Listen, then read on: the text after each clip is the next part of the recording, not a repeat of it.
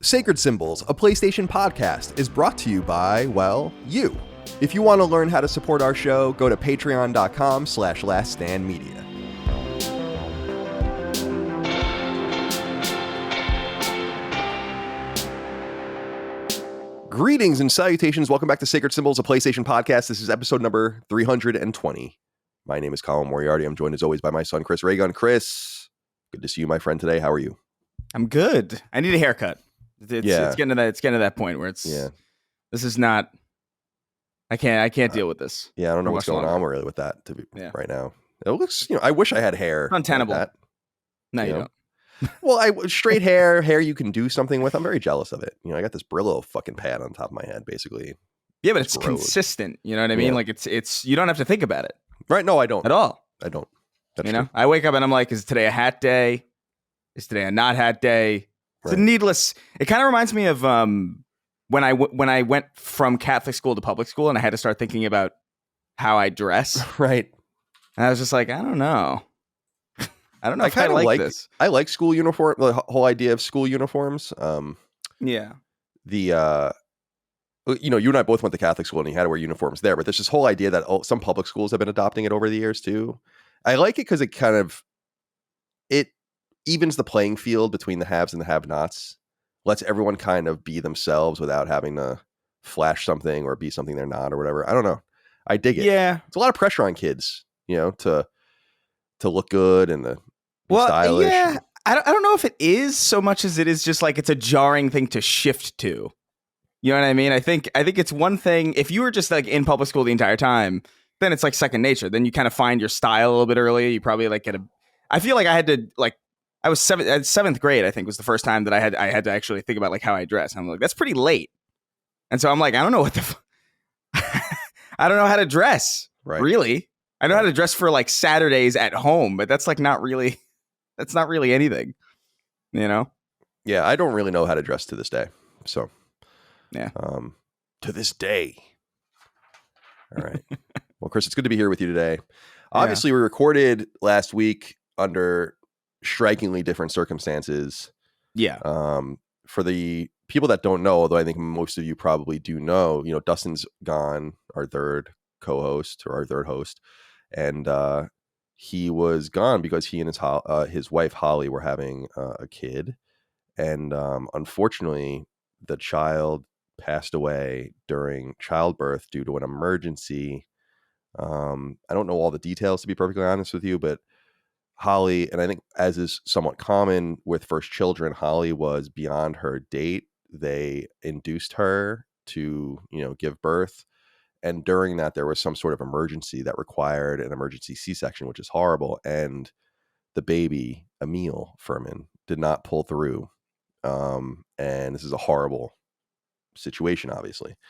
Yeah. I want to say a few things and we'll get Chris on the record, obviously, and then we'll do the show to the best of our ability. I have spoken to Dustin a lot behind the scenes, obviously, but one thing he gave me was a letter he wanted me to read to the audience. So I'll read that now, then we'll share some of our thoughts and all of the rest. Let me just get into this and then we'll go from there. So, and by the way, I asked Dustin if he wanted to read it himself or do a video, which we would splice in or whatever. I assumed he would say no, but I wanted to make sure he had that option. But he was like, no, he just sent me this kind of unprompted via email. And so let's read it. And this is to everyone. It says, "Hey, everyone. As I'm sure many of you know, Holly and I are going through the hardest times of our lives right now. As we were nearing the end of Holly's very long labor last week, we lost our baby, Emil. He was perfect and beautiful in every way, but he didn't make it due to extremely rare circumstances outside of anyone's control. The team at the hospital did everything right, and Holly did everything right. There's a few things I wanted you all to know as we go through this. First, in the midst of the pain, I want you to know we have been surrounded by our family and friends, sharing in our pain and keeping us afloat. Without them, I have no idea how we'd be getting through all of this at all. The team at Last Stand has been amazing. Along with their love, Colin is giving me as much paid time off as needed, and Ben, Lockmore, Jimmy, and Brad are taking my responsibilities while I'm away. This kind of support is sadly unheard of when it comes to work. When we call Last Stand a family, it's more than just a cliche that sounds nice. We mean it. I love you guys. I also wanted to tell you that while I haven't been able to respond, I've been reading your messages and comments along with the incredible financial support. And to that, he's referring to the what is it, a GoFundMe that was started for him. That was amazing. I know that we often talk about the bizarre life we have as content creators and parasocial relationships, but I want you to know how your overwhelming love and support has carried Holly and I through this. On this show, we've read so many messages of how we were there for many of you during the hardest times of your lives and how we were able to provide a small amount of relief. Now the roles are reversed and you're here for me. It's something I'll never forget. And while I've always felt that I'm in your debt for giving us the chance to live this life, I feel that now tenfold. Thank you for sharing in our pain. The final thing I want you to know is that while Holly and I, along with our family and friends, are in the midst of feeling overwhelming despair, we're not without hope. Our faith in Christ has sustained us. We don't know why this was God's plan, but we know his plan is good, and we can look forward to seeing Emil again someday. As always, I would never tell you this to push my faith on you. I just want you to know that we will recover from this. I know there's no easy way to transition out of this message into the show.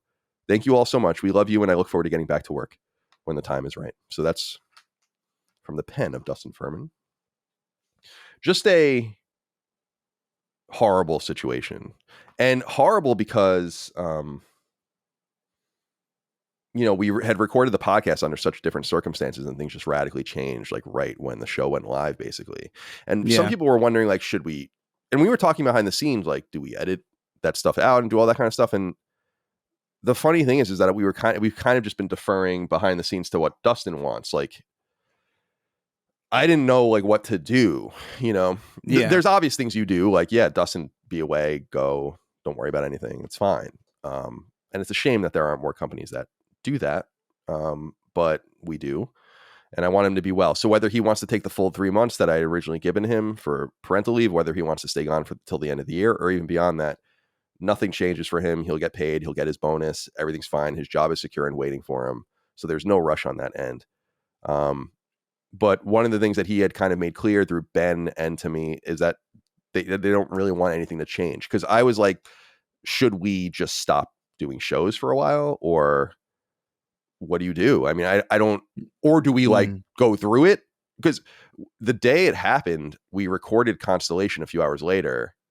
And it was a nice reprieve and a nice distraction. But after the show, I was like, I don't really know if we should publish this right now or what we do. And basically, it was just requested that.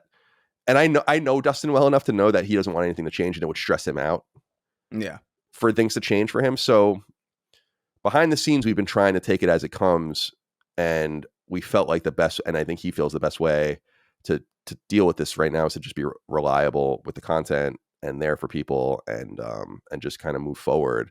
But it's obviously going to take him a long time to do so. And it's going to be a more slow process. So what are your thoughts here, Chris, on what's happened? I mean, it was sad to see that happen so quick. It did feel strange recording and having that show done, and then very quickly afterwards, everything kind of like took a turn. I don't know. In some ways, I don't feel even mature enough to even talk about this, because I feel like I don't really. It's such a different type of tragedy that I almost can't even wrap my head around, really. But I was obviously like super, super hurt for Dustin and Holly, and it hit me a little bit, like obviously because we love Dustin here, and it's I really don't know. I don't know what to say about it, other than I'm glad that we can be here for him, I guess, and I'm glad that he's secure and he doesn't have to worry, because that's like the biggest shit. That's the biggest thing that a lot of people have to worry about when things like this happen. It's like they don't really have a secure net for when shit hits the fan. And I'm just happy that that's not something that he has to worry about on top of all this. No, I have his back completely, and people don't have to worry about that. Plus, and I thought that was a really nice thing that Ben did, our associate producer and a good friend of Dustin's for a long time in person. They both live in the same town and work for me, as I'm sure most of you know. He set up a GoFundMe just to kind of, for $5,000, just to kind of, unknown medical bills. I don't know if they're going to do like a service. I don't really know like what the situation is going to be, but they've raised over $40,000 for him, which is amazing. Yeah. Now, money only goes so far in these kinds of situations. Obviously, they would trade that in a heartbeat. But it's good to know, like, unfortunately, the realities of the world just don't. We were actually remarking this. Micah and I was like, nothing stops, and like nothing changes. You're still getting your mail. You still got to go to the supermarket. You're still like, And like, just I was trying to figure out my own role, like, and I thought that was the role. Is like, just don't worry. Seriously, just don't worry. And it would be crazy to me that any company would just throw their person back in like that. I'm not sure that many companies actually would do that. So I don't think what I'm doing is necessarily all that special, but I felt like that was my best role, while his family's there for him, while his friends in person are there for him. And he's there, and obviously for Holly as well, who's, I haven't spoken to Holly actually since everything happened at all, but yeah. And I Dustin's going through it. I mean, I can only imagine what she's going through as well, having intimately related with that child. And yeah, the thing that really I walked away from was like my own ignorance of medicine and stuff like that, where I'm like, I really didn't know this was even possible at this point. And that was what was so horrible about it. And my wife said something to me that was really powerful, which was just like, it is just profoundly unfair that things like this happen to truly good and decent people. It shouldn't happen to anyone, but it's true that like people have kids they don't even want and just pop them out. And it's just like, and then the people, it's just so unfair, people that were ready to be great parents, bring a great kid into this world. I don't know, man. I feel for him. And the reality is that Dustin revolutionized Last Stand and took so much off my plate when I still lived in California, to allow me to think about what could be beyond Sacred Symbols and some of the immediate stuff we were doing, and could we grow whatever. And he's like a heartbeat of this company. So, we got to make do without him, or we're going to for a while. I was telling Ben that, Ben's closer to Dustin than I am. And I was telling him, I'm like, I feel like I know Dustin very well, but I feel like I'm multiple meta levels into like his mind as far as like what I assume about him now, because we assume he would want this, we assume he would want that. The difficult thing for me, to be perfectly honest with you, is that he's like kind of my consigliere type character, where in my life, where it's like he would be the person I would consult about this. What do I do? Like, what do we do? How do we best respond? And he's the one kind of caught up in it. So I've really had to lean on other people, which I really appreciate, including Ben. But I just can't believe, I just hate that good things happen or bad things happen to good people. That's a tragedy. So, yeah, I mean, it's a lot. And, I feel just, especially sad just because like I'm a lot further away than even you are. I feel like, you know what I mean? Like I know Dustin reasonably well, but not even close to as well as you do. Not even close to as well as Ben does. And obviously I'm so far away. I almost didn't even know how to. I sent I responded on Twitter and just said, we're here for you or whatever. But like beyond that, I don't really know. I try to put myself in these situations and see like what would I want, I guess, from people, and that's not necessarily the best way because it's a little myopic. But I feel like I would just kind of want them to be on, I would want to be like on my own and surrounded by the people in my immediate vicinity who could, help me find some reprieve. But yeah, I just it sucks. This whole thing's really, really depressing. Yeah, it's a sad situation.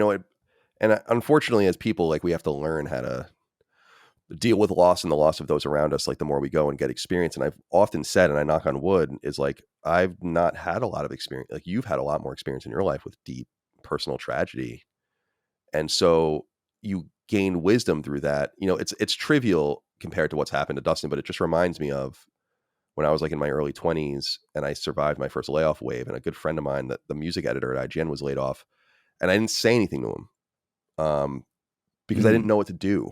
Like, I thought in my own mind, making assumptions, having not been in that world before, it's like, I'm just going to let him be alone. And in a few weeks, I'll talk to him. And, he doesn't want to hear from me. And then when I did talk to him a few weeks later, he's like, what the fuck, man? You weren't there for me. You didn't say anything to me. He wouldn't talk to me anymore ever in my life. And I was like, I was really sad by that because I loved him. But I was also like, I don't know what I didn't know, and you just have to kind of feel out dealing with individuals and their own pain or whatever. But I want to give Dustin distance and stuff like that. Like, we sent flowers, we sent a card, I talked to him behind the scenes, but otherwise, I think he's got to kind of find his own way. And this is what I was saying earlier, is knowing him as I do, my suspicion is he'll be back sooner than you think. Although I don't know. I don't know that. That's my own feeling. He can come back whenever he wants. And I'm not saying to work, but be on the show. Right. I feel like, before the end of the year, I think he'll be back in the fold. So we move on without him as a twosome, as we were going to do anyway, and under different circumstances. And this is a terrible thing. And one thing I wanted, dude, I'm so proud of the audience and so thrilled with what we've built with these people that listen and watch our content, just because not only did they come through for Dustin financially, they didn't have to do that, but just I've read the stuff that's been written to him. We've gotten a shit ton of DMs, which I've been keeping aside for him on Patreon, and the comments to the show. Many of you wrote in a comment that was specifically just, I hope Dustin's okay. We're thinking about him. I didn't use any of those in the show beyond this, because I don't feel like we need to continue to revisit it. Although some of you have stapled on little stingers being like, we wish Dustin and Holly the best, etc. But I read them and I saw them, and I know he did too. And that's really special and quite remarkable. You go into something serious on Twitter, Chris, and it's like, what's going to be the first horrible thing you see? And there was, I got to be honest with you, nothing. Yeah. Like, pretty remarkable. And I'm really proud of everyone. So I thank everyone, because I know that that's going to be a major piece of the pie for him, is you guys. And as he said in his letter, he's reading it, he's seeing it. So thank you for that. Thank you for taking care of one of our own. And whatever you believe or whatever God you worship or whatever, he appreciates your prayers, your thoughts, and what else is there to be said? I guess the show must go on. Yeah. And this goes without saying, but I just want it to be known. The show gets inappropriate. The show gets stupid. It's going to get inappropriate today, no doubt. It's going to get stupid today, no doubt, or whatever. It's not a reflection on the way we feel about this situation. It's a reflection of, unfortunately, we have this product to do. It's fortunate, actually. I'm actually quite happy to have the distraction. Yeah. And so we hope you receive it in the spirit in which it's delivered, while knowing that how we feel about Dustin, how we feel about little Emil, how we feel about Holly, obviously the Furman family, Dustin's parents, who we love. They were at our wedding. They're going through, his grandparents, it's Holly's parents. It's like I don't know, man. Yeah. So he'll be back stronger than ever. Perhaps. Yeah. Perhaps so. Like a Batman type figure. Right. Seen the worst of the worst and comes out in a cowl. Yeah. Hopefully not, because Batman is kind of technically insane. Yeah, that's true. But yeah. That's true. But Dustin, I feel like, would do what was necessary to Joker, I think most people would. Yeah. I think that's probably why Batman is insane. It's just like, yeah, he likes it. He needs it. They need each other. Isn't there an argument about that? About like that's the whole psychosis, is like they actually need each other, Yeah. It's like Trump and Biden. Yeah, right. All right. So thank you guys for everything. Thank you for Dustin for writing the letter and communicating with the audience. He didn't have to do that. And yeah, we appreciate all of you out there. Thank you for your support. Don't worry about Dustin. We'll take good care of him.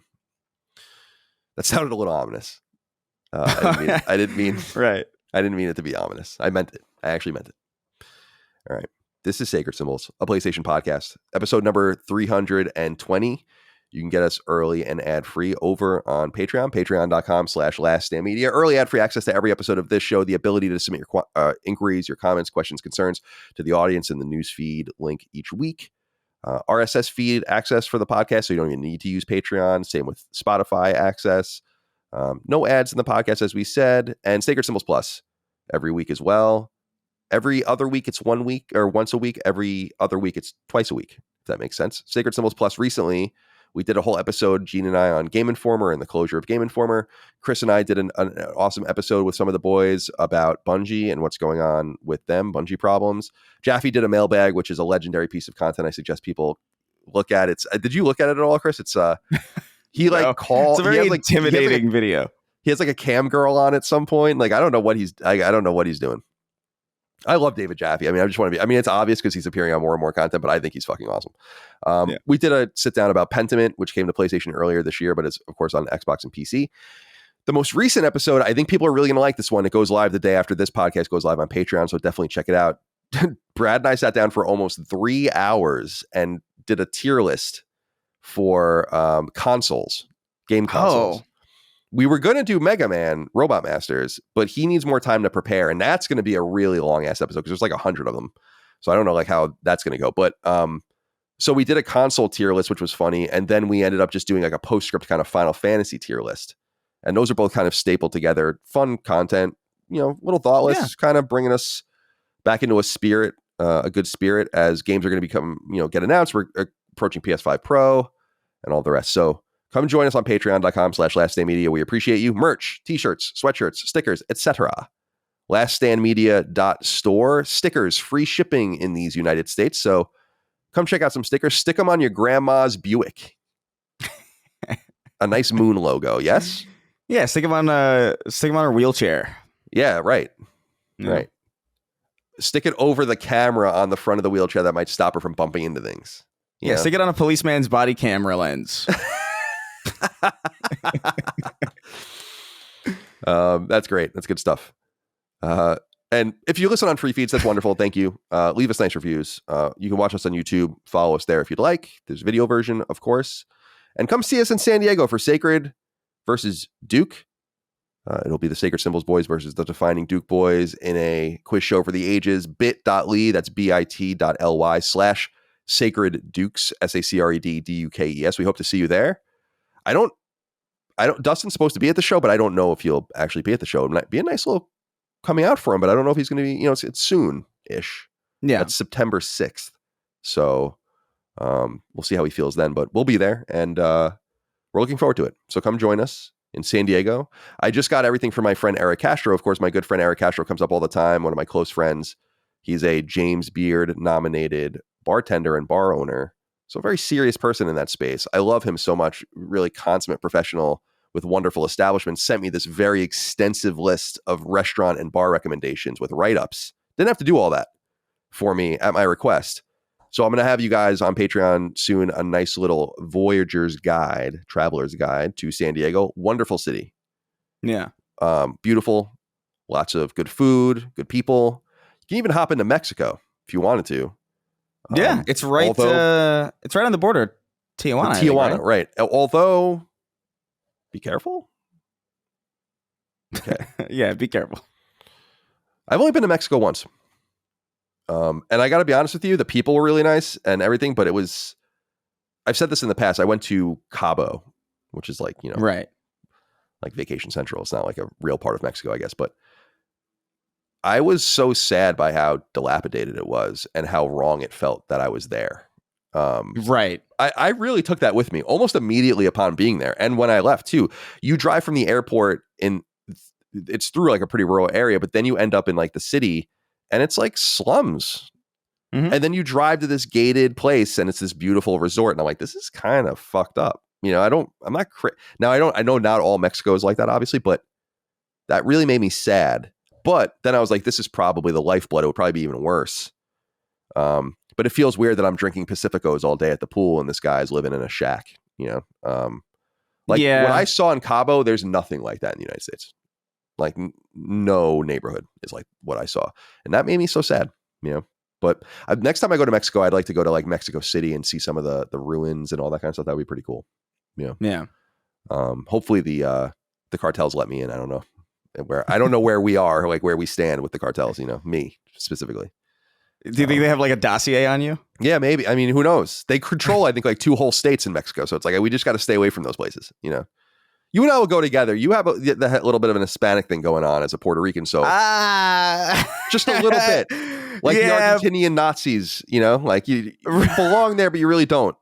Yeah, I worry about that though, because it's like I always like I had friends who was like, hey, let's go to Mexico, and I'm like, I feel like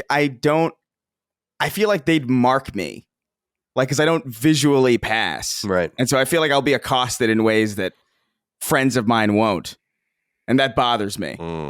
You know, I don't want to deal with that.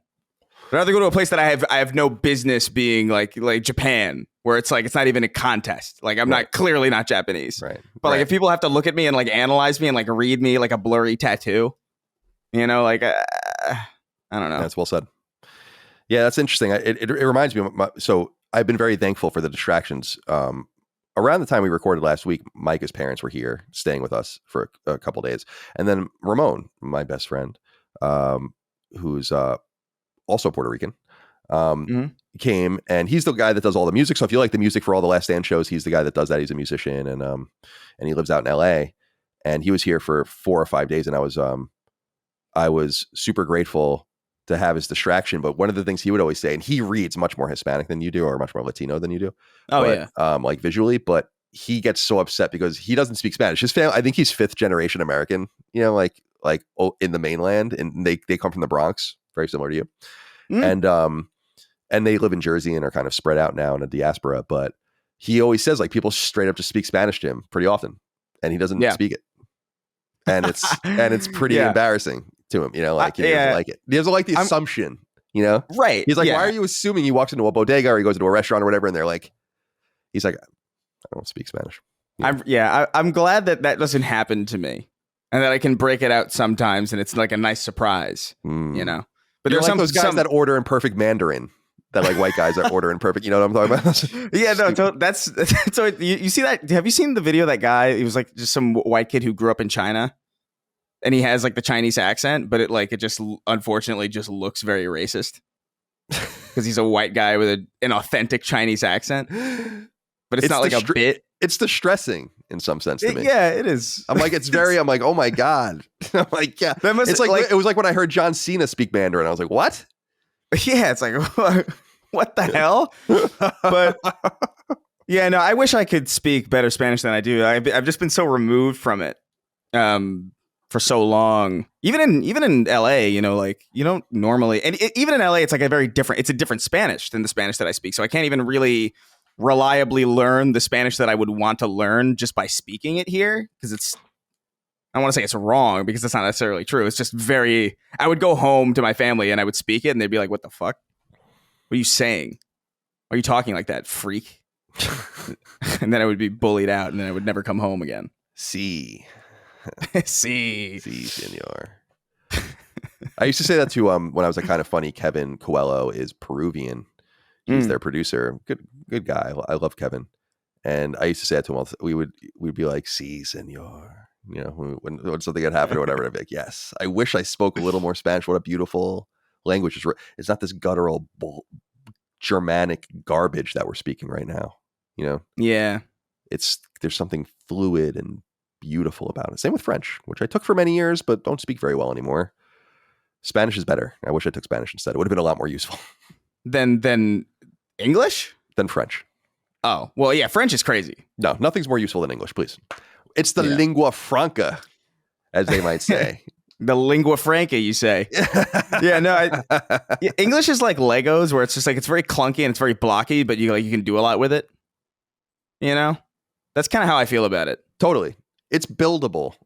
It's buildable. Yeah. I used to joke with my friends about like Spanish music and how like it's not really that difficult. Like if you listen to a lot of Spanish music, like real authentic Spanish music, I guess specifically like more like Caribbean. I'm not super familiar with Mexican like mariachi or whatever, but like a lot of the lyrics are just nonsense. It's like the cow, the cow, the cow, and it's like, all right, it's just nonsense because everything rhymes with everything. So you can just kind of get away with a lot. So like you don't really have to be clever. Yeah. I dare anyone to find one Red Hot Chili. I love the Red Hot Chili Peppers. I dare anyone to find one song that actually says anything that makes sense. Yeah, it's just a bunch of shit that rhymes with each other.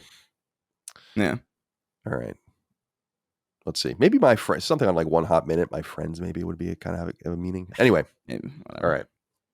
Let's get into some topics of discussion here. Stretch our legs or spread our legs, depending on what your preference is.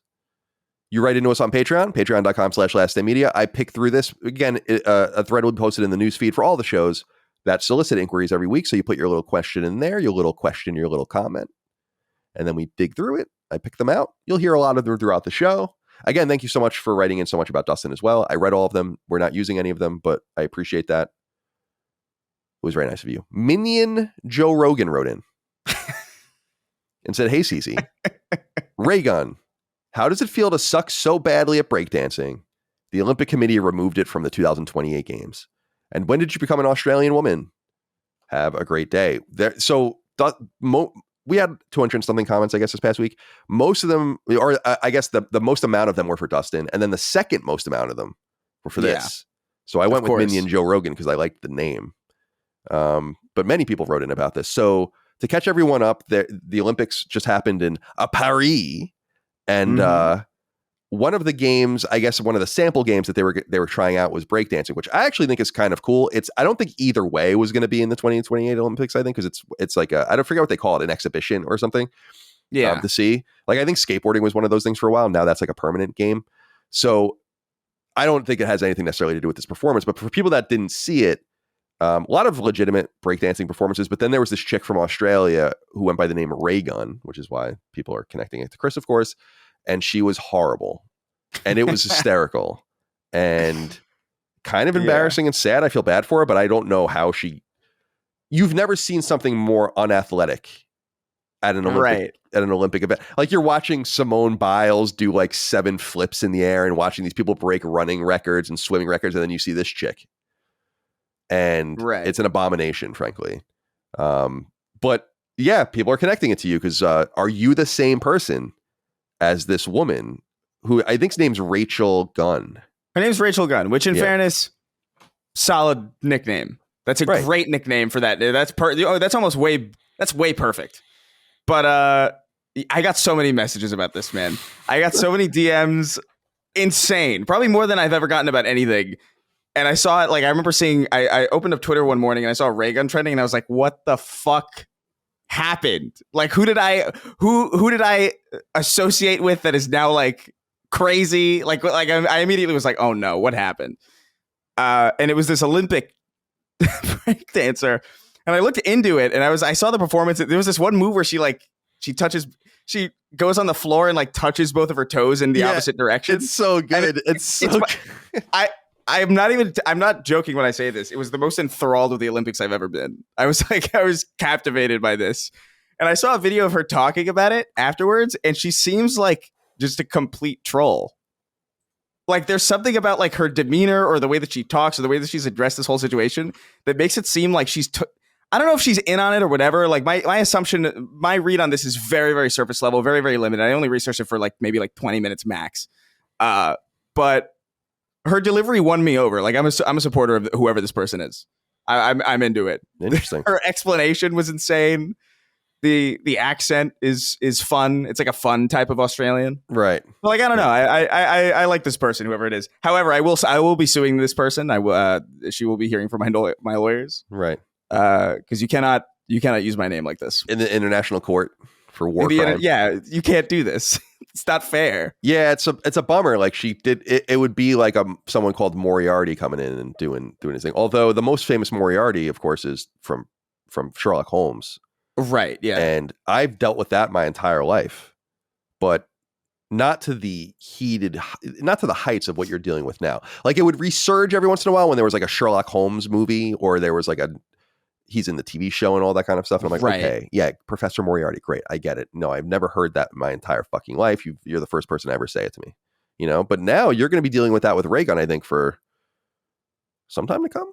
Maybe I don't know like how much of a thing this is going to become, I've been streaming a lot on Twitch. I've been doing Goblin streams. I call them that because I do them at Goblin hours, like 12 a.m. Nice. My schedule is like all fucked up. But every stream, there's been a few new people who come in, or like a few old people who just come in and they mentioned this breakdance video. So I'm expecting this to be a particular a particular nuisance, and I can't even block it from keyword because it's my name. Right. So like, that's tough. So it's over. It's over for me. Yeah. But in politics, they call that unearned advertising, right? So you just got like $2 billion worth of unearned advertising or whatever. There's a lot of people, to be fair, a lot of people I've noticed a surge in followers, and nobody seems to be under the assumption that it's me. So it's weird. Like, I don't know what to make of that, really. Right. But that's cool. Well, like, whatever. I thought it was funny. It's going to be annoying, but I'll accept it. You know, I've skirted by on this name with no real. For a while, it was Reagan. Like people were like assuming like I remember that was back when everybody assumed that I was like a massive Republican because like he based his name off of Ronald Reagan, which is, if you know me, is hilarious. It's a hilarious assumption to make. You love the war on drugs. Oh yeah, I love it.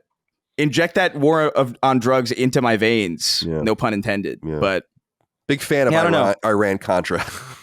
Yeah, I feel like this. Although I will say, watching this kind of made me feel like I could be in the Olympics. You know what I mean? Like if she managed to get that far, and with this, or what if she like is really good and she was like, you know what, I'm going to try something different for the Olympics, just take a risk. That'd be wild too. But it made me feel like I don't know. Maybe they'll be like an Olympic game that'll suit me. Maybe for you they'll have like a Mega Man remembering Olympic competition. Right. That would be so wonderful. You know? Yeah, that would probably be at the Special Olympics.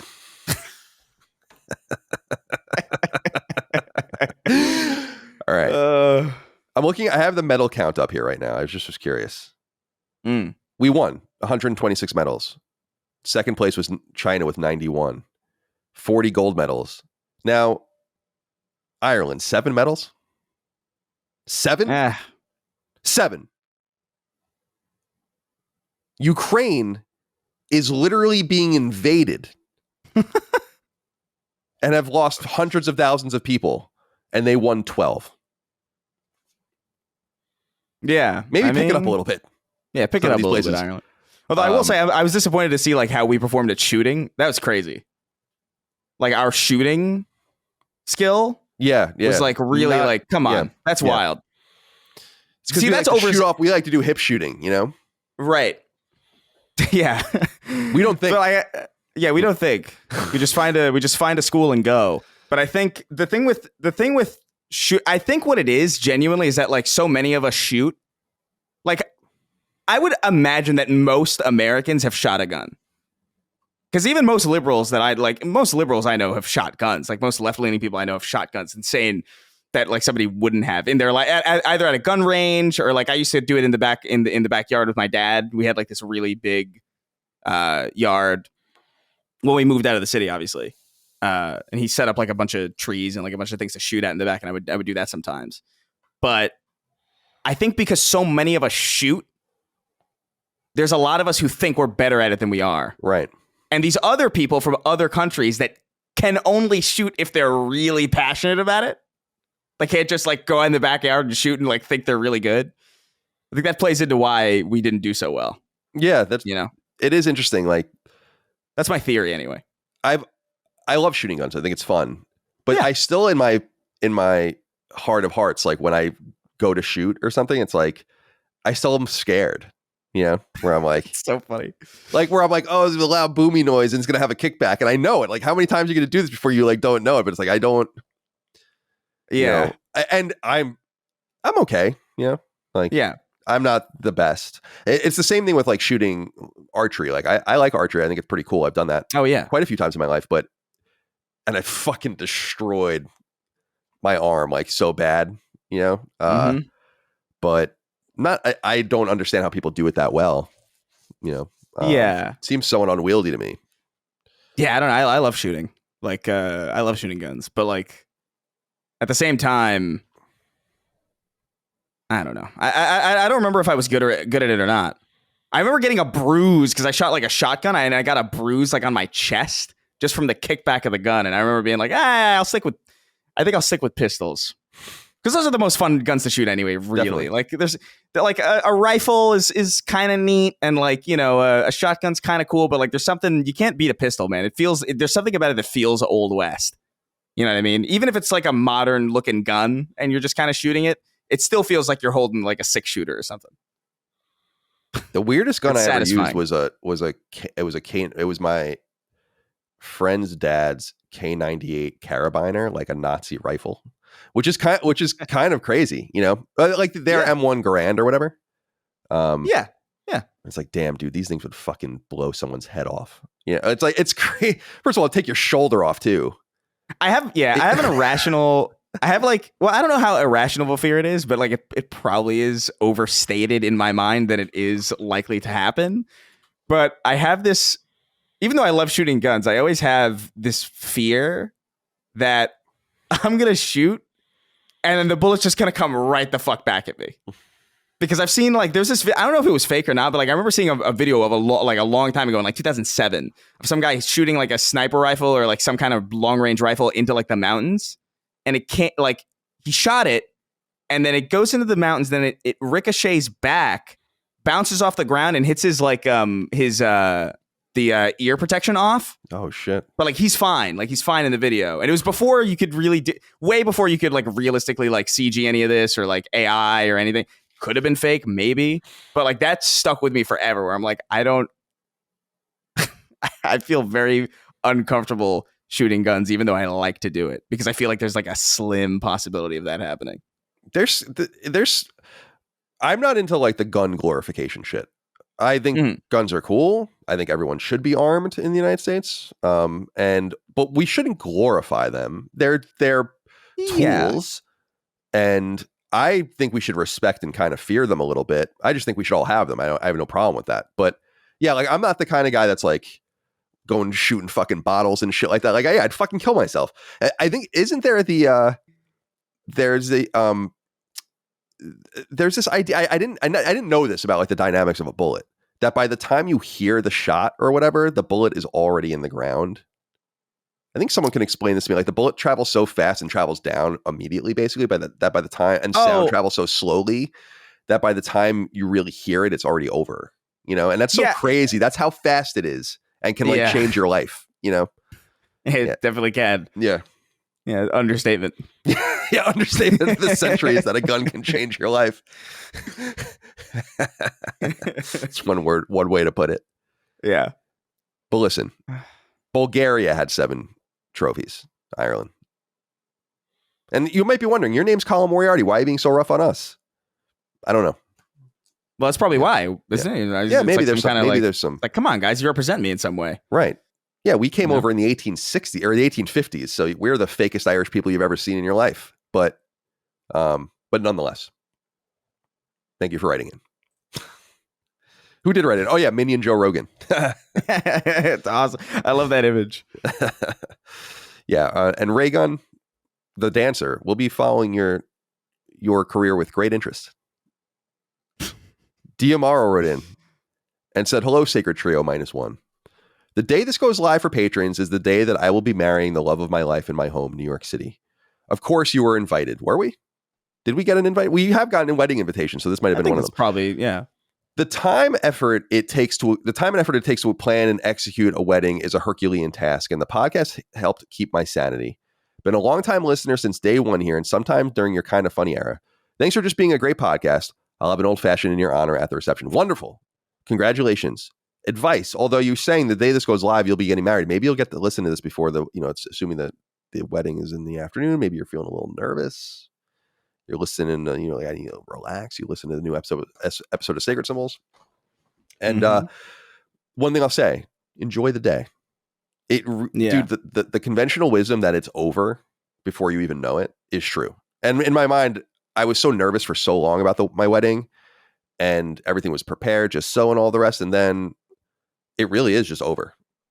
And there's something kind of sad about it. It's exciting. It's the beginning, but it's also the end of this process. And it's like the biggest day of your life in some sense. So you like look back at it and you're like, damn, dude, that was like a total flash. So try to stay in the moment if you can. I was very stressed out because I was trying to say hello to everyone and like be present, but you can also not do that either. So enjoy yourself, have fun. Congratulations to you and yours. New York City, a New York City wedding. Have I ever been to a wedding in New York City? I don't, maybe in Brooklyn or Queens, but not in Manhattan. Yeah. That's kind of cool. That'd be fun. Very metropolitan, huh? Very metropolitan. New York City wedding. Like you're in the Gilded Age, on HBO. Yeah, I don't know. I haven't been to many weddings, honestly. Like I feel like I've been to maybe 2. I think in my entire life. I think because my parents brought me to a wedding once, and apparently, like when I was like really little, and apparently it did not go well. I got really sick, and so like I think they just refused to take me to them as I got older, which I don't mind necessarily, but the prospect of having a wedding freaks me out. Not necessarily because of like the whole it's over or whatever. Like I don't really buy into that whole thing where it's like, oh, your life's fucking over now. It's like, whatever, shut up. But I feel like I have this thing in me where like I want to be, or not I want to be, but I feel like in some ways a people pleaser. And I feel like I would want to be, I would not be able to relax at my wedding or like have a good time at my wedding because I would be constantly thinking about whether or not everybody else is having a good time. I haven't talked to that person in a while. Right. Like, I have to make sure I make the rounds as often as possible because people are going to feel like weird. I don't know. Like that would end me at a wedding if I was like the sole focus. I hate being the sole focus of any party, really. No, totally. Now that I think about it, like I remember for most of my birthdays, I would always, or at least like when I got older and I had friends who had birthdays around the same time, like we would all kind of join our birthdays together and be like, all right, let's just go out to a bar. Let's invite a bunch of people out, have a good time, eat some, get some food, get some drinks. And none of us are like the sole focus. And that was like a lot nicer. It's like way better than like people coming over and building you a cake. Yeah. Singing at you. I hate the singing at you. Yeah. The happy birthday is a little bit uncomfortable. I don't like my birthday. I've never liked it. So it's for that reason. I don't want to be the center of attention, which is weird. Yeah. Like we host these podcasts, but this is much more of a passive thing for me. I totally agree with you there. Yeah. It's so funny. You've only been to a few weddings because I feel like I've been to so many weddings at this point. And it's funny. Like you remember some of them because some of them are really good. And the best way you can guarantee people are having a good time is to just have good food and lots of alcohol. And right, that's like the best. And who the fuck doesn't want to be around free alcohol and like good food? Yeah. And that's why it was so frustrating. I love my cousin, but I said it when I went to my cousin's wedding in the spring in South Carolina. It was the first time I ever went to a dry wedding, and I'm like, this is not great. A good look. No. Like I do not understand why you thought that this was a good idea. It was a really nice venue. It was a nice time. It was cool to see everyone, but I was like, damn, dude, I should be like 5 beers in at this point. What are we doing here? Yeah. And it's not that expensive. Come on. Yeah. It's expensive so much as it is like, but it's expensive in the way that it should be, because it should be the prime. That almost should be like the focus. That's like you can't cut this from the budget type thing. You know what I mean? Like if you can't afford the open bar, like I don't even see a point in the wedding, to be completely honest with you. Just go sign the papers. I completely agree with that. People get really upset. Some people get really upset by that, because of two things. It's like, you can't have a dry wedding. You can't. You just can't do that. And if you have done that and you thought you got away with it, you didn't. Because I guarantee you, people in your life talk about how that wedding was dry. You're not getting away with shit. There's like a certain expectation. People are going out of their way for you. I mean, you expect it. It's cool. It's a big day for you. Everyone's happy to do it. But like, you have to, there's a reciprocity to it. It's like, right. Go travel here for a weekend, put on a suit. Probably have to go buy a suit for some people, or a nice dress. Give us a small present, right? Like a few $100s or whatever it is. Like, you can at least give them some fucking beers and cocktails. Are you kidding? Yeah. Are you kidding? So if you're out there and you're thinking, listen to your friend Colin Moriarty and your friend Chris Reagan. If you're out there and you're thinking of having a wedding and you're thinking about doing the dry route, don't. Yeah. So some friends of mine are getting married next year. They got Duke Nukem, the voice of Duke Nukem, to officiate it. That's which I'm awesome. I am so stoked to see amazing. that. Yeah, that's awesome. Like they asked me like because they had two ideas, and I can't remember what the other one was, but and they were like, "Oh, should we have this person or Duke Nukem?" I was like, "Duke Nukem, are you kidding? It's insane." Do you take this man? Like, oh my god. Yeah, I wonder what he charges. What do you think? Like 10 grand, something like that? I don't know. I've like probably a day rate of some sort, something like that. Yeah, I don't know. I've never even thought about like what that. I've never thought about hiring like a special talent to officiate a wedding. You know what I mean? I just like, I don't know, my uncle or something. I don't care. My prediction is like between 8 and 10 grand and travel, first class, good accommodations. That's probably something like that. Right. Yeah. Which is, if, people spend way fucking more than that on weddings. So that's pretty modest, actually. All right. Diamaro, good luck to you. Be well. By the way, it's funny.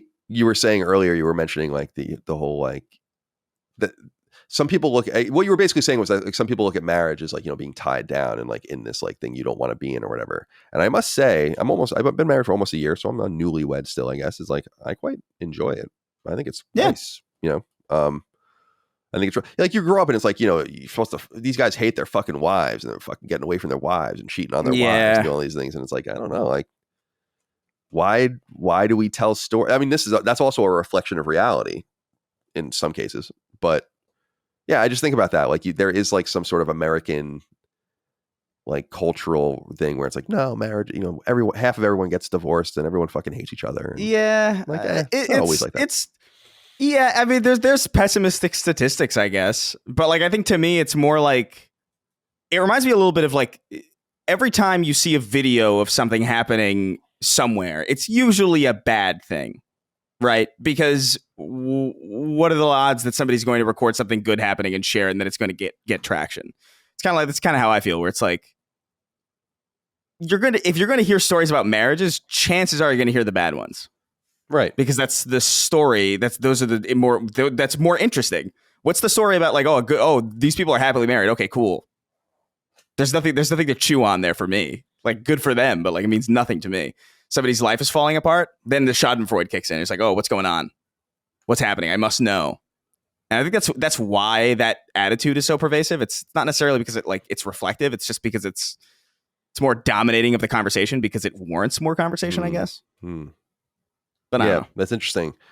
I feel like my view on divorce and marriage has always been like people seem to give up too easily on these things and forget often that I don't give a fuck about the religious aspect of it. And I also don't think that there should be like that no fault divorces should be illegal. It's like, whatever, do what you want ultimately. But I feel like people are very flippant with how it affects their children.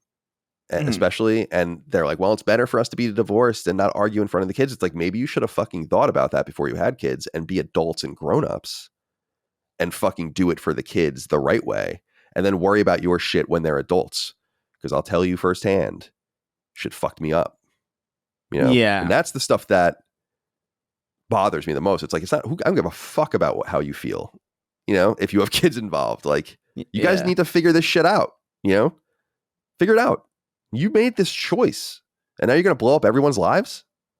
Yeah, I will say, like, the prospect of divorce freaks me out to the point where it's like, I think it's the main reason why I've held off on, like, the idea of getting married for a long time.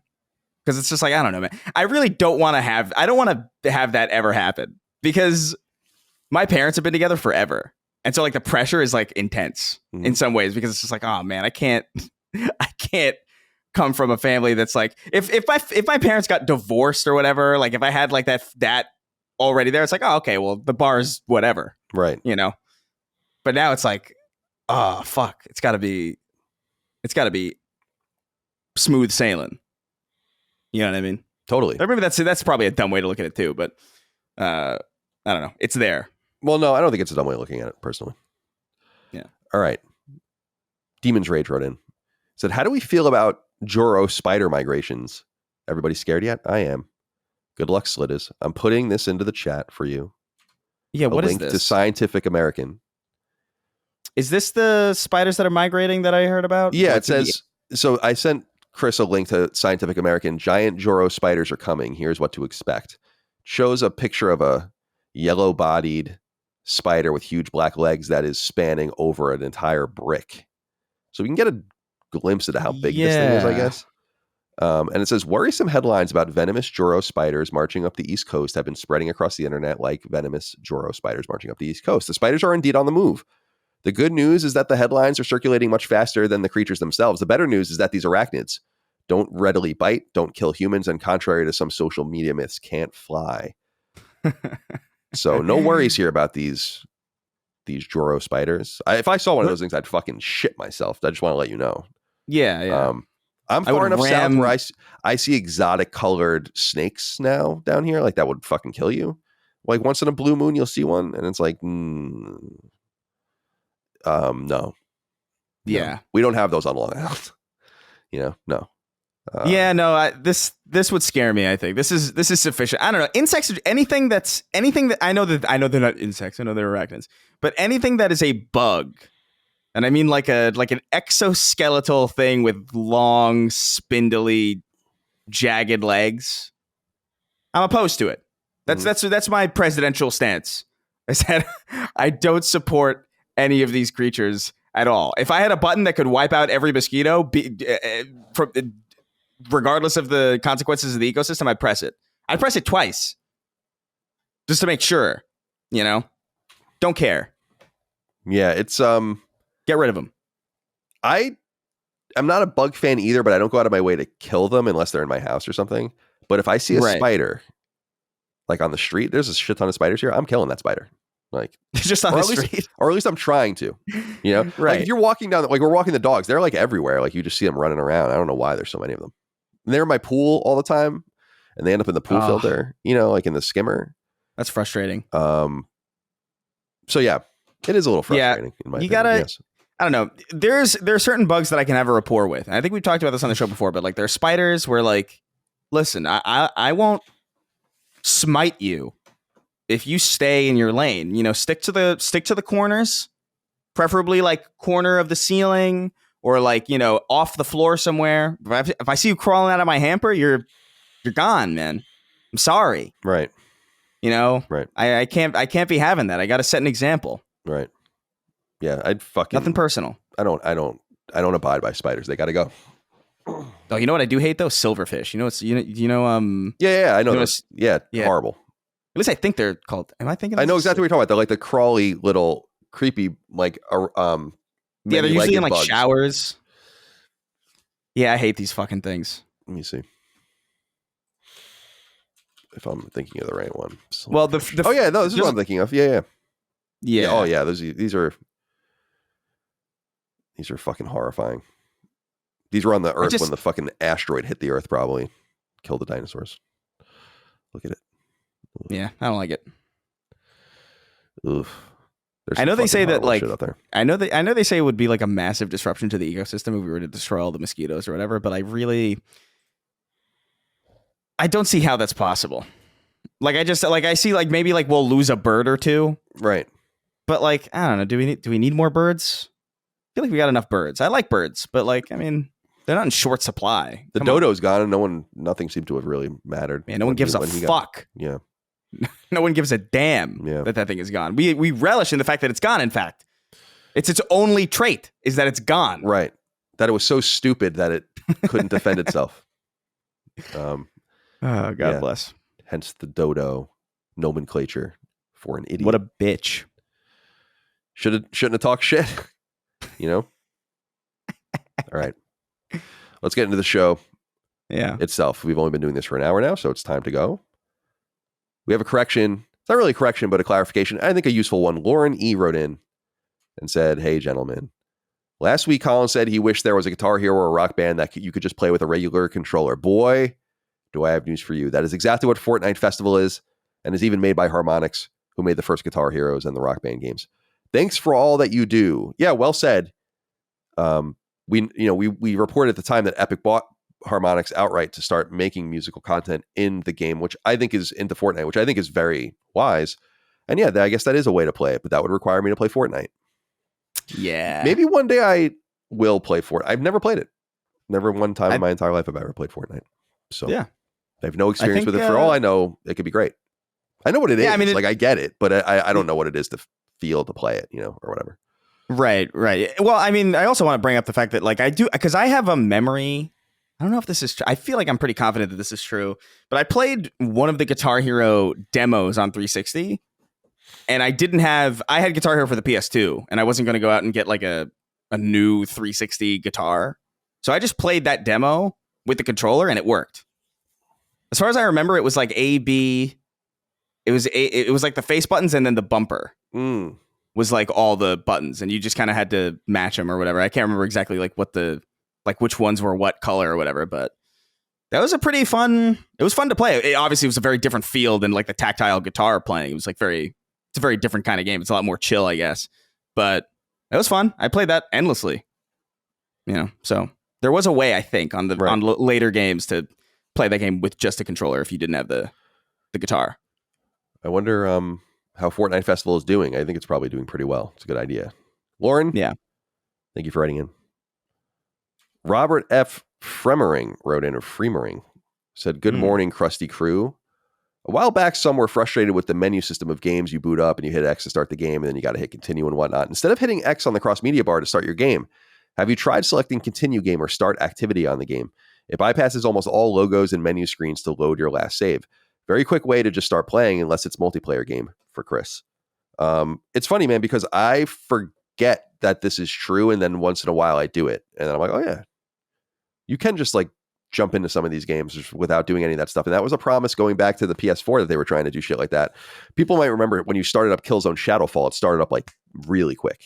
It was super cool. Yeah. We've never seen anything like that on the digital machines, especially. So, yeah, that is an option. It's a little bit of a PSA out there. I assume everyone knows that, but I actually just forget that it's possible. I'm very conventional. I just start the game up.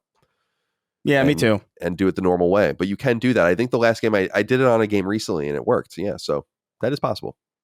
Yeah, the thing to me is like it's too inconsistent. Like, because you can't do that with certain older games, obviously, because they're built for different. So to me, it's just like, if it's not universally applied to everything, then I'm just probably not going to use it, because I'm set in my ways. I'm stubborn, and I like to have a way of going about things that can be brought from place to place and game to game. And so I usually I'm aware of that feature, and I'm aware of that like continue activity, but I usually just start the game normal anyway. It doesn't take games start up pretty quick anyway. It's hard for me to complain when I remember very vividly the times when you'd be waiting for a while for just the game to even read. I remember like when you would put a disc into the PlayStation, and the PlayStation menu would, or like the PlayStation startup would start up, the diamond would come up, right, and then you'd wait. And then it would go, and then but sometimes it would take like way long. So like I remember that. So to me, It's just, even with all the startup and logos now, it's like it's still like so fast that I can't even really complain. I also don't mind it because it's like the traditional startup, because it gets your mind right a little bit. It's like, okay, I'm getting sitting down, getting comfortable. It's like a reverse palate cleanser in some way, where like it kind of gets you in the mood to play whatever it is you're playing. Settle in. If it's a good start. Some games don't have particularly compelling starts, I guess, but I still should be able to X through everything and get right to the menu when you start a game up. I believe that. I agree. And some games do that, but most games don't. At least they won't let you skip like splash screens and stuff, but they'll let you skip the middleware logos and all that kind of stuff. Yeah. Just let me skip all of it if I want to, but if I want to settle in, let it run. That's cool. I dig that too. All right. Let's get into some news now. Things to talk about. Yeah. Thank you, boys, for writing in with a PSA and a correction. Appreciate that.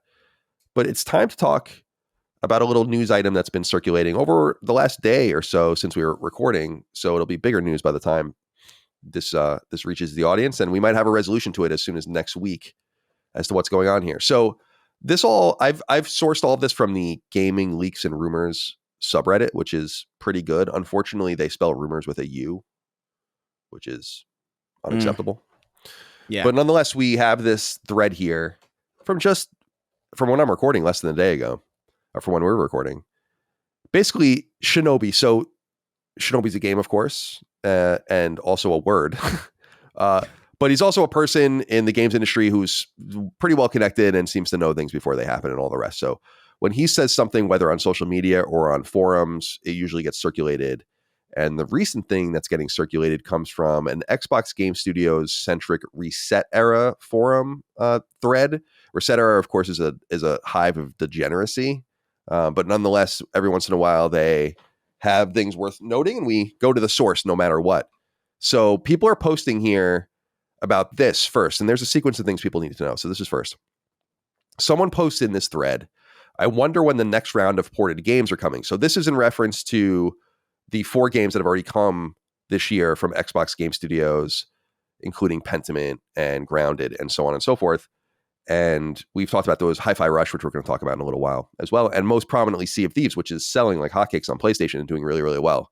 And I don't want to say revitalizing the game, because I don't think it needed to be revitalized, but it imbued it with a ton of new players, which is awesome. So great move. And I'm sure that they were pretty happy with some of the performance of these various games. So it's logical to wonder, especially with Satya over at Microsoft, the CEO, plus that's Satya Nadella, plus you have Phil Spencer over there as well, talking about how more games are going to be coming inevitably to other platforms. And so it was a matter of really when this would happen, not if.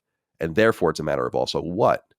And so this person was asking, I wonder what the next round of ported games are coming. And then Shinobi responded in this Reset thread and said, what are you doing next week? And someone had guessed that it was Killer Instinct. And he said he doesn't know about multiple games being announced, et cetera, and so on, but at least one big one is coming. So this lines up with, I guess, Xbox's presence at Gamescom, the opening night stuff, when something might be announced. But there's a little bit more nuance here before we get because so that's like the kind of the original source of it. People started then banding around the idea that it was that the game was Forza Horizon 5, which is a very well regarded arcade. That's more of like an arcade racer, right? Not a simulator, because that's like the spin-off Forza game. Yeah, Forza Motorsport is, as I understand it, the more sim, kind of more Gran Turismo adjacent one, and then Horizons is more kind of arcadey, and because they think they had that like Hot Wheels collab or like a Lego collab or something like that. It's kind of off the wall and like open world and kind of more streamlined. Forza Horizon 5 came to Xbox Series X and S, PC, and Xbox One in the fall of 2021. So it's a little bit of an older game. It would actually be the oldest of the 5 games if that was the 5th game to come, which is interesting. So they're starting to go a little further back. However, so this started to come, this Forza Horizon 5 scuttlebutt, Chris, started to happen. And then some people were shooting it down. So there seemed to be some reliable people saying it's this game. Then people like Jez Corden and I think a few others had said it's not that game. But then Insider Gaming, so this is Tom Henderson, is saying Forza Horizon 5 is coming to PlayStation 5, but it might not be the one that's going to be revealed at this showcase. And so we're really left to just kind of wonder what this game is, perhaps a singular game. And then Tom Henderson more recently reported that there are going to be multiple ports. They might only announce one, but they're kind of in the second wave now of these ports coming over. So this leaves us with a little bit of wonder. Shorts Optional wrote into us on Patreon, said, greetings. The reliable insider Shinobi has indicated another Xbox exclusive is coming to PlayStation. Rumors at the time of writing this entry are Forza or Starfield, but we apparently won't know until next week. What do you think? What do you predict? Sending Dustin my love. Thank you, Shorts Optional, for writing in. Chris, what is coming over? I think there are a few options. So originally it was interpreted as saying that this game was going to come out next week, but that is no longer what is being said. It was a misinterpretation. It will certainly be announced this week for future release. So this will be game 5 technically. What could it be?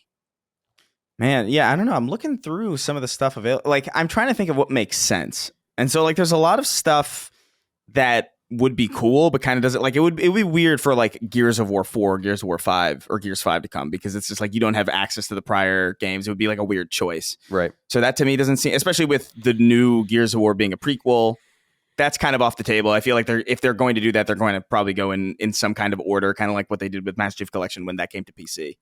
When they started with Reach and then they went chronologically. So Gears is I think off the table. I don't. Obviously, Forza seems to be one that is coming, but it might not. It's not going to be this one that we're talking about. The only one that seems to make sense to me is Starfield, but like that's pretty close. And also, there's DLC for Starfield that is yet to like. There's still like a question as to where that's like when that's coming out. So like maybe there's like an Ultimate Edition or something like that could be pretty big. But I don't know. I struggle to think of other Xbox Game Studios games that would make sense and also aren't already there. Like things like Psychonauts 2 are already on PlayStation, and obviously the ABQ deal kind of muddies up stuff too. But that's all multi-platform anyway. Starfield's the only one that seems to me like it would be big enough to happen. I don't think Halo Infinite's coming. I don't think Master Chief Collection is there quite yet. I don't know. What do you make of this? I feel like if it was something like Master Chief Collection, I feel like the rumor would be so much more powerful from the get-go, where I guess you could play it kind of casually if you're a Shinobi or a Tom Henderson or whatever. But if it was really that, then I feel like that would leak in some more substantial way. But I also don't think it's one of these smaller games. Like the way that this reads to me is that it's bigger than all of the games that have been release so far. And again, we're just kind of reading between the lines because like on Reset Era, the guy immediately asks Shinobi like Killer Instinct or whatever, which I would consider to be a smaller game, like a somewhat irrelevant game. Yeah. And Recore, yeah, like bring us Recore. That's fine, actually. I would actually probably play that because I actually never played that. I just never even bothered. It didn't look particularly good, but it was an Inafune game, so I wanted to support it, but I never did. So I wonder like what their strategy is. Do they want to? I feel like Pentiment and stuff like that is cool, and I loved Pentiment, but it's nibbling around the edges. If you really want to go and make some money here, then like, do you want to make more aggressive moves? So multiple games came to mind for me. It's funny you bring up Gears because that was the first thing I was like, could it be a new one? It would be a new announcement, you would imagine, possibly, right? So would you announce Gears trilogy for PS5 and for Xbox Series X and for PC or whatever, right? That would be amazing. That's one option that came to my mind. The second thing that came to my mind is, are they going to say that Indiana Jones is coming to PS5 the same day that it's coming to Xbox? This is somewhat compelling because they don't necessarily really...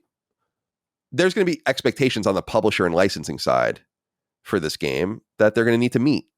We know from the Insomniac leak that the terms of these deals are changing rapidly, and Indiana Jones is going to come to PlayStation 5. Like, there's just simply no doubt about that. And in fact, I think you could say that for a lot of Xbox games, period, now. But is that the game? And then I was thinking, like, Starfield, this one is also obviously coming to PlayStation, but how do you do it? Yeah. What are you reading? No, I don't even Google is so broken because I just did like a quick Google search of like Xbox first party games just to get like a generalized list. And under it says Bethesda Game Studios. And then the picture is Mario. Like this is an amazing. I'm going to take a picture of this. This is beautiful. Google's so fucked.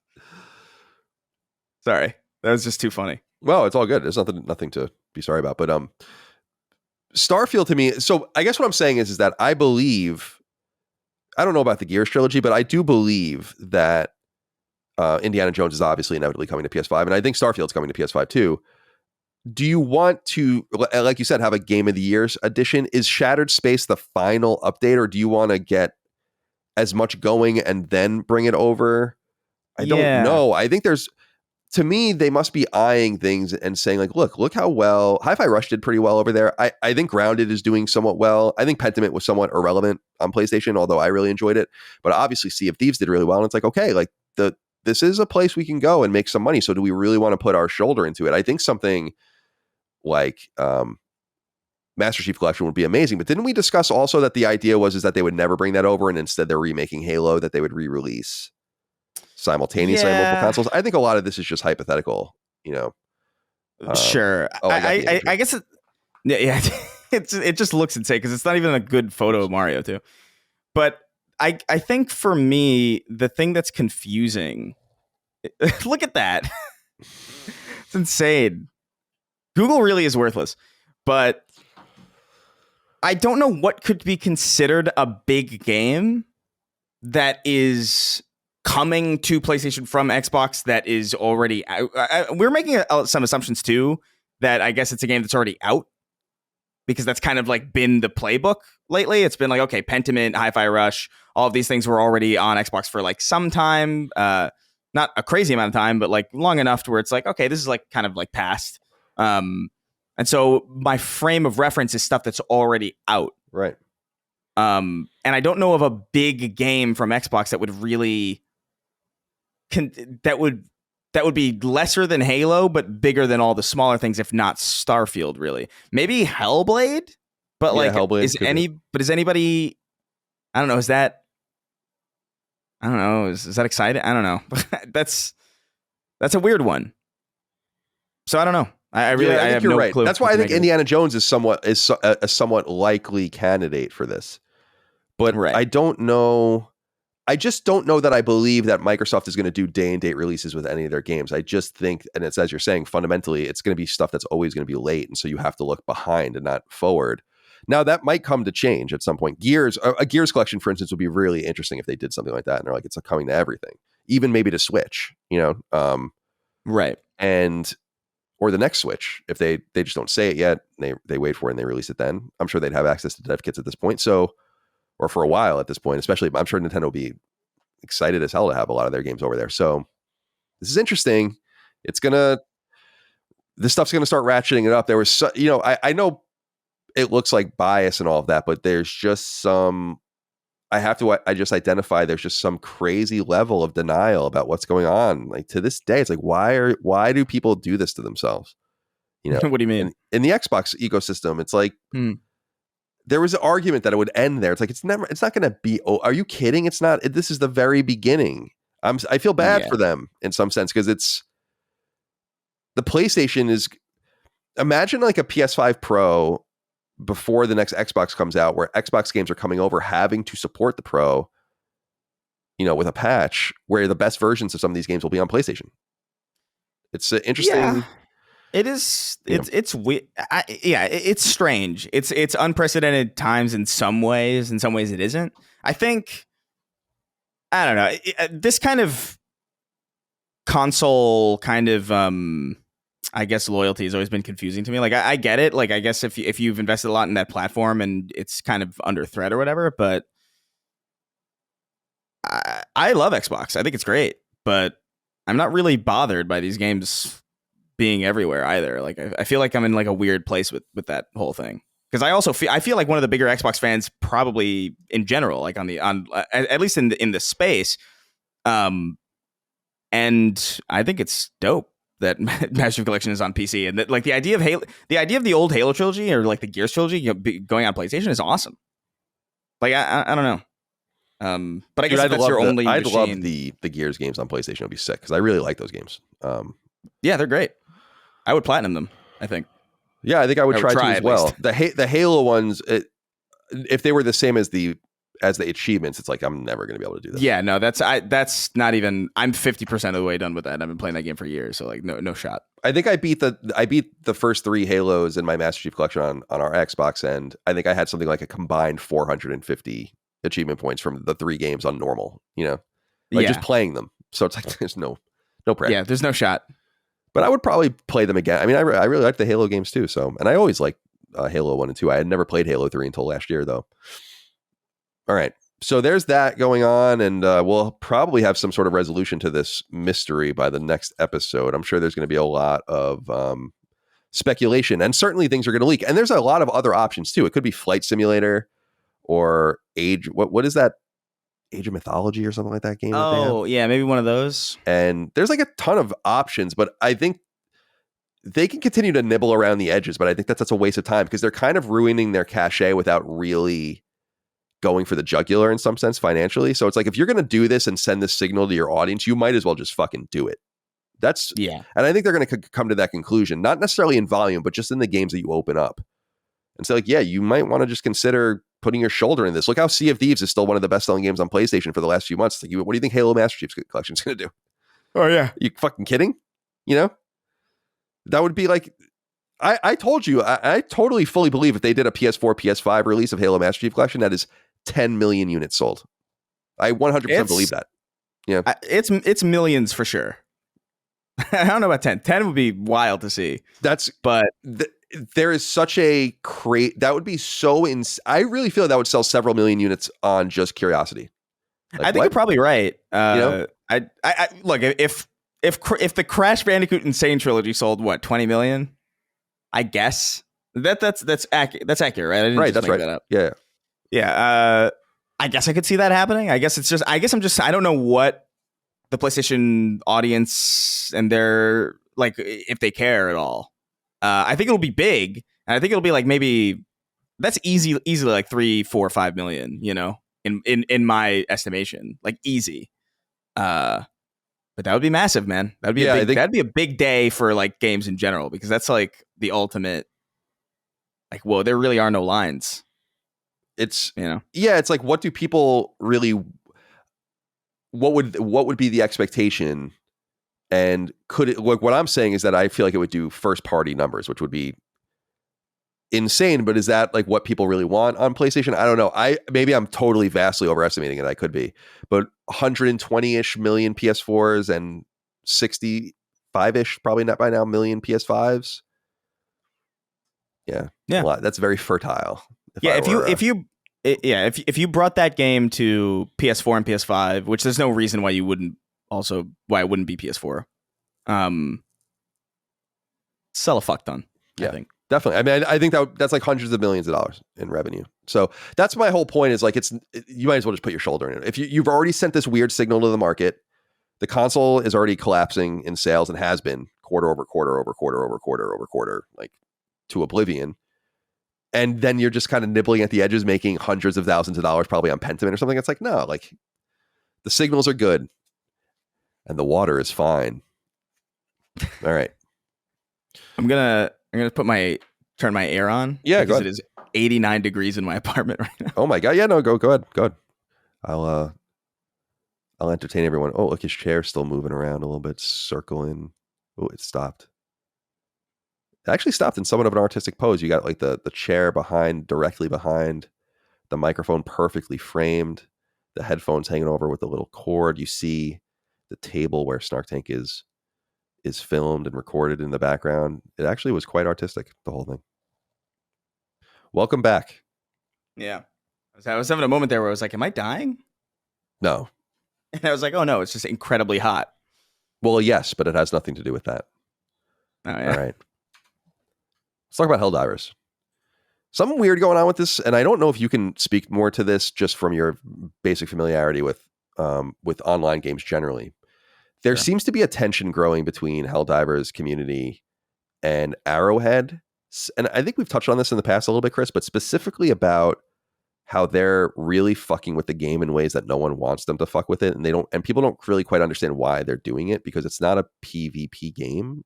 So they're like constantly nerfing weapons, making things stronger, making enemies stronger, making the game harder. And with this escalation of freedom update, a lot of people are pretty into it, but a lot of other people are pretty upset by some of the updates. So Mikhail, who is the game director, wrote on, I guess he wrote this probably on Steam community as well, but I'm reading it off of their subreddit. He says the following. He says, fellow Helldivers, I want to directly address the feedback you've raised about the escalation of freedom update. We spent the last week listening to feedback reflecting about the path ahead for Helldivers 2 and how we want to continue developing the game. In short, we didn't hit our target with the latest update. Some things we just didn't get right, and other more fundamental inconsistencies in our approach to game balance and game direction. All of that is on us, and we are going to own that. As many of you have pointed out, and we agree, what matters most now is action, not talk. To that end, here's what we intend to do in the upcoming updates. Our aim within the next 60 days, continue to re-examine our approach to balance. Our intention is that balance should be fun, not balanced for the sake of balance. Update how the fire damage mechanic works to tweak how the flamethrower serves as a close-range weapon support. Or a support weapon, I'm sorry. Rework gameplay to prevent excessive ragdolling, which is really annoying in the game. Rethink our design approach to primary weapons and create a plan for making combat more engaging. Reprioritize bug fixes so that the more immediate gameplay impacting bugs are prioritized. Improve game performance, frame rate is a focus, and rework chargers, which are becoming really annoying at the higher difficulty levels as far as I understand. They have, basically, and I was reading about this, this is a very specifically interesting, nerdy thing, is that you would think the chargers are weak from behind, but apparently they're not. Like the whole way the creature reads is off. And I read a whole thread about this, which was really interesting about like, you're supposed to get around it. It's begging you to shoot it from behind. And like, there seems to be nothing that does a lot of damage to it. So little things like that. So anyway, what do you think about this? I've seen this consternation. I probably go to the Steam community once a week or so just to read the forums and see what people are saying about it. And it does have a somewhat negative perception. Recent reviews again on it are down to mixed on Steam. I see fewer people playing it than ever on my PSN list. I still think there's a lot to be proud of having a game 6-7 months out that's still pulling in 50, 60, 70,000 people a day or whatever. I think that's actually pretty amazing. But I also must acknowledge that it seems like these guys have fumbled in weird ways that were unnecessary, apart from what Sony itself did with the PSN login, which I personally have no problem with, and I think it's just baby shit. But to get upset about, frankly, if you like the game, just like fucking sign up. Like you don't understand why that's necessary. Okay, is it a problem? We've went over this. It's not a problem in every other game that does it. Just that one because it's Sony. Okay, but apart from that, it seems like they haven't been great shepherds of this game, and I'm wondering what you make of that from the outside. I have not played it since the spring, so I can't speak to the recent experience, but I have definitely noticed the decay in the way the game is talked about. Yeah, I mean, population fall off I think is relatively normal as more new games come out, as people kind of get bored, as people just kind of like put it down and are ready to pick it up later. I think that's pretty much normal. I think it's much ado about nothing in some senses, and if that's all the people are talking about. But they've definitely, it seems like they've just done a lot of reworks and a lot of fixes and a lot of restructuring to like game mechanics that don't really need to be touched. This is the kind of excessive patching you would expect from like a PvP game that is really poorly balanced. You know what I mean? Like a PvP game that is affecting players negatively, but it doesn't. Cooperative games don't really demand this amount of excessive patching. Like, I mean, like it makes sense if something's like completely broken that you fix it, but if something is just, because wasn't there like a whole thing about like there was like a gun that affected the chargers that like at some point they did an update where it just doesn't. Yeah, it's something and like that. And they nerfed my gun when I was still playing. Yeah, and it's just like, well, this doesn't really need to be happening. Like you're not protecting the experience of a player on the receiving end of an overpowered weapon. You know what I mean? Which could theoretically lead to them having a negative time and potentially putting the game down and leaving a negative review. Like that's the whole reason why you have these kinds of balancing patches, is to make sure that everybody's having a good and fair time. But that's usually found in PvP spaces where you have to worry about not only how a weapon plays for the person playing it, but against another player on the receiving end of it. For a PvE game to worry so much about balancing just kind of feels antithetical to the nature of PvE, which is just fun first. It's the kind of thing you'd expect from games that maybe dabble in both and have a difficult time, like, oh, well, we have to make PvE fun, but we can't make PvP too imbalanced. So let's kind of, it seems like they're doing a juggling act that isn't really necessary to the long-term health and success of the game. Like people like Helldivers because it's fun to play and because it's challenging, not because it's needlessly impossible. And I don't know if they got carried away or like they were really excited at the fact that they had a hard game and just wanted to make it harder and harder, but like it's not fun, and it's also, more importantly, it's not stable. I think the thing that I appreciate most about some of the older multiplayer games that I go back to and I still visit from time to time, the old Halo games and even some other games too. I'm blanking for whatever reason. But it's when you go back, you kind of know how everything works. It's like, oh, this is how the battle rifle shoots this way, and it's shot that way forever. The pistol does this, and it's always done this. Going back to a game and then having the entire sandbox, your entire playstyle invalidated, that's annoying in a PvP setting. But in a PvE setting, it's even more irritating because there's no outward justification, because there's no player on the receiving end of the imbalance. And I think that's kind of what's happening, or at least that's where a lot of the frustration, based on my own kind of projection onto the scene, is coming from. Because I definitely feel that way about a lot of games. It's why there were a lot of modern multiplayer games that really bugged me, because I hated the idea of like, oh, I'm going to go back and now the gun that I use is just completely useless and I have to learn a new way to play. Like, why? Like, this is supposed to be my time to relax and enjoy the game that you've built. I haven't touched Helldivers in a while, not because I got bored of it or because I didn't like it. It's just there's a lot of other stuff to play. There's a lot of stuff in my backlog that I wanted to get to. So I've similarly not played since probably maybe a little bit more recently than spring, but it's definitely been a while. So I'm not super up to date with how different the game feels, but I wouldn't be surprised if I were to jump back into Helldivers now after some time away, expecting the same experience that, I had at the beginning, that I would probably be disappointed or confused and probably have to do some significant readjusting. And when you're talking about a PvE game, that's just not really enticing, Yeah, I have theories on why this happened. I don't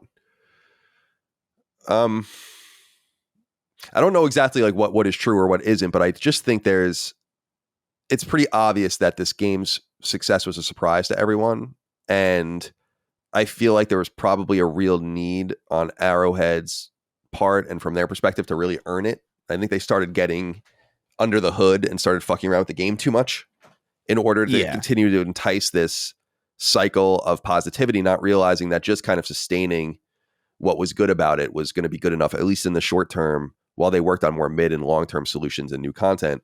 So they just got too micromanagey. And I wonder if a lot of that comes from saying like, we need to be doing something, like we have to be doing something. Our expectations were here and they've been overshot by orders of magnitude and so on and so forth. So I wonder if that has something to do with it. And that's why it seems like they just have been arbitrarily fucking with things. Because there's something very cool about Helldivers 2 and the pliability of it, where people like on Arrowhead's part, they can like get in and change things on the fly and introduce things and surprise people and like get into specific games and just drop things into them. Remember, things were leaking through those things where someone would just randomly encounter this thing that they kind of manually put into it. And I think that kind of stuff is really cool. And they had something really special there. But I think that there were just multiple momentum stopping or hurting or hindering moments for them. The PSN login stuff was first. I think that was vastly overblown, but also not well dealt with, and really should have just been instituted in the beginning. And I know that they turned it off because they wanted to make the game easy, but knowing that they were going to have to turn it back on, you just delaying the inevitable from that perspective. But but then a lot of these random updates and nerfings, and again, things that I even noticed late in my own play, where I'm like, why are you fucking with my weapons? Like, this is supposed to be fun and we're supposed to be powerful. Right. And it's cool that the game's meta is being used against Arrowhead now. As I understand it, like, people are trying to let Super Earth get invaded by not, like, the map is getting closer and closer to Earth, and people do the missions and get supplies and all those kinds of things, but then don't do the tasks. So like they get out with something, and then the androids or the fucking whatever, the bugs get closer and closer, and so on and so forth. So it's cool that there's like this battle inside. It reminds me a little, it's EVE Online coded. Yeah. In some way. So yeah, it's cool. Yeah. But no, it seems like they just didn't know when to stop fucking with it. They touched some stuff and it's not to say that balancing shouldn't happen. It's still obviously PvE, even though it's a different landscape than PvP and it demands less in some way, there's reason to balance certain things. Like if something's broken, by all means fix it. But the idea that, you would have a gun that was specifically good for dealing with this bug or this specific enemy, and it was like the one thing that could do it, or the one thing that could do it reliably. And so like everybody was like doling out like, okay, this is your responsibility. I remember that being a very distinct thing when I was playing with people, was like certain people would be on charger duty in some way. Like they would call in the gun to deal with the charger. And when that stopped working, or when they were like, oh, no, we can't have that. That's just, not only is that diminishing team play in some way, because it's like you're eliminating a role and you're devaluing a weapon that you've built and put into the game intentionally. I guess what I'm trying to say is like, even if it was an accident, right? Like let's say your original design was not to have that gun be the gun that takes down chargers. If you're building a live game, your responsibility is to see how people are responding to it and understand like, oh, this wasn't necessarily the intended design of this thing, but it's resulting in some pretty positive player feedback. It's resulting in some pretty positive player momentum. It's resulting in more depth in the game than we even initially intended for. That's not how that's supposed to be, but we're going to leave that the way it is because it's working for the game. And if you are a storied multiplayer developer, you know that that's what you have to do sometimes. Like even if something is not how you designed it, if it's not your vision, but it's working for the game, you kind of just have to leave it. I remember this was a big thing with when Halo 5 Forge came to PC. Like they had this like weird, that was early in Xbox's like dabbling in PC, where they were like, let's put certain game modes on PC, but not the whole game or whatever. It's very weird, very piecemeal and very bizarre. But there was a glitch, I think, that accompanied that update where like you could merge weapons. And so like you could have like a rocket launcher that shot at the rate of like an assault rifle if you just like merge them together. And they were like, that's broken. And that's not supposed to happen. But they were like, that's cool. And that's kind of fun that people can do that. It's not going to be in like, ranked PvP or anything, but if people want to do that in custom games, like why not? Like people are enjoying it. That's fun. It's an unintended consequence of the system that we've built, but people are talking about it. It's a positive thing. It's creative. It's adding more depth to the game than we anticipated. And so let's play to it. And it's that pliability and that there's an instinct that's necessary when you're building PvP games to not get so hung up on the vision and understand that it's an evolving play space that is going to be shaped by the people who play it, and your job is to respond to that in kind. And it seems like Arrowhead just maybe didn't really understand that entirely as they were going under the hood of this game and fucking with shit that just didn't need to be fucked with. Yeah, that's very well said. I really do wonder what the full story is behind the impetus behind being so micromanagey. You would think Sony would be thankful as a publisher to stumble into something like this so early in their endeavors online. So I don't know. We'll keep an eye out on this issue and how the player base reacts to Helldivers and all of the rest. But I think that it's, as you said, it's amazing when unexpected things get through, like the QA process and all of these kinds of things, and people discover new ways to play games. And sometimes that is bad, but if that's truth, then surely sometimes it has to be good too. Like things. So I agree with you here. We'll keep an eye on Helldivers. I think they still have a really special game here. As I've said before, Helldivers 2 can shut down right now, and Sony made a lot of money and had a huge impact. But obviously they want it to be more than that. And I think that there's just stop being so micromanagey. But I also understand the nerves. It's competitive out there. I get it. All right. There's Concord is coming very soon, as we know. August 23rd. So the next episode, I guess, will go live the day Concord goes live. And we'll see what happens with Firewalk's introductory game here in PlayStation Studios. So they wrote a PlayStation blog post on the official PlayStation blog for Concord. It says launch and the adventure ahead. There's a few notes here that I wanted to make, just interesting things. People can go read it. It's a fairly extensive posting. But one of the things here is that they talk about seasons of content, and season 1 will launch in the beginning. And it says, quote, from the very beginning, we wanted Concord to be a complete experience where all core content is available to you on day 1 and moving forward, not gated behind paid expansions or a battle pass. We take your investment in the game seriously, and we want to ensure that we will bring all players along for the journey. So very similar to Helldivers, updates will be free here with Concord, and we assume the same will be true for Fair Games, although who the fuck knows what happens with that game now that they have a really great example of something, and something that seems like it's a path towards a much more troubled outcome. But season roadmap has been revealed. This is at least through season 2. It does tease. So if you look at the graphic, you'll see what I'm saying, but it does tease us season 3 in April, but you can't see the contents of it. But it says it will come, as we already know, the game will come with 6 modes and 12 maps, 16 free gunners. Those are the characters, and 8 variants.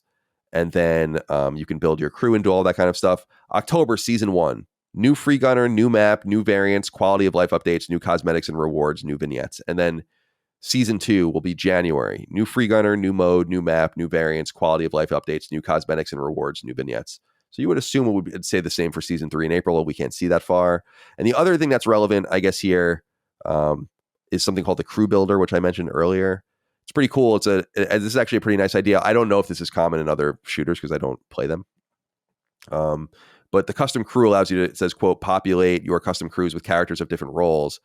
Unlike traditional archetypes like tank or support, each free gunner in Concord is meant to deliver high DPS and meant to be effective in a gunfight.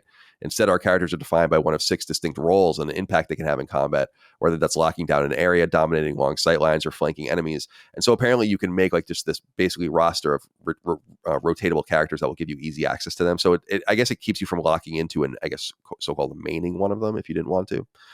Yeah. And the roles are Anchor, Breacher, Haunt, Ranger, Tactician, and Warden. So there's some cool little sub meta games here and whatnot. They also, if you're curious and you do want to play this, and I know many of you are going to play it on PS5 and PC, which is awesome, you have maps on this post too that show you the specific local times for you when these games will go live, from New York, Seattle, Berlin, London, etc., Tokyo.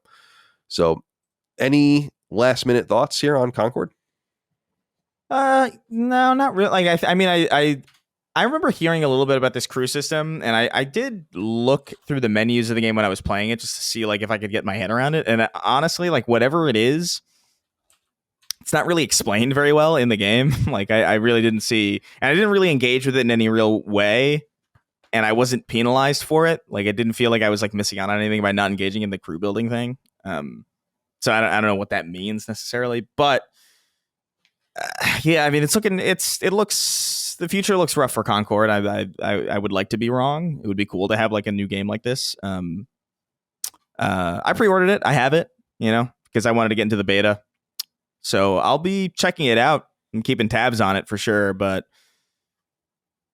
it's a little bleak, based on the conversations, based on player counts during the open beta.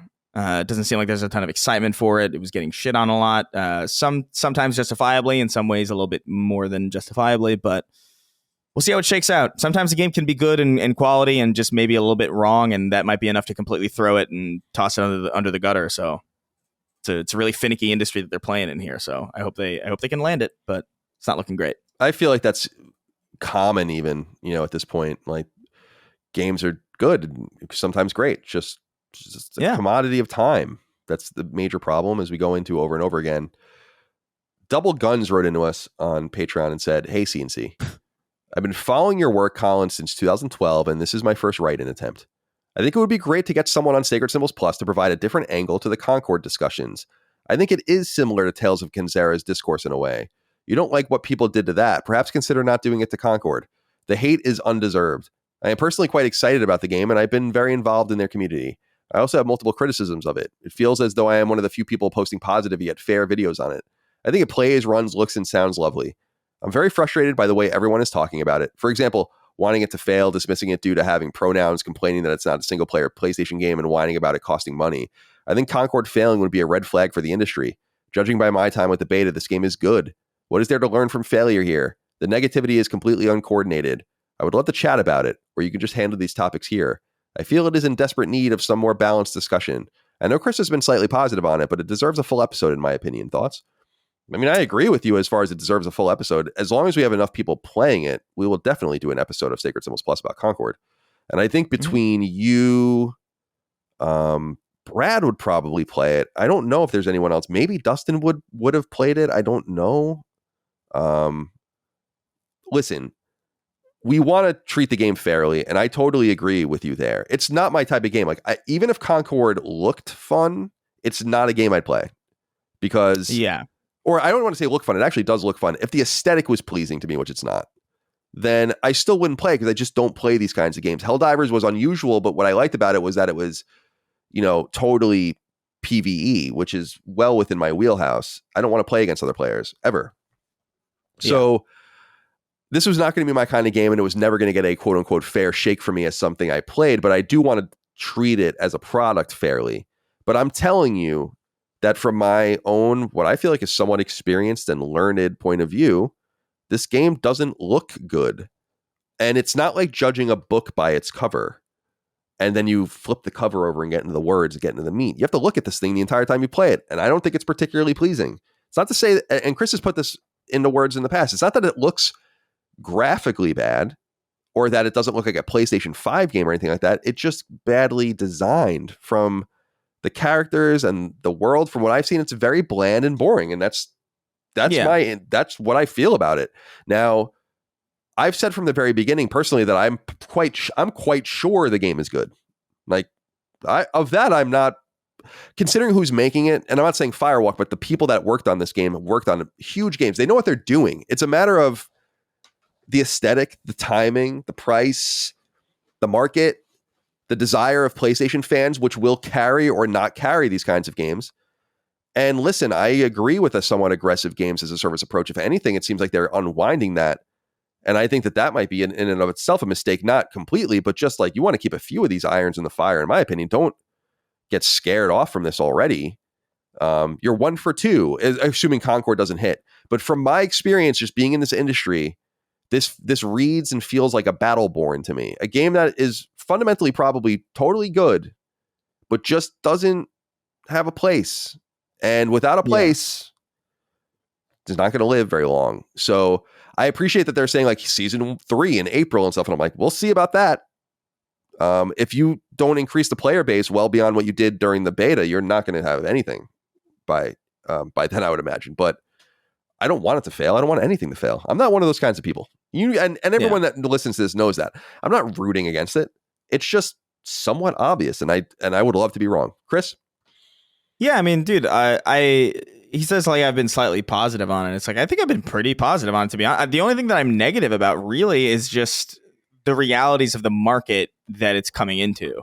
You know, like I think it's a solid game. Like I streamed it I probably played it more than anybody else at this company. Probably like I played it for like 6 hours. I think I could check, but during the beta period, and you know, like I liked it. I had a good time with it. I think it's solidly designed. There's like definitely some FPS chops there. I think there's some things that could be fixed for sure. It's definitely better on PC than it is on PS5. It was a bit of a slog with that low FOV or whatever. Like there's issues there for sure, but you know, I think it's a solidly designed game. I just don't know what I just think we're in an industry right now that like when a game like this comes out, the expectation is that it's going to be free.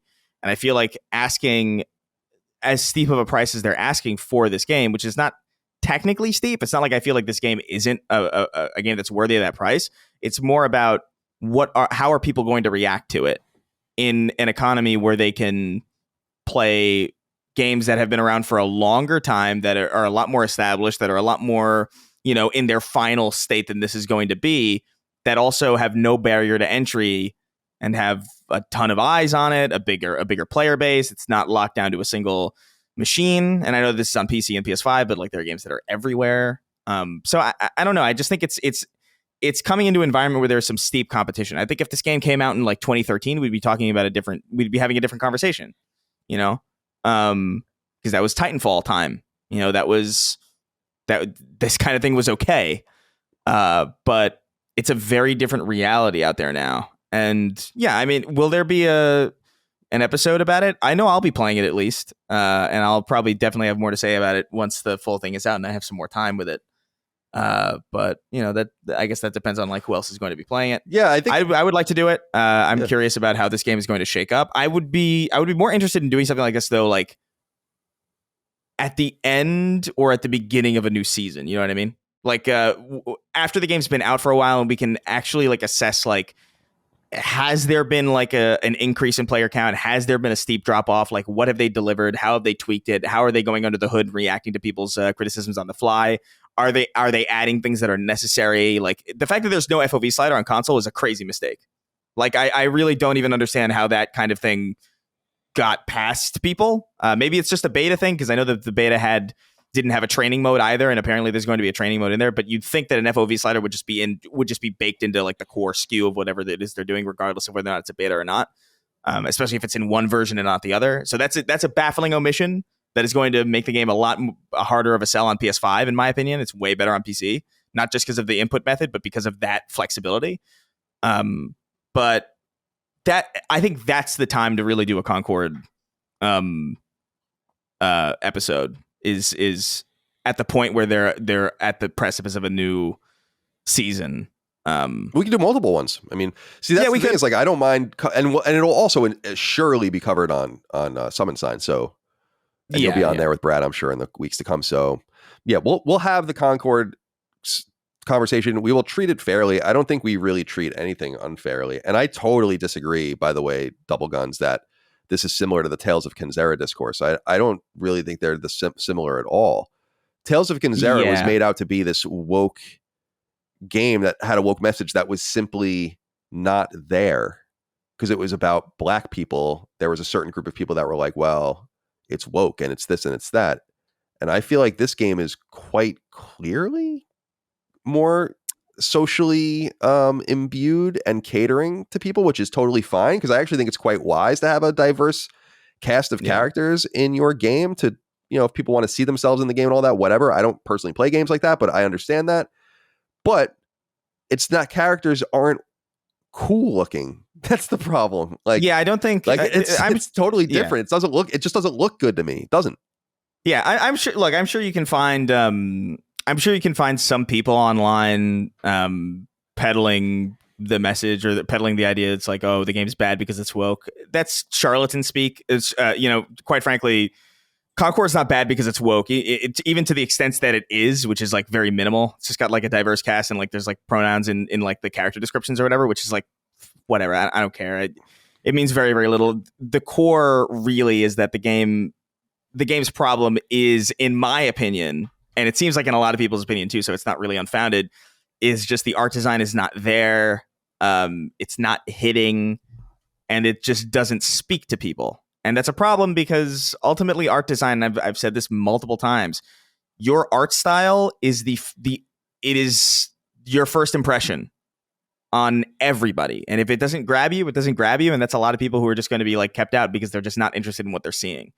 You could have the exact same character descriptions, exact same character profiles. You could have the exact same, you could have the black lady with the knives. You could have, this ethnicity, that culture, whatever, but with like a better art design, and far fewer people would care. Like there would still be people out there peddling some bullshit pandery message for sure, but it wouldn't land with people. It really is an art design issue to the extent that people are complaining about character designs and who's in the game and how it looks and how visually appealing it is. I don't think there's any good faith criticism to be made about Concord that it's like a woke mess. It's just kind of ugly. Yeah, that's my whole thing, is that I feel like we all have different views on this, but I just think of groups of characters and I'm like, these are very appealing characters. We always talk about like Metal Gear Solid villains. Right. It's like, wow, what a very appealing group of characters, or Robot Masters in Mega Man game, or Street Fighter rosters, or the X-Men, or whatever. It's like, we know like what cool characters are, and like in all sorts of different worlds what they look like. Well, even in hero shooters, even in hero shooters, we have Overwatch, which is like which excels with its art design. Like I think that they've stumbled on the shit with Overwatch that's pretty incredible, really. And you can't help but compare. And Overwatch just has way more style. Like I don't even really like the style of Overwatch that much, really. Like I think it's kind of like whatever from a subjective standpoint. But like objectively, I look at it and I'm like, that's good character design. Like Tracer's like got like a good character design. Farrah's got good character design. There's color theory at play. One thing that really bothers me about this game, actually, from a design perspective, is that like none of the characters feel like there's any kind of color theory thought. And I don't normally think about that ever. So the fact that I'm thinking about it means something's really wrong. Like.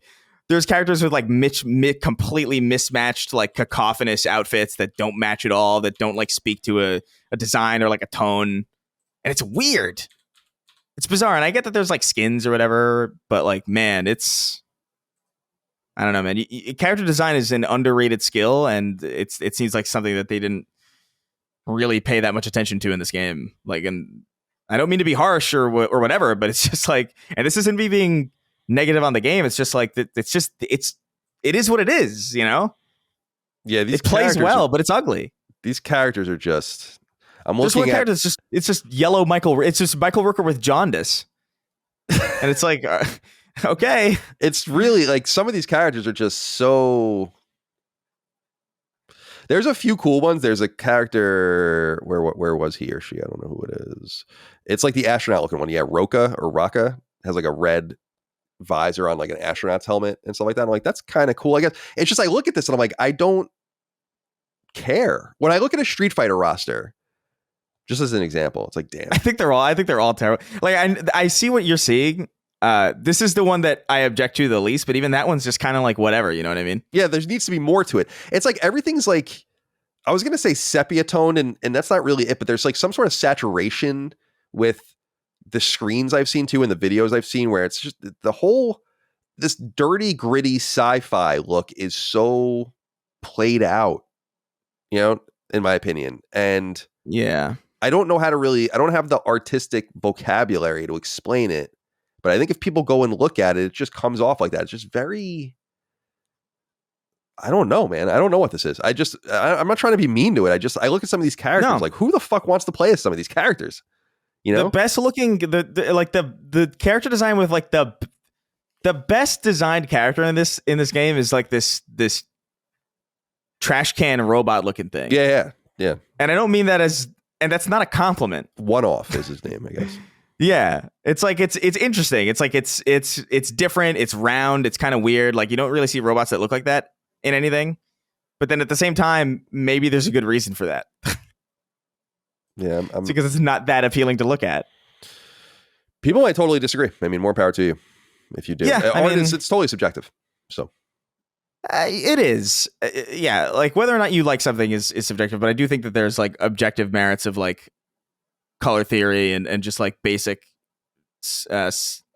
symmetry of design where it's just like there's really nothing to some of these characters, man, at all. And I don't know. I can't just pretend like that's not the case. And I like the game. Well, we'll see. I would be surprised if this game does very well. I am curious how it reviews. I think it'll review somewhat respectably, but yeah, maybe. But I will be interested to see how it does, and we'll know soon enough. I'll say this: the game could remain mechanically completely unchanged. If the game is exactly as it is right now, but it has a way better art style, the game's Metascore goes up to 2 straight points. Art design is so important, and I don't think people really pay attention to that as much as they really should. Yeah, it's unbelievable in some sense, because I don't always think it matters, but I think in games, the more you're going to look at a game, the more it matters. It's like, yeah. I don't know. It seems obvious, but okay. A few smaller news items here to get through.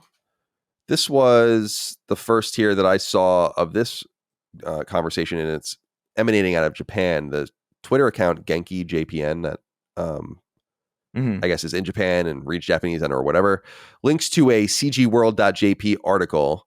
It's an interview with Final Fantasy VII Rebirth's director Naoki Hamaguchi. And he says that they're considering moving over to Unreal Engine 5 for the final game. But here in the translation, Genki says, but he believes that players want most is for them to deliver the game in good shape and as soon as possible.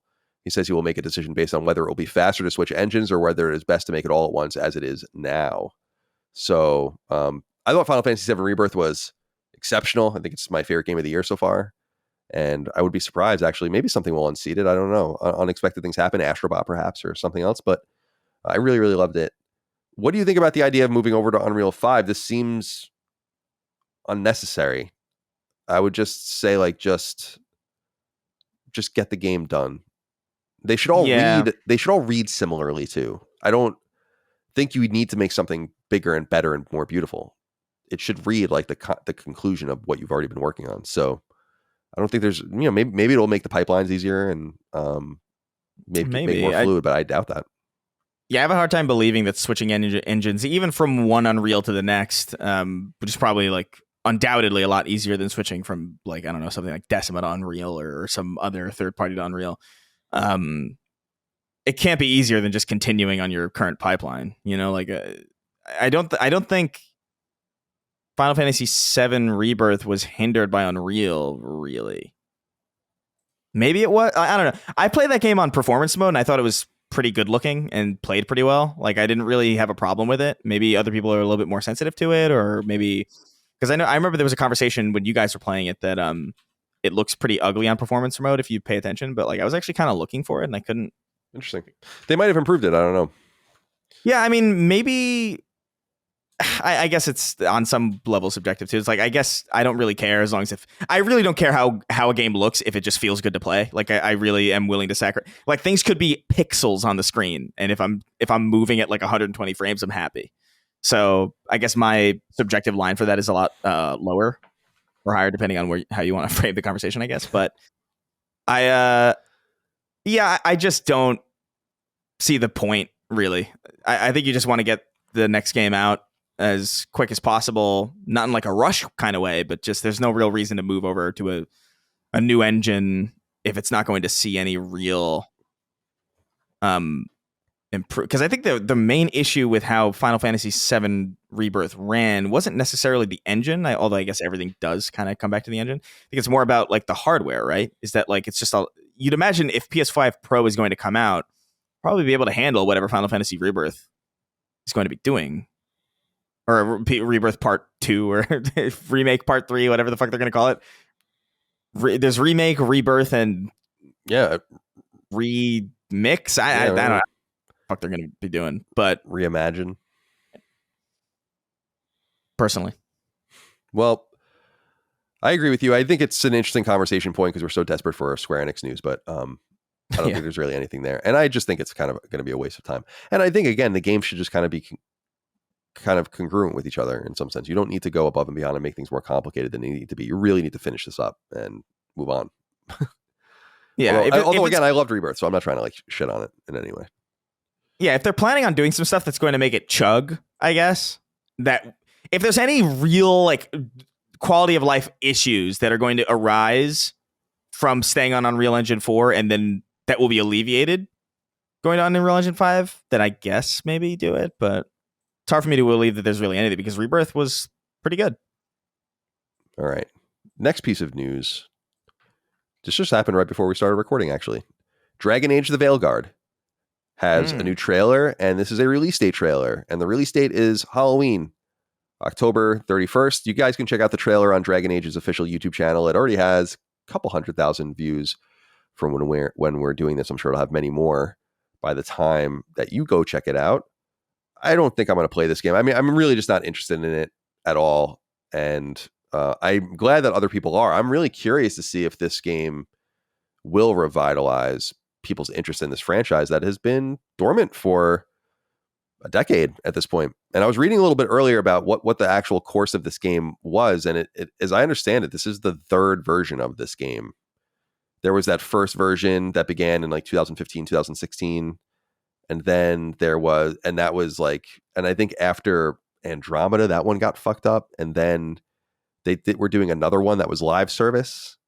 And then after Anthem, that one got fucked up. And then I think they took the gameplay from that and then made that the core of this version of the game. So this has been a long time coming.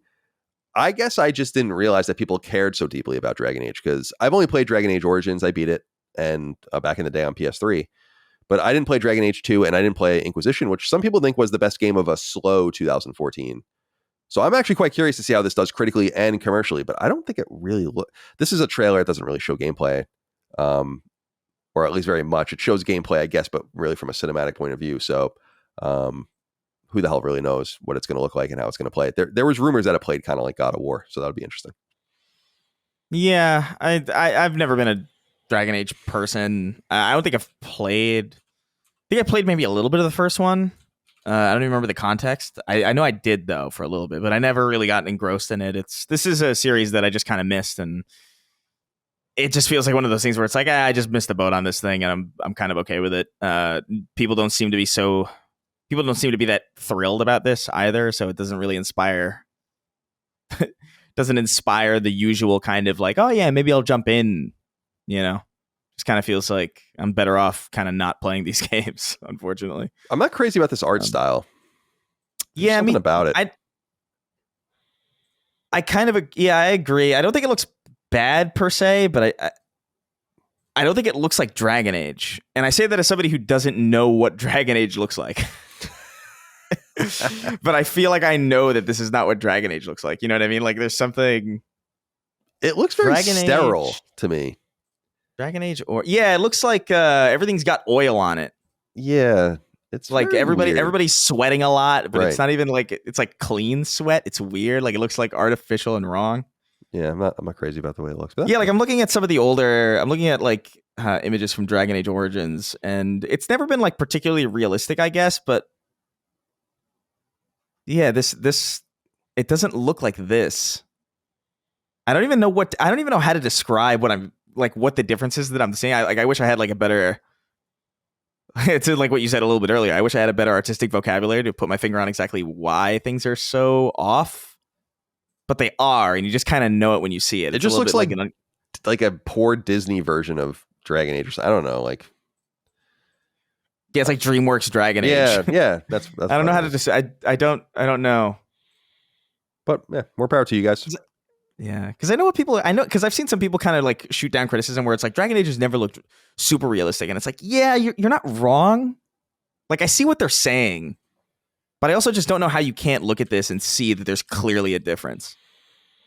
You know, it's a different type of not realism, and I don't think it works. Yeah, that's as well actually, because I agree. Yeah, it's like it's a realistic, not realistic. Like uncanny, not supernatural, but uncanny. It's uncanny. Yeah, the way that I feel about it is that it looks uncanny. All right. So Dragon Age the Veilguard, October 31st. I'm sure there'll be plenty of chatter about that. I imagine Maddie's probably excited about it. I don't know if COG plays Dragon Age games, but I think that's probably the extent of it. Maybe Lockmore would play it. I do hope it's good. Like that would be awesome. Like if this is like a complete misread, that happens sometimes. Sometimes, I mean, sometimes a game is way better than it seems or way better than it looks, and it would be nice to have like some kind of single player game like that to be surprised by. If that's the case, then I'll probably jump in. But as it stands right now, I'm kind of waiting to see like what the reception is, especially from people who are like longtime RPG and Dragon Age aficionados, and see how they feel about it. This was a surprise piece of news. Oh yeah, and it came a few days ago. Krafton. So this is the South Korean studio or a publisher that most notably owns PUBG and PUBG Studios. But they also own a few other studios, including Striking Distance. So they're the guys that did Callisto Protocol, and Unknown Worlds. Those are the guys that did Subnautica, and so on and so forth. So they ended up purchasing Tango Gameworks from Microsoft. In a press release from Krafton, it says, Krafton today welcomed the talented people of Tango Gameworks to their team, marking an exciting moment in the company's global expansion and its first significant investment in the Japanese video game market. The strategic move will include the rights to Tango Gameworks' acclaimed IP Hi-Fi Rush. Founded in 2010, Tango Gameworks quickly established itself as a leading development studio renowned for creating the critically acclaimed Hi-Fi Rush, along with survival horror titles The Evil Within and The Evil Within 2, and the action-adventure game Ghostwire Tokyo. The studio became part of Xbox when ZeniMax was acquired in 2001 by Xbox. Hi-Fi Rush, a flagship title for Tango Gameworks, is a rhythm action combat title that has captivated audience worldwide. The game has achieved widespread acclaim, receiving overwhelmingly positive reviews on Steam. Additionally, Hi-Fi Rush has garnered prestigious awards, including Best Animation at the BAFTA Game Awards, Best Audio Design at the Game Awards, and a Game Developer's Choice Award for Best Audio. As part of the strategic agreement, Krafton intends to collaborate with Xbox and ZeniMax to ensure a smooth transition and maintain continuity at Tango Gameworks, allowing the talented team to continue developing the Hi-Fi Rush IP and explore future projects. Krafton intends to support the Tango Gameworks team to continue its commitment to innovation and delivering fresh and exciting experiences for fans. There will be no impact on the existing game catalog of The Evil Within, The Evil Within 2, Ghostwire Tokyo, and the original Hi-Fi Rush. So if you read deeper about this, you realize that Microsoft will retain The Evil Within and Ghostwire Tokyo IPs. The games will all remain on Game Pass, including Hi-Fi Rush. And it seems that the planned Hi-Fi Rush 2 sequel is now going to enter development, which is great. And perhaps new games will come out of this as well. So what do you think about the survival of Tango Gameworks after all? I mean, that's great. It's unusually good news, for an industry that is so fraught with news of the opposite origins. I think it's awesome. Hi-Fi Rush is fantastic, and I think the fact that it gets to live even further is great news. The fact that the team gets to continue is great news. I do think it's hilarious that Xbox makes one of their best games in a generation, and it's immediately someone else's. They can't hold on to anything good. It's crazy. But well, Hashim Barakat wrote into us about this. Says, "Good day, boys. First, I would like to give my condolences to Dustin Holly and the Furman family for their loss. Sending all the love and hugs this message can fit in this difficult time. Thank you. For my inquiry, I was pleasantly surprised that Tango Studios got a new chance thanks to Krafton. But I was also astonished that Microsoft sold Hi-Fi Rush 2. It's currently one of their most successful releases, like Chris said. Do you think that Microsoft are in desperate need of money after their recent purchase, or do they believe they are unable to replicate Hi-Fi Rush's success with their current studios? Thank you as always for the amazing content, everyone, and wish you a great week." No, I don't. Microsoft's not in need of money, although it's not as foolish as it sounds, because you don't want to have a party of your enterprise losing money or kind of drawing even or making just a little bits of money when everyone else is doing so well. And that's kind of the situation Microsoft is in with Xbox. Although the Activision deal makes things a little bit better for them, because it would be way worse if that wasn't the case. But I agree with you, Chris. It was strange. And it seems like Hashim agrees with you as well, that, relinquishing Hi-Fi Rush is strange. Maybe you would do some sort of cooperative thing or whatever. Yeah. But this isn't the first time that, we forget already that Toys for Bob kind of just spun out too. Now they've signed like a second party contract with Xbox and apparently are making something for them. This might come to be the same thing at some point with Hi-Fi Rush. I doubt that though, because Krafton has a lot more money. They have thousands of employees and a lot more leverage. So it is a little strange, isn't it, to get rid of Hi-Fi Rush? Because it is like the only truly notable new thing from their ecosystem, I guess maybe outside of Starfield or something like that, in a long time. Yeah. The thing to me that's weird about it, I guess, is that, like, okay, I understand you have a studio that's built Hi-Fi Rush, and that's really not a game that any studio can build. That's very much like there's a very specific type of expertise that's required to make a game like that. That's not part and parcel. Like, it's not like easily replicatable. So I could see, like, okay, well, we can't really do much with this IP with our current studios. Like, even just viewing that situation charitably, it's like, you know what, let's give them the IP, like, whatever. Like, they're the best stewards for it anyway. Do you think that you have a studio that can do Evil Within 3? Or Ghostwire Tokyo 2? Do you think, like, those are IP that you can... I don't know. It's weird. I don't really understand, like, they're... Like, what IP they're willing to separate from and what IP they seem to want to hold on to. I don't really fully understand that. Or why they make the value judgments that they do, because you'd think if they were going to hold on to anything, they would hold on to Hi-Fi Rush and maybe work with Tango in a second party capacity, like you said. And maybe that might still happen, I guess, theoretically. Like, I don't know. Future's weird. It's unpredictable. But yeah, that struck me as bizarre that we'll keep Ghostwire. It's like, why? You're going to make another one? With who? What? Yeah, I agree. You're going to make a Ghostwire Tokyo 2, a Japanese game, with one of your American studios after you took it away from the Japanese studio that you owned? It's weird. I don't know. This is very bizarre. Xbox is bizarre these days, man. They could have been trimming around the edges, like in the deal, being like, we really don't, from Crafton's point of view, where it's like, we really don't want this, you know, like we really want to focus on Hi-Fi Rush. Like, can we narrow the price or a little bit or whatever? I don't know. I think about stuff like that, or, you know, and just content management, like, these 3 games are part of our library or whatever, and Hi-Fi Rush will remain that too. I don't know.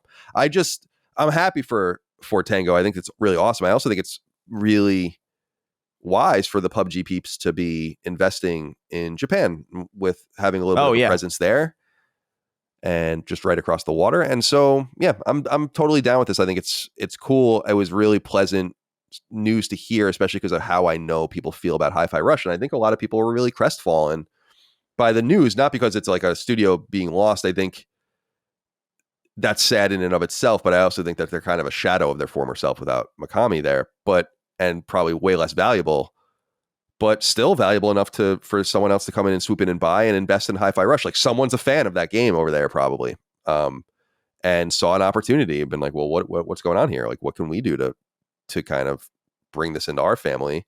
So it's a great news, and it's very rare. I mean, that just doesn't, we just talked a few weeks ago about how uncommon that is, because it's just not something people just don't really want to buy the cow. So maybe it says something special about what Hi-Fi Rush 2 can be and what a different company can extract from it, especially giving it more love and attention than, frankly, Microsoft ever did. And maybe that's what stopped it from being an even bigger deal than it was. All right. Couple more things here. Did you see this, that Doom and Doom 2 were released? What do you think of this? So basically Doom and Doom 2 were bundled together. This happened right after we published last week.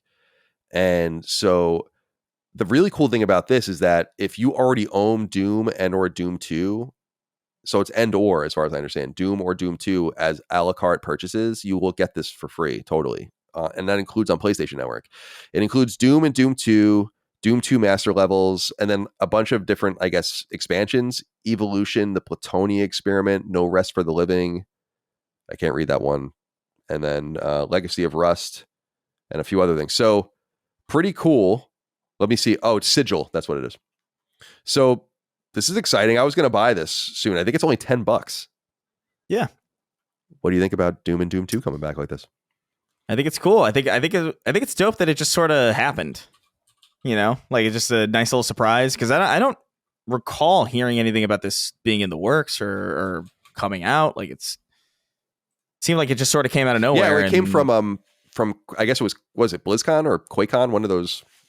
Those which is, I mean, they're old games. You know, like it's the kind of thing that you can get away with, like, kind of shadow dropping in some way. Not too much of a risk. It's gonna there's going to be word of mouth about this for sure. And obviously we're talking about it now, and it's great apparently. Yeah, I don't know. I feel pretty good about this. I don't know if I don't know. I own Doom and Doom 2 somewhere. I don't know. I know I have it somewhere. So like I'm not necessarily super stoked to jump into this, but it's really cool. I love that a game like this from so long ago continues to be like readily available. I wish more old games had the same level of, brought forwardness, for lack of a better term. I don't know what the word would be. Forward compatibility. So it's nice. It's nice to see it. Nice to see like a bit of a celebration for it too. Like I remember I saw the trailer and they had like the new, I guess there's like new music in it because there's like a remastered soundtrack that you can choose to toggle on and off, and it sounds sick as hell. It was done by the guy that did the DLC, right, for Doom Eternal, I guess, or something like that. I think you might be right. Pretty cool. All right, final piece of news before we get into what we're playing, and then we have a few bigger pieces of news, of course, to get into, as we always do. These are our smaller news items. Alan Wake 2 is still in the red. This comes from Eurogamer. They write up, so Remedy is unusually, the developer Remedy is unusually transparent for their size with how things are doing. So according to a Eurogamer article in their half-year financial report, they detailed some updates, including that Max Payne 1 and 2 remakes are in full production now. Control 2, parts of it are in playable form, apparently, which is very exciting. So we're getting going on that. And Concord, Control's spinoff Condor is also in development now as well. So there's a lot of things going on. But Alan Wake 2, it says, and this is buried in the Eurogamer article, but this is like the most interesting thing. Quote, elsewhere in Remedy World, Alan Wake 2 still hasn't sold enough copies to begin generating royalties for Remedy, despite launching to significant critical acclaim. But the studio notes it's now, and this is a quote from the report itself, recouped most of its development and marketing expenses. It also highlights excellent press reviews and fan feedback for this year's Night Springs expansion and points towards the physical edition of Alan Wake 2 arriving in November. I assume that will close the circle for them, because I know a lot of people were really waiting for that. We will talk about Alan Wake 2's DLC shortly. Yeah. But James York wrote into us and said, hello, Colin and Chris. Last week, it was reported that Alan Wake 2 has still not turned a profit. The original was great, and so was Control. Alan Wake Remastered and Alan Wake Control DLC generated some excitement before the release of Alan Wake 2. So seemingly they did everything right. Is this game a victim of there are too many games? Was Alan Wake's relevancy overestimated, or is there something larger at play with the playing and spending habits of gamers? Personally, I didn't pick it up because I just have too many games in my backlog and figured I would just scoop it up later at discounted prices, and maybe that is exactly why this game, and I am sure others as well, aren't thriving. What do you guys think? I'll hang up and listen. I mean, I don't know. I mean, it's up to studios, including self-publishers like this now is. Alan Wake 1 wasn't a self-published game. Obviously, we know. But Alan Wake 2 is, and it's a big game for them to fund. And as I understand, God, I'm getting everything mixed up. No, that was about Control. I have no idea what Alan Wake 2's budget was. Do we overestimate Alan Wake's relevance? Yes, certainly. But I also think that it's up to these publishers and developers to put products out there and make money or not based on market conditions and how compelling their products are. But I also think that there's another side to it. And you say this about the obfuscation that happens with lots of good games. This is what I was saying earlier about how the good games, there's so many good games. That's not the problem. Like, that's right. Not a problem. Yeah. Like, good games. There's probably 1,000 good games released this year. Literally. If you go across all the platforms. There's got to be something more to it than that. And Alan Wake 2, I think, did capture an audience, but it was probably and maybe could have been a somewhat expensive game. Their overhead was pretty high. They did limit and kneecap themselves by not having a physical edition, which again, I think will close the circle and allow them to finally start making money on this product. And that might have been the plan the entire time. But it also is a sign of what I said in the past for those that are financially able to do it. It's like, you really got to get out there and support the games you want to see. And you got to do it pretty quickly and at full price and send good messages. This is why people make fun of me, but I've kind of always done this even when I was broke, when I was a kid. It's like, I just go buy shit and leave it in shrink wrap sometimes. I just liked having it, but now it's like, I want to send a signal. And even though I didn't beat Alan Wake 2, I'd like to get back to it, and I'm sure I will. I bought it the first day it came out. I sent the message that I wanted it or whatever. And if enough people requisite to the cost of the game aren't doing that, the cost to make it, then it's kind of Remedy's problem.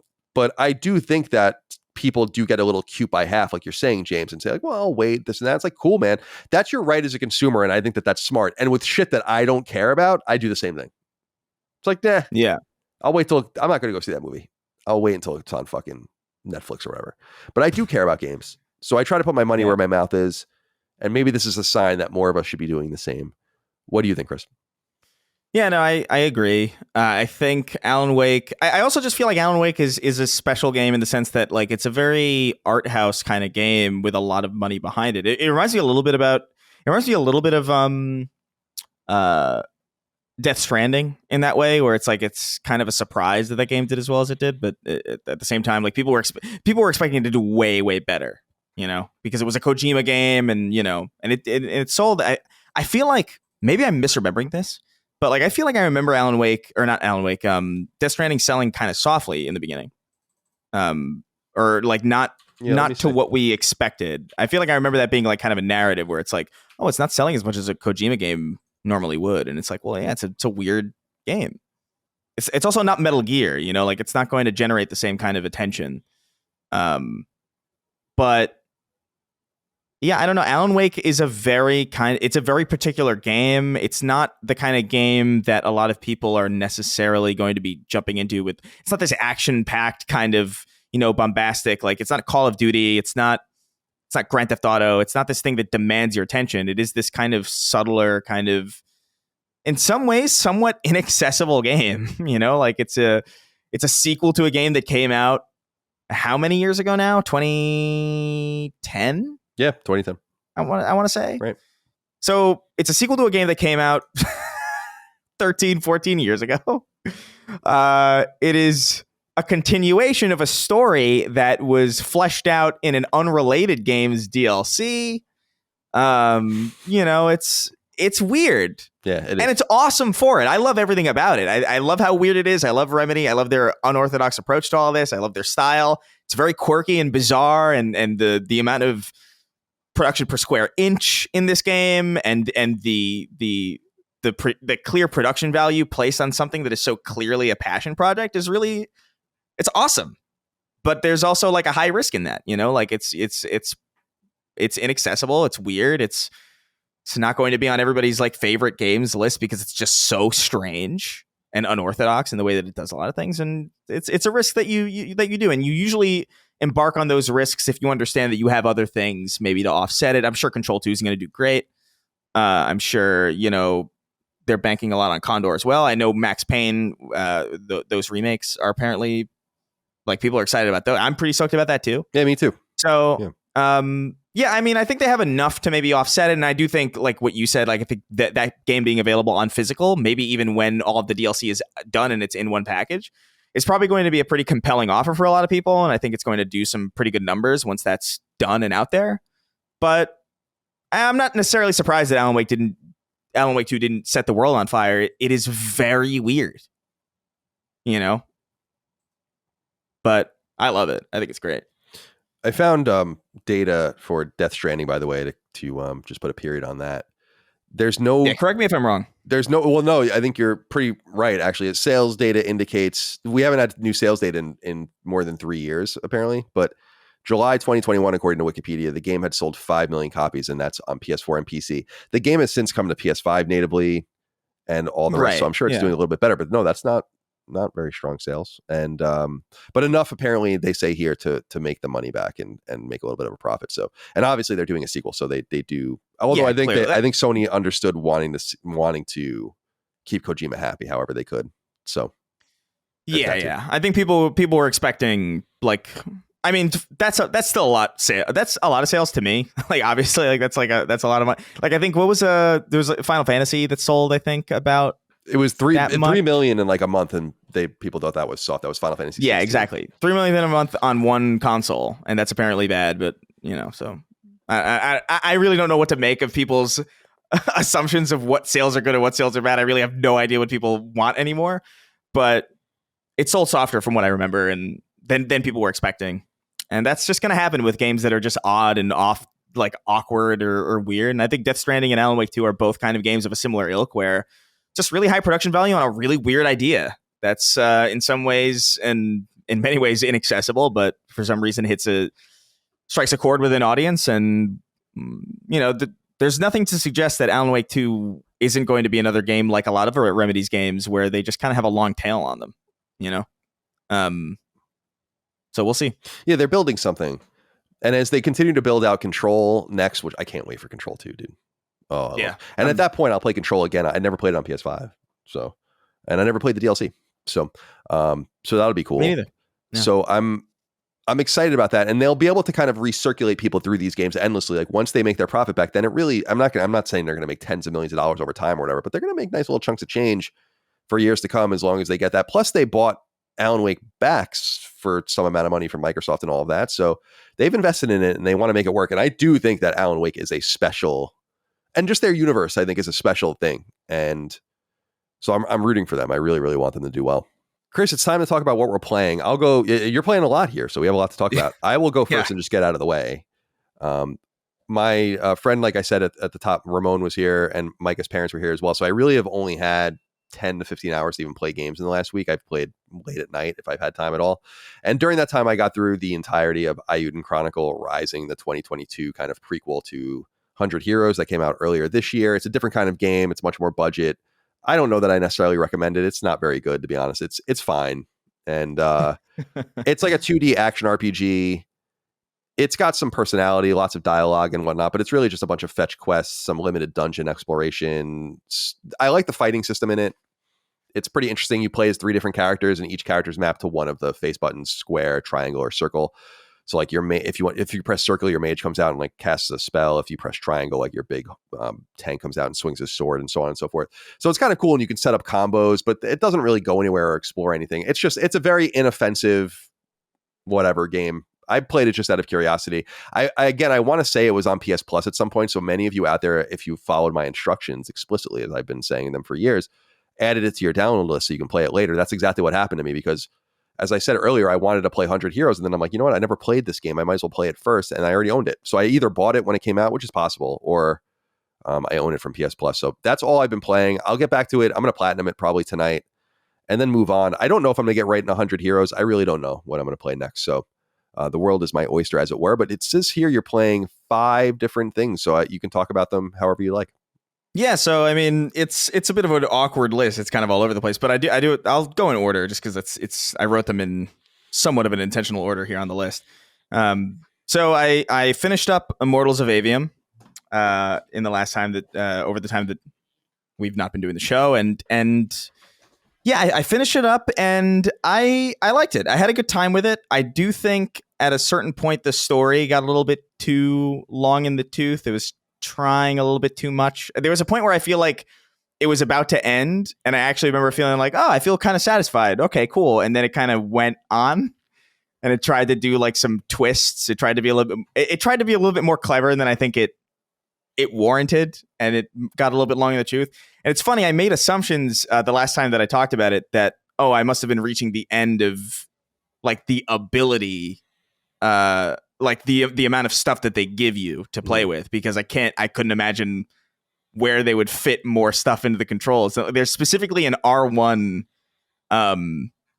There's specifically like a type of magic that you use by holding R1 and then hitting the face buttons.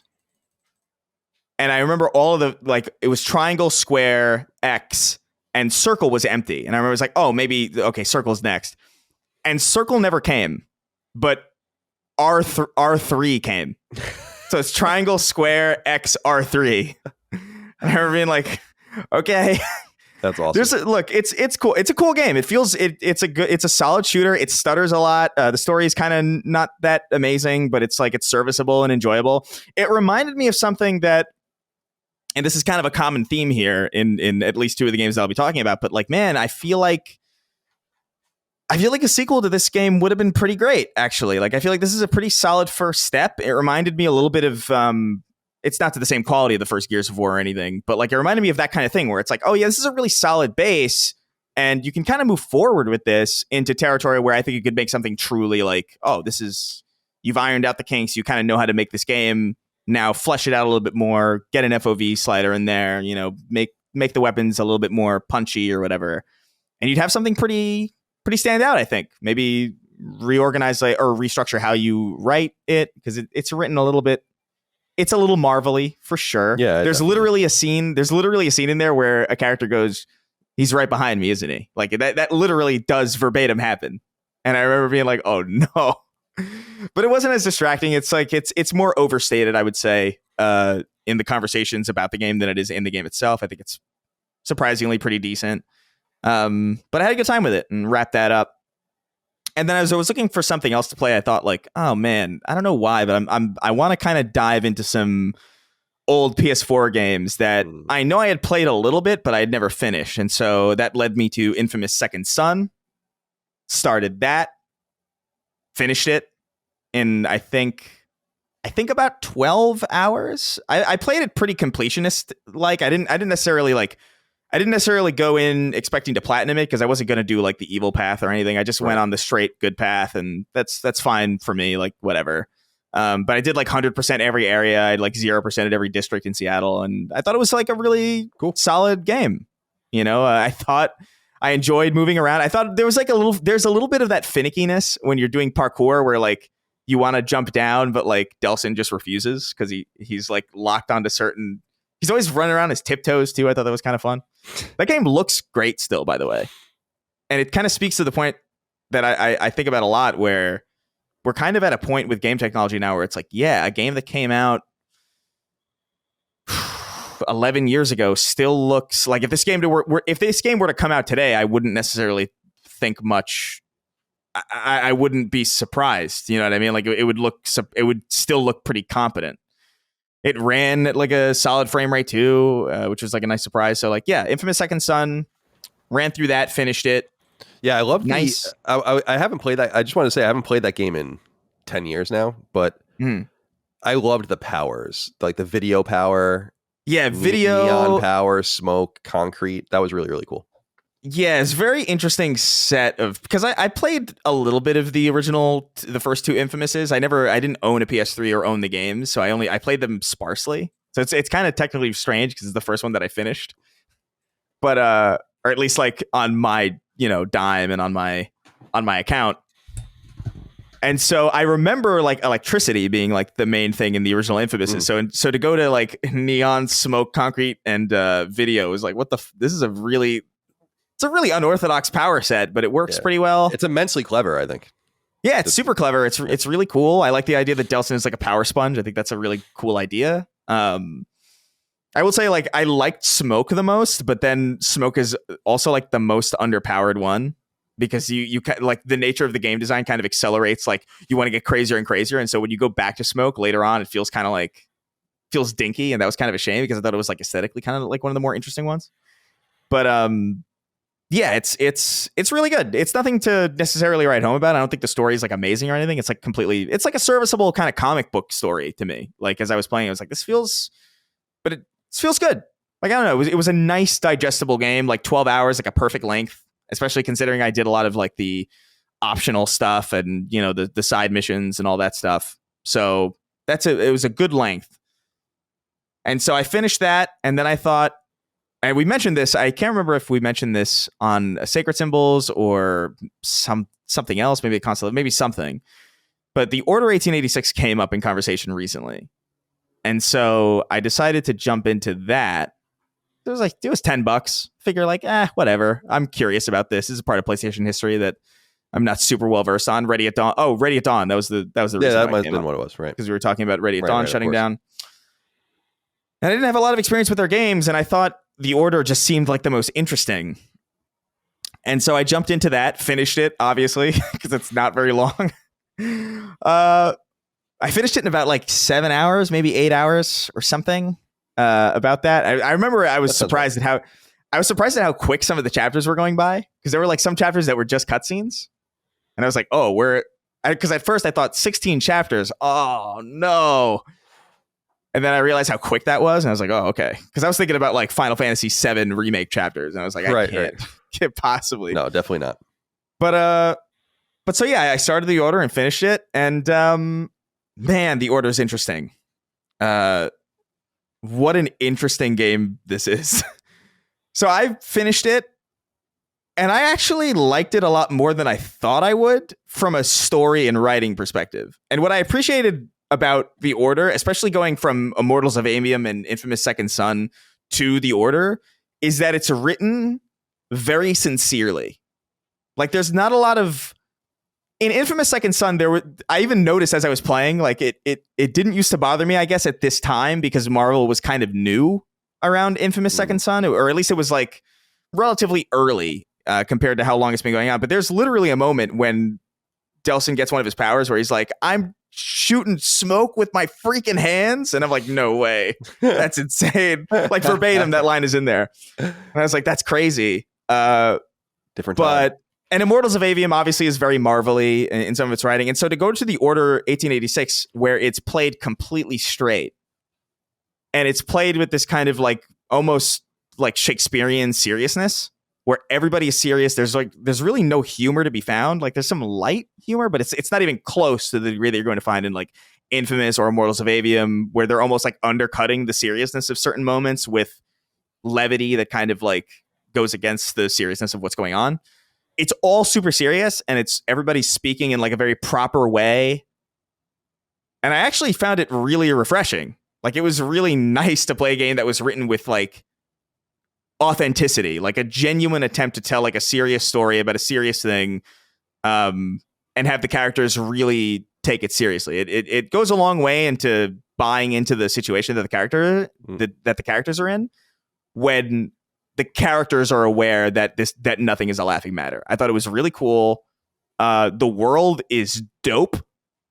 The idea that Nikola Tesla makes you shit. The second Nikola Tesla showed up, I was like, oh, I'm going to like this. Because it's historical fiction now. Like, I didn't necessarily put that together for some reason. I guess whenever I saw The Order, I just kind of assumed that it was like, I don't even know. Like, I thought it was like some almost like fable in some way, where it's like, it's England from a long time ago, but not really. It's like Albion or like something. But like, no, it's straight up, it's straight up these places.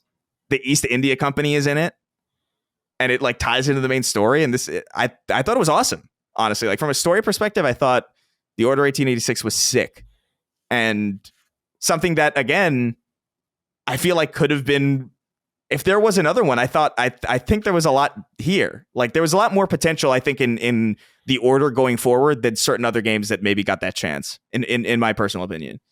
Because that world is awesome. The characters are awesome. I dig this vibe, like, a lot. What I didn't dig was this horrendous aspect ratio, where there's these thick black bars at the top and bottom of the screen to make the game look cinematic, but in reality just completely hampers what you can and can't see in a way that's really irritating, especially for a third-person cover shooter. I had the most fun with The Order when I wasn't playing it. Interesting. Which is not ideal. But it's not something that couldn't be fixed, is what I'm saying. Like, that's kind of the thing. It's like, I feel like the same exact writing, the same exact story moved forward, but like, listen, get rid of the black bars, maybe tighten up the controls a little bit, bump up the frame rate. And I think you would have had something that was like pretty comparable to like something of Gears of War quality, like, sincerely. Like, I really think there's something special with The Order. And we're never going to see that really again. But it's not one of these games that I think is like, oh, it's like a misunderstood gem. I do think that aspect ratio and that choice was just like a bad idea. Because there are points where I was like in cover and I was trying to see like the enemies, and I couldn't, because I straight up like I would have like one sliver of above cover and then like whatever was available there, and then the black bars would start. But I would see all of Galahad, as if I needed to see all of Galahad from behind cover. It's just a bizarre. Yeah, it's interesting. But it's not. Yeah. But it's not unfixable. Like, it's just I really think small tweaks to that game would have changed the perception of that game entirely. Not from a value proposition, because again, $60 for that short of a game, probably back then, especially early on in the PS4, probably would have still been a problem. But I think there would have been a lot more to like if the game just functioned in its gameplay moments a lot more than it does. Because sometimes I remember I bumped the difficulty down to like easy at the end because I was just getting like, this is getting annoying. I can't even really see anything that I'm shooting at. I'm getting hit by snipers that literally I cannot see because they're in a black bar at the top of my screen. And it just wasn't worth it from a challenge aspect. But the Order 1886 is sick.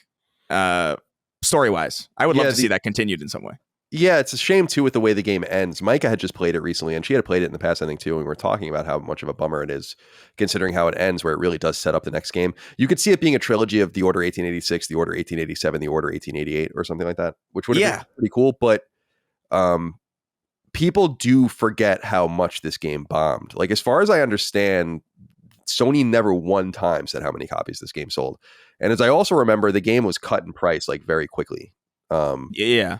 So I just think that like it wasn't there at the time. And unfortunately, revisionism, and I'm not saying anyone's wrong for doing this, you just did it, but like buying a $10 or $20 copy of the game 10 years later is not exactly helpful, you know? Like, right. No, of course. Yeah. I mean, I didn't even have a PS4 at the time, so like I wasn't even in the conversation really when this game came out.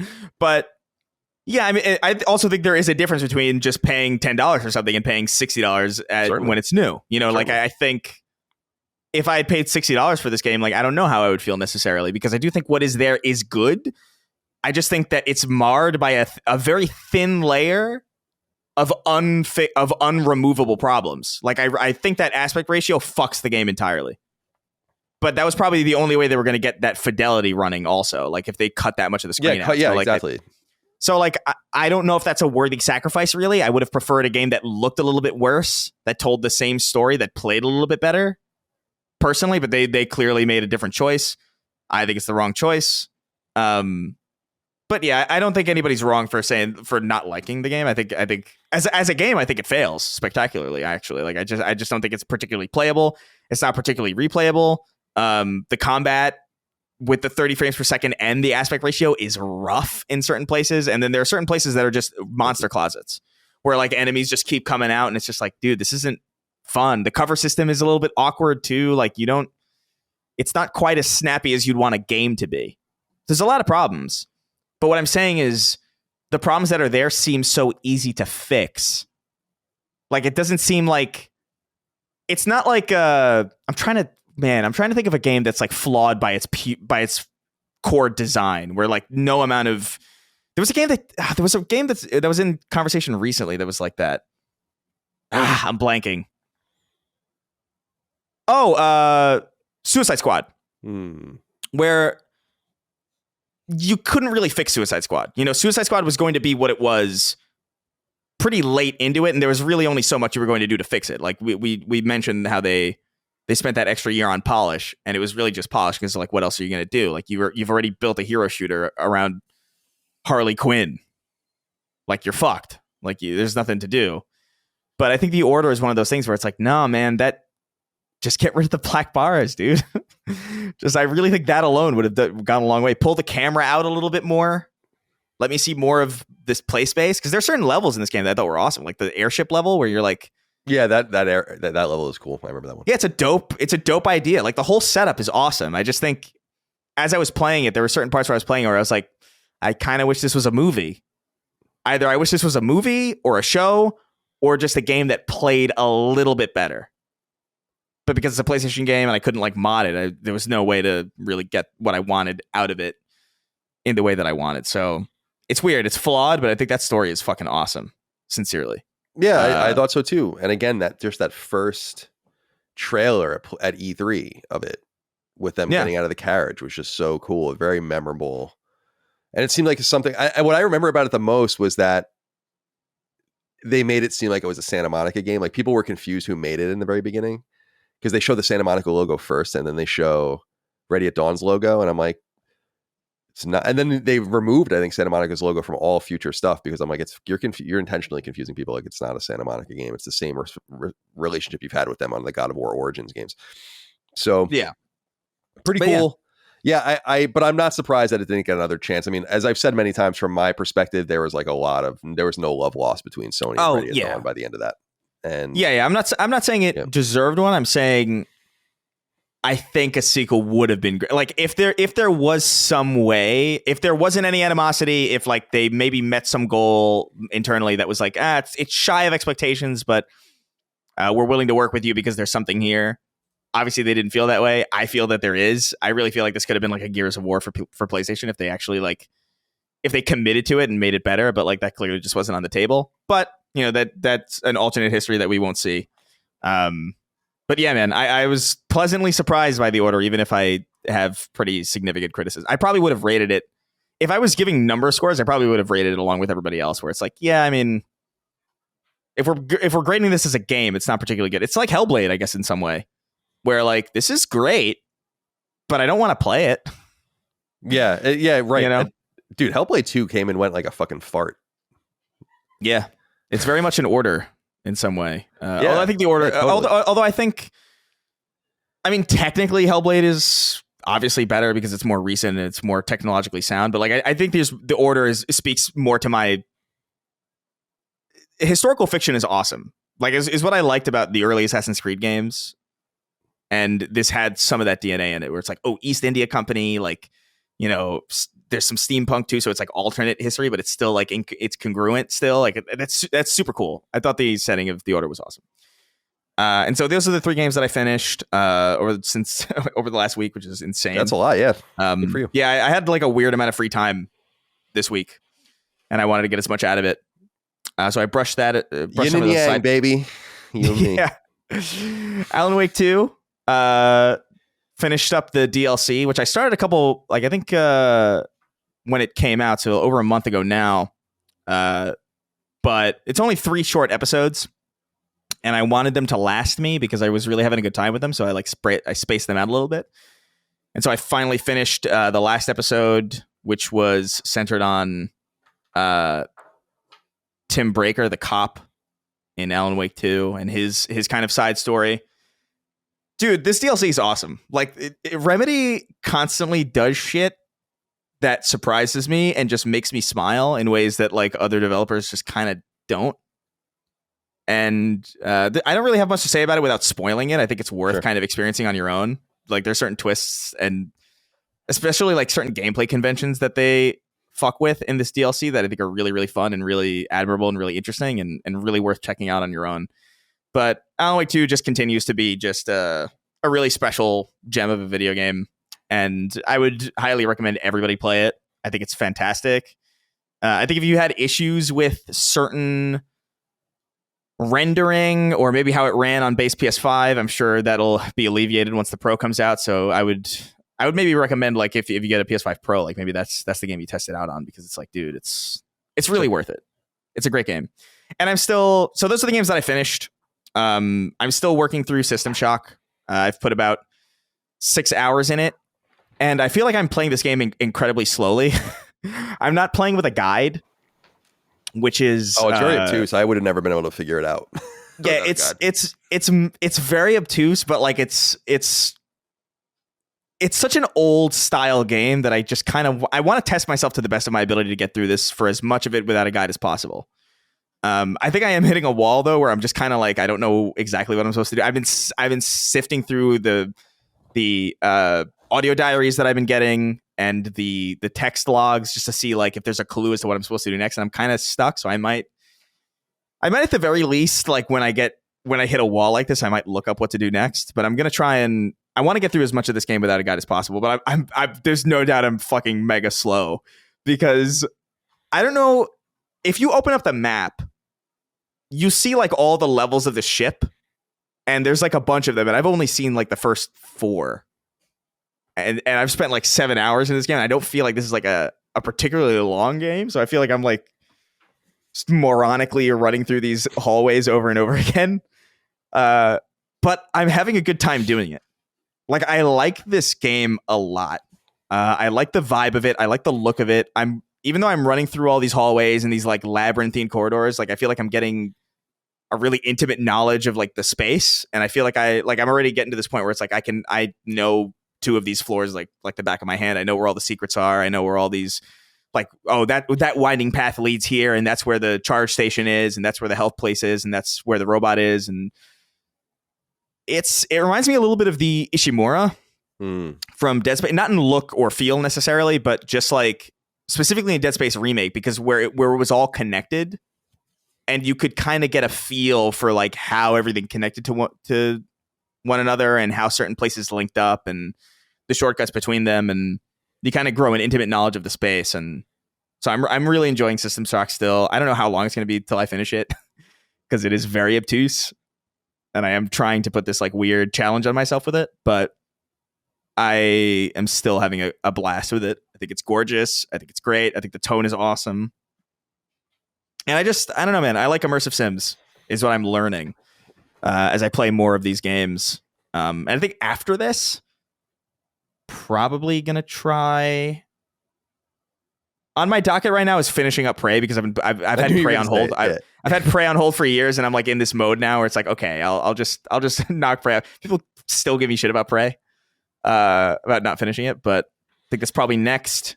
And then maybe Sly Cooper, because I've never played Sly Cooper either, and I'm on this kind of weird journey of going through old PlayStation games, so I figure I might as well. The first Sly is very good, dude. I think you would actually really like it. It's a very strong game, in my opinion. Yeah, I mean, I probably will. I'm a little bit worried because it's such a esteemed game that I'm like, sometimes when I play these old games, these storied games, I'm worried about like playing them and being like, oh no, I don't like it. But I don't know if that's really... Sly seems like right up my alley. I really only missed out on it because I wasn't really paying attention to PS2 around the time it came out. But yeah, that's my extensive list of the things I've been dabbling in the last week. I've also been I've been doing some other stuff too. Like I've been streaming. I'm trying to platinum War of the Monsters because it's just a weird. Oh, nice.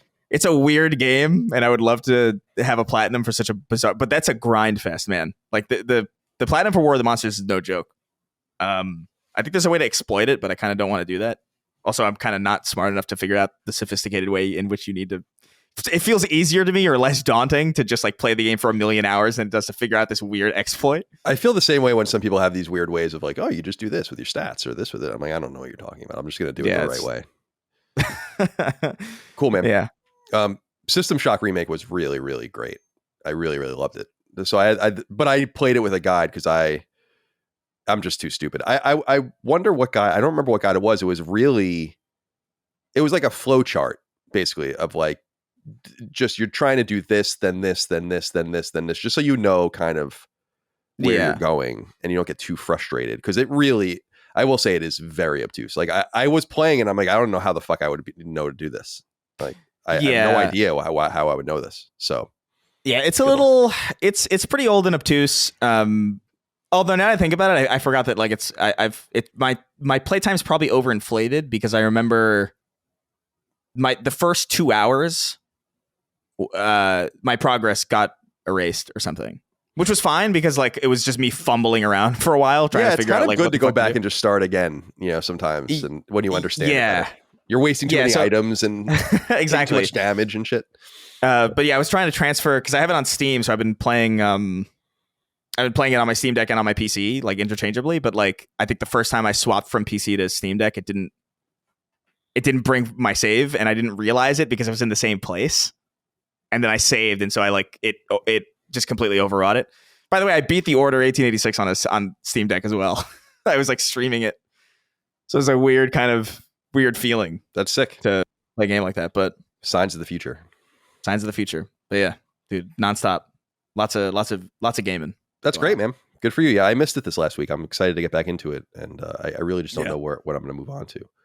I'm looking at something on my desk that is like, it looks like it's hovering. What the fuck? What are you talking about? That is an insane thing to hear. Yeah, I'm going to take a picture of it and send it to you. I can see what's happening now. It's like my slime calendar. Oh, the way you're describing it is so not, because you're describing it like, oh, look, there's like a little alien hovering over there's like a weird anomaly happening over but you're so chill about it. Yeah, I sent it to you, but I'll show it to everyone. It's just stupid, but from my perspective, I'm like, holy shit, what's going on here? Oh, that's the wrong picture. There we go. Oh, that looks really strange. Yeah, I was like, it's here. I'll pull it up to What the hell is it? I Is see it this always in the like that? corner, and it's like just sitting there, like on the side, but it's just barely hanging on. What is that perspective? What's happening? Is it just against the wall, I guess? Yeah, it's just against that wall. It's just a deceptive sort of thing. Anyway, I'm sorry about that. That was a totally unnecessary aside to our show. All right. Let's get into the news. There's 3 items this week. We can get through them somewhat quickly. One of them is pretty big, though. I wanted to give it a little bit of a fleshed out write-up, and then we'll get into the other 2. We'll get into listener inquiries, wrap this thing up, and go on our merry way. Sure. Right. Number 1.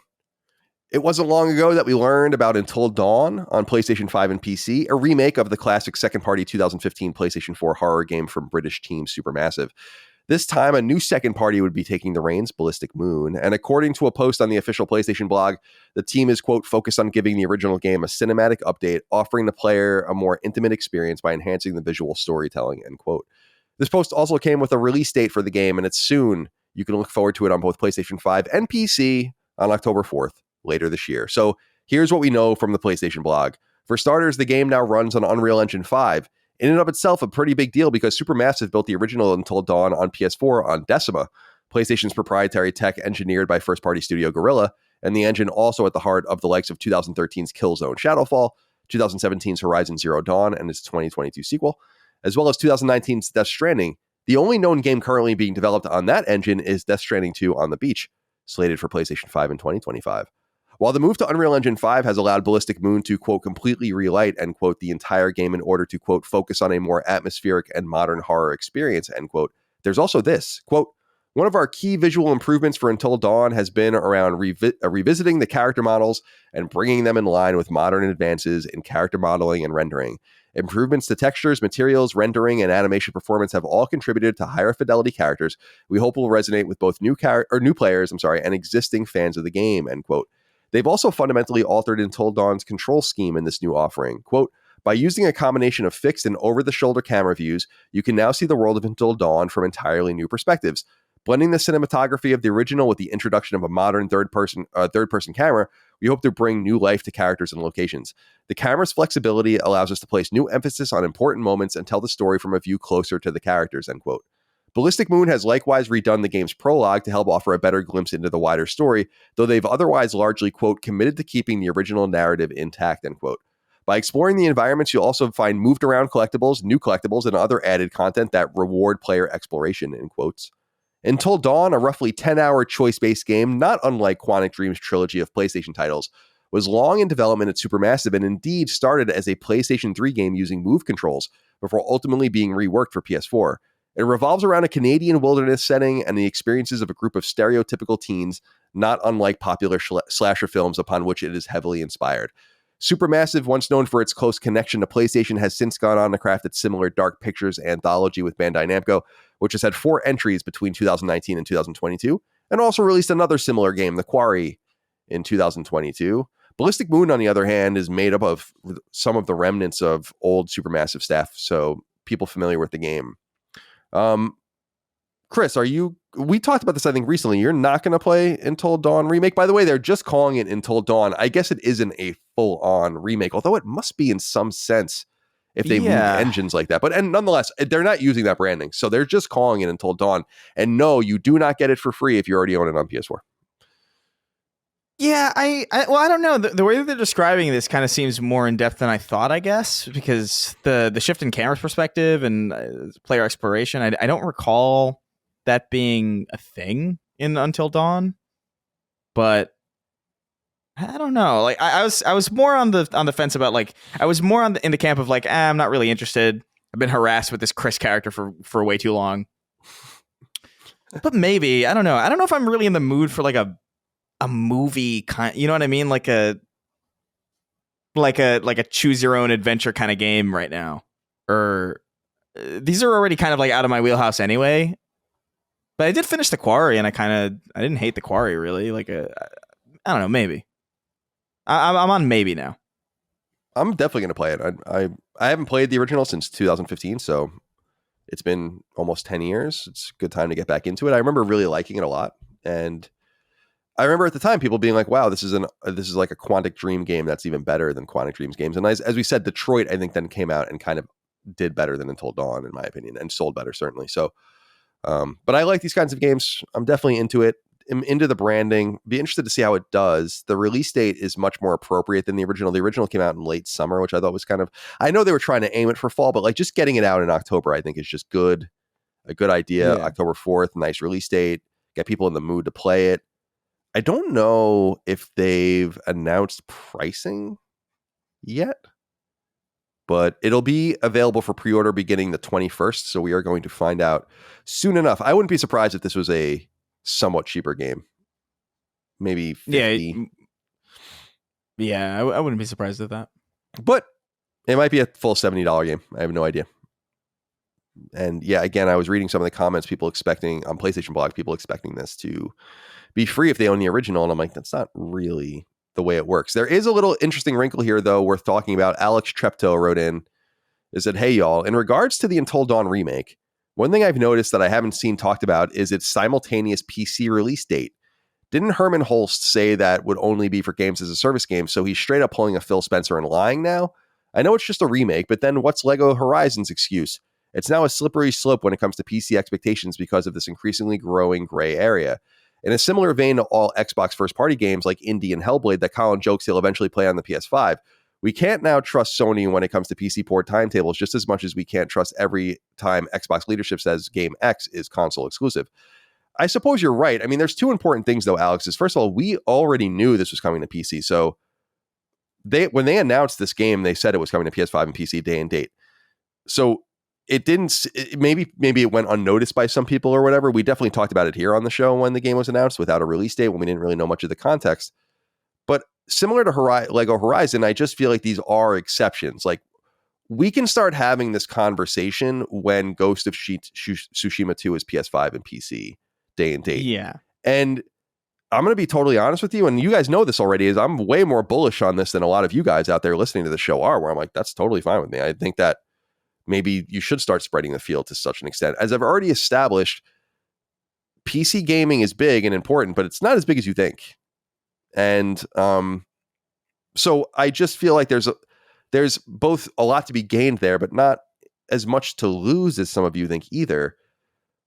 I was going to call it Days Gone. Until Dawn came out in 2015. It's been a PlayStation exclusive for 9 years. It's coming to PS5 and PC. I just don't think it's that big of a deal. I think it's a way to make a little bit more money, and so they can make the games that we want to see. When these games start coming to Xbox or something like that, which I still don't think would really happen, but maybe it would one day, then maybe you have a conversation about things kind of decaying or breaking down. But I just don't see it the same way. I see a PC as a growth platform that's not necessarily a Venn diagram competition with Sony and its PlayStation ecosystem.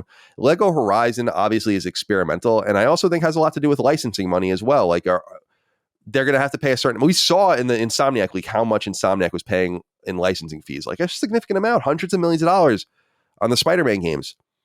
You know, there might be like an imperative with something like a Lego game that's would otherwise be on everything to be just a little more flexible than strictly exclusive. It makes it a little less risky. So I just don't think we can read into these like this. I think we have to see when The Last of Us Part 3 or Spider-Man 3 or Wolverine or Death Stranding 2 or whatever, one of these games comes to PC the same day as PS5, then we will definitely start having the conversation you want to have now. But I just think it's a little early, and I'd like to have the conversation because I think it would be a good idea. But that's where I stand. Yeah. My question is, I have one question, and maybe you know the answer to this. The Last of Us Part 1, was that PC? Was that day and date? Was that PC PS5? No, I don't think so. I think the PC version came later. I'll look that up real quick. Yeah, I guess it is a little bit strange because for me, I was about to say, because I remember these being simultaneous, but I also wasn't paying that close attention. Because the thing that I remember most about The Last of Us Part 1 was that the PC port had like a really fucked up, had all those, everything was wrong with it. Joel had like a PS1 beard and he was sweating profusely. That's still one of my favorite things is just the sweating. It's so good. It is great. But I guess because the PC port, the PC port was kind of like pretty close, or at least relative to what we expect from PlayStation first party to PC. It's usually like a couple of years. This one I think was about a year or maybe a little bit less than. The Last of Us Part 1 came to PlayStation 5 September 2nd, 2022. and then to Windows March 28th, 2023. But I think that they were originally announced together, and I think they got separated later in development. But I don't know. I don't know if that's for sure true or not. Yeah, I guess my read on the situation is that like usually the cadence is that you put out a game on PlayStation, and then many years later, probably around the time the sequel is about ready to drop, the first game shows up on PC. And that seems to be the general cadence. Not exactly always, but it's generally kind of the rule of thumb is that like it takes a while for these games to come to PC after they've been bled dry on their main console. The Last of Us Part 1 is kind of the outlier there, I guess, because it's a very short time after it comes to PlayStation that it comes to PC. And I think the reason for that is just because it's a remake. It's a redux of something that exists already. And I think that's probably why this is happening with Until Dawn as well, where it's like, if you really want to think about it, like if you really think about it, Until Dawn is coming to PC after many, many, many, many, many years on PlayStation. And what we're getting now is just kind of this redux version that is not really substantially different, but different enough to maybe justify another double dip from people on console and also to open up the doors for people on a separate platform.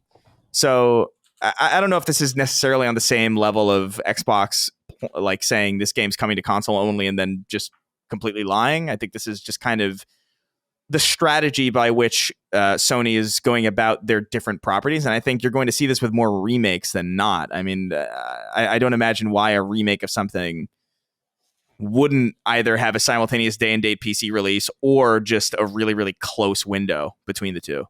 That seems to be the strategy based on the two games that we've seen so far. That seems like the route they're going. There seems to be a tension here with some PlayStation fans that needs to be dealt with at some point, because much like I inevitably say, like these Xbox games are going to come to PlayStation, it's inevitable also that PlayStation games are going to go to PC more and more. Like you just need to accept that. It's good for this brand for that to happen. And again, when you start seeing PlayStation games on a regular basis on Xbox or Switch, then we can have that conversation. Okay. Number 2. This is a quick one. And it begins like this. As it does each and every month, Sony has revealed the most purchased and top downloaded games on the PlayStation Network via the PlayStation Store, this time for the month of July 2024 here in these United States.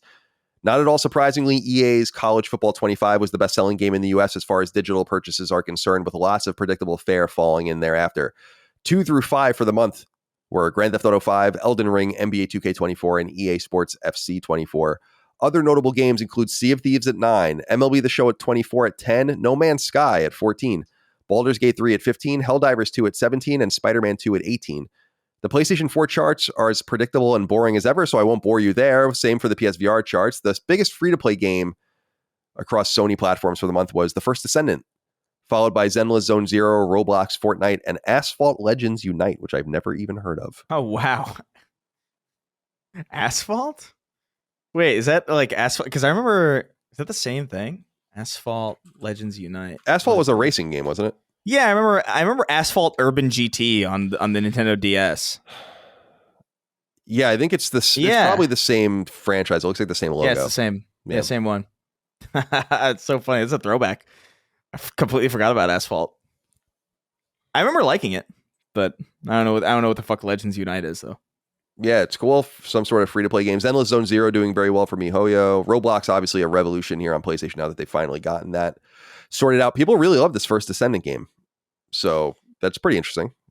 Yeah, I'm curious as to... Because it seems one of these games that's kind of like a flash in the pan. It doesn't seem like there's much to do about it outside of the fact that it just has naked people in it. Yeah. That's like it seems to be... That's my vibe as well. Yeah, it just seems like like somebody was like, there's a market. The Gooners aren't being served by free to play, and we have a chance here. It's kind of what it seems like. I don't know if there's. I've seen some gameplay of the First Descendant, and I gotta say it looks fucking really not good. From my subjective opinion, but I mean, God bless people who enjoy it. It's doing well. Yeah, that's all I ever see. Are like the people like, look at this character's ass and shit like that. I'm like, all right, yeah. If that's what makes you happy. I guess for free, it's not a bad deal. It's like, all right. Yeah, sure.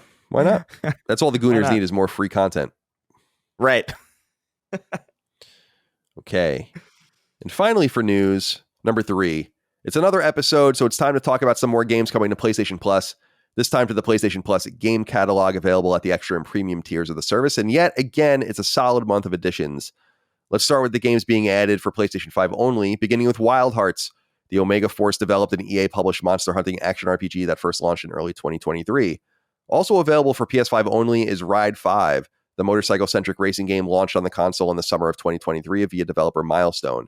Meanwhile, there are a number of PS4 only games coming to the service as well, which can actually be played on PlayStation 5 should you prefer. 2016's open world game Watch Dogs 2 from Ubisoft, 2018 fighting game Naruto to Boruto, which I know I'm saying really badly, Shinobi Striker from developer CyberConnect, and 4 separate anime-inspired Sword Art Online action RPGs also from Bandai Namco. 2016's Hollow Realization, 2018's Fatal Bullet, 2020's Alization Lycoris, and I said end here, 2023's Last Recollection, the latter also being available on PS5. It's very interesting that Google didn't pick that up, isn't it? It's kind of bothering me a little bit. I'm going to go ahead and delete that. This is what I'm saying, man. Yep. Google Unreliable. Google thinks a JPEG of Mario is Bethesda Game Studio, so like, it's not very fucking Muppets. And then there are the cross-generation games available natively on PS4 and PS5 alike. The biggest of the bunch there is The Witcher 3 Wild Hunt. First launched on PS4 in 2015 and ported natively to PlayStation 5 in 2022. The other cross-platform game to speak of is popular 2022 roguelike Cult of the Lamb from Massive Monster. Meanwhile, if you have PlayStation Plus Premium, specifically the highest tier, you'll also gain access to a lone PSVR 2 game, Vacation Simulator, first launched on the original PSVR in 2019 and ported to its successor at launch. And as for some of the classic offerings, there are those too, again relegated to the premium tier unless you want to buy these a la carte. Interestingly, one of these games is actually a native PlayStation 4 title in 2015's Sword Art Online Lost Song, which also came to PS3 and Vita at the same time, and which is only available as a streaming option, indicating this may actually be the PS3 port. But then there's this. All 3 Time Splitters first-person shooters from the PlayStation 2 era, included in your subscription or available to purchase separately. This includes the PlayStation 2 launch game Time Splitters from 2000, as well as its 2002 sequel, Time Splitters 2, and the third and final entry, Time Splitters Future Perfect from 2005. All 3 games were made by now-defunct studio Free Radical Design, which you may remember was briefly revived by Embracer to make a 4th Time Splitters game before being shuttered again in late 2023. All of these games will arrive on their respective tiers on August 20th, which is the same time the Time Splitters trilogy can be purchased or played as well. According to website True Trophies, the following games are likewise set to leave PlayStation Plus Extra's game catalog on August 20th. NBA 2K24, Sea of Stars, Trials of Mana, Lost Judgment, Destroy All Humans 1 and 2, Spellforce 3, and Need for Speed Unbound. What do you think of this collection of games? This is pretty nice. I don't use PlayStation Plus Extra. I will certainly be buying those Time Splitter games, though, myself. Oh, yeah. Yeah, easily. Yeah, I think Time Splitters is the more exciting thing here because it is so, that is a storied series. I only have, I think we went over it, but like on an episode of something, but like I've played one of the Time Splitters. I think it was Time Splitters 2. Not extensively, but being able to play those on modern hardware and have the whole... What the fuck? Shut up, Siri. Are you serious? Did I even say... Whatever. I don't know. Always listening, these freaks. But no, I think this is a solid month. You know what? Watch Dogs 2, I played a little bit of it and I kind of put it down and it wasn't feeling it. But I've been like weirdly curious about it lately. I don't know why. Because I thought the first Watch Dogs game I remember being like, I kind of like this. It's like whatever. I think a second game could be pretty cool. And then the second game came out and the vibe was just totally wrong. Like I didn't like that the wacky hackers and it like was the like weird hackers mask in San Francisco kind of thing. Yeah, it was just too much for me. But like I don't know, maybe I was like harsh on it. But if it's available, but I also might have it on PlayStation anyway, so this might not make a difference. But I feel like everything available here is pretty good. I like the fact that PS2 is getting some more stuff, you know, and more consequential stuff. Sure. More importantly, I think, you know. Yeah, Time Splitters is cool. I Time Splitters came up in some context because I was saying that I bought a copy of it for my friend and it was all fucked up because he like dropped it in a water or something like that. Right. Like the disc worked, but like it was all ratty, the case. And I think I own the second one as well, but I never played the third one. So, and I haven't played any of this shit since high school. I don't think so. It will be fun to go back and experience these. The classics, I must admit, are starting to stack up such that it's like, damn, there are probably 8 or 10 of these that I'd really like to sit down and play all the way through. Just don't really have the time to do so. Yeah. But I will. I think maybe the holiday season, like I can knock out like Resistance Retribution, Killzone Liberation, Siphon Filter, Twisted Metal 2, like a bunch of these over the holidays pretty quickly, I think, if I wanted to. We'll see what happens. All right. Let's get into listener inquiries. And we have 6 of these. Sorry, I'm just writing this. There we go. Timestamp. 6 questions, comments, concerns, thoughts, and ideas from the audience over on Patreon. Patreon.com/lastdaymedia. I put up a thread in the newsfeed each week for Sacred Symbols. You put your inquiries in there. That's what you've been hearing throughout the show from the audience. And then I take 6 more of them, put them at the end of the show here. We get through them. Let's do so now. Nathan Densley wrote in and said, hello, CNC. My newest DualSense, Cosmic Red, was my 3rd PS5 controller to get stick drift in the left stick as always. I totally understand wear and tear is natural for any device with moving parts, but when is this problem going to get solved? Even after these class actions, the problem persists with the Switch's Joy-Cons and the PlayStation controllers. I went through 4 DualShock 4s with my PS4, at now $95 Canadian per DualSense to replace.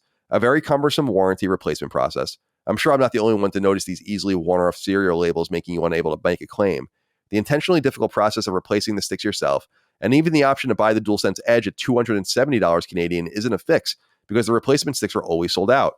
My questions are, how long until my frustration and disappointments with a single part of the hardware starts bleeding into my view of the product as a whole? Am I alone in this sentiment? And what do you guys know about the stick drift problem? Why does it happen so much? I have very specific opinions on this that I've shared in the past. And I wanted to bring this up. Nathan, I recognize your name. You've been a listener for a long time. I wanted to bring this up. If you are on your 4th PS5 controller, what are you doing to that controller? Seriously. Yeah. Like, you said you had all these Joy-Cons replaced and all of the rest. It's not that you're wrong. It's not that it should be up to you to play a certain way, but you're definitely playing with your controller aggressively if you're carving through them like that. I'm sorry. Like, I play more than almost anyone you'll ever meet. And yeah, I do replace my controllers. I was saying I replace them every year or so. It doesn't mean that I like stop using the one I was using.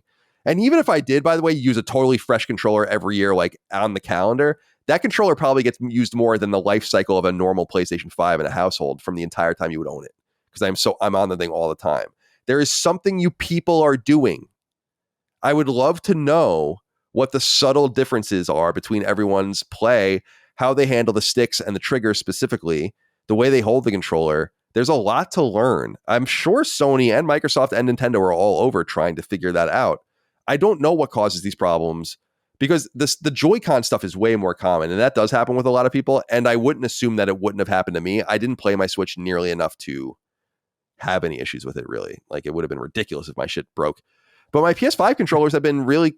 My PS4, they loosen up, right? They become a little less reliable, but they work.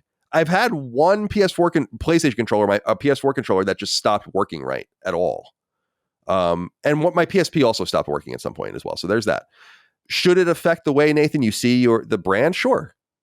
But that's a pretty heavy churn through controllers. You are definitely, and it's always, you said it's always the left stick. You're the common component between all of the controllers on both of those things in some sense, in my opinion. Mm-hmm. So I would also be easier on the controller, in my opinion. Nathan, don't get mad at me. Chris, what do you think? Am I right or wrong about this? No, I think there's probably an accurate case to be made there, because I've had a lot of controllers, and I replace controllers pretty regularly. Like I don't know. I have a problem, I think, with I like a new controller. There's just something about it, especially like when Xbox was doing that design lab thing. I was doing that a lot. Like I think I made like 3 custom controllers just because I wanted to do it. And it's just like a neat thing that you could do. And I also just wasn't sure how long that was going to be available for. It just kind of seemed like a too good to be true kind of thing. Where I was like, I'm going to make the ones that I want to make, and then and then that'll be good. I think I made one for like a friend too. But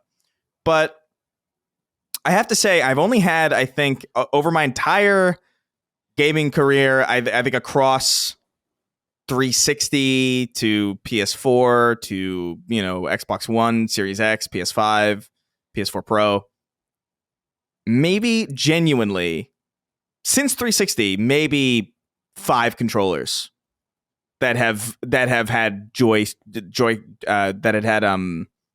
drift. It's a pretty rare thing, and I play a lot on all sorts of things. And like I have my Xbox Series controller plugged into my PC constantly, which probably is not good for it, by the way. I just don't like unplugging it because every time I unplug it, it turns my Xbox on. So I'm like, no. Oh, interesting. No, you're staying.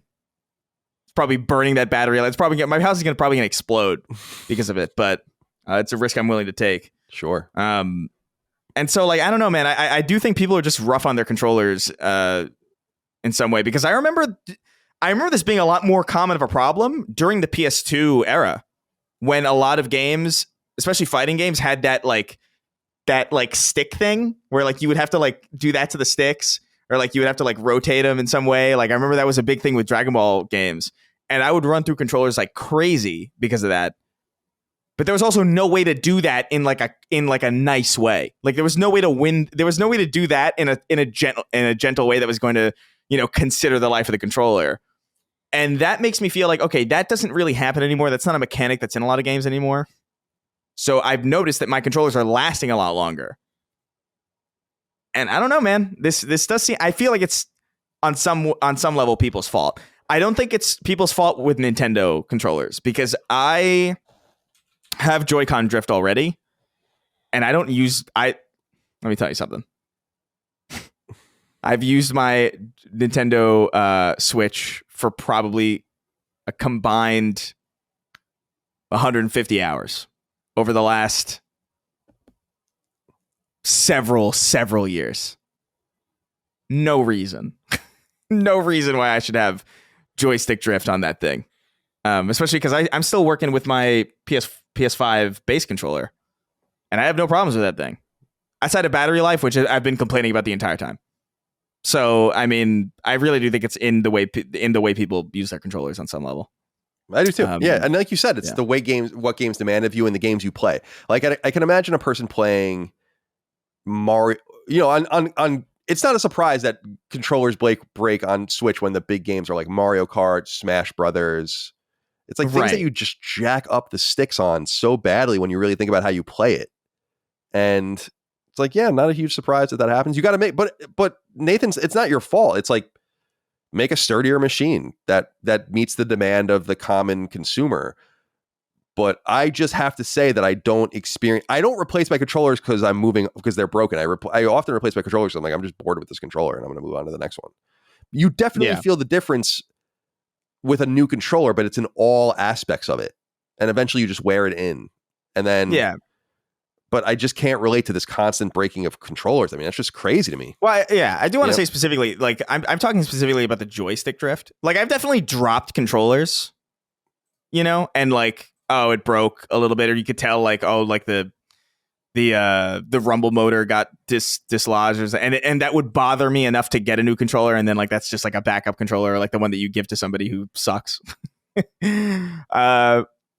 But yeah, I mean, it's fine for a controller to break, I guess. It's just like this joystick drift specifically is like a weird problem. I'm almost curious to know, like, if a lot of these, like, what is the controllers that break? Do the people who use those controllers, like, what is the most common game among them? Right. That's what I would like to know. Like, I would love to know that. Like, is it fighting games? Maybe, I don't know. Maybe fighting games are probably less because, like, you probably don't use the sticks as much at all on fighting games. So, like, racing game? I don't know. I'm so curious. I don't know. Things that just require crazy.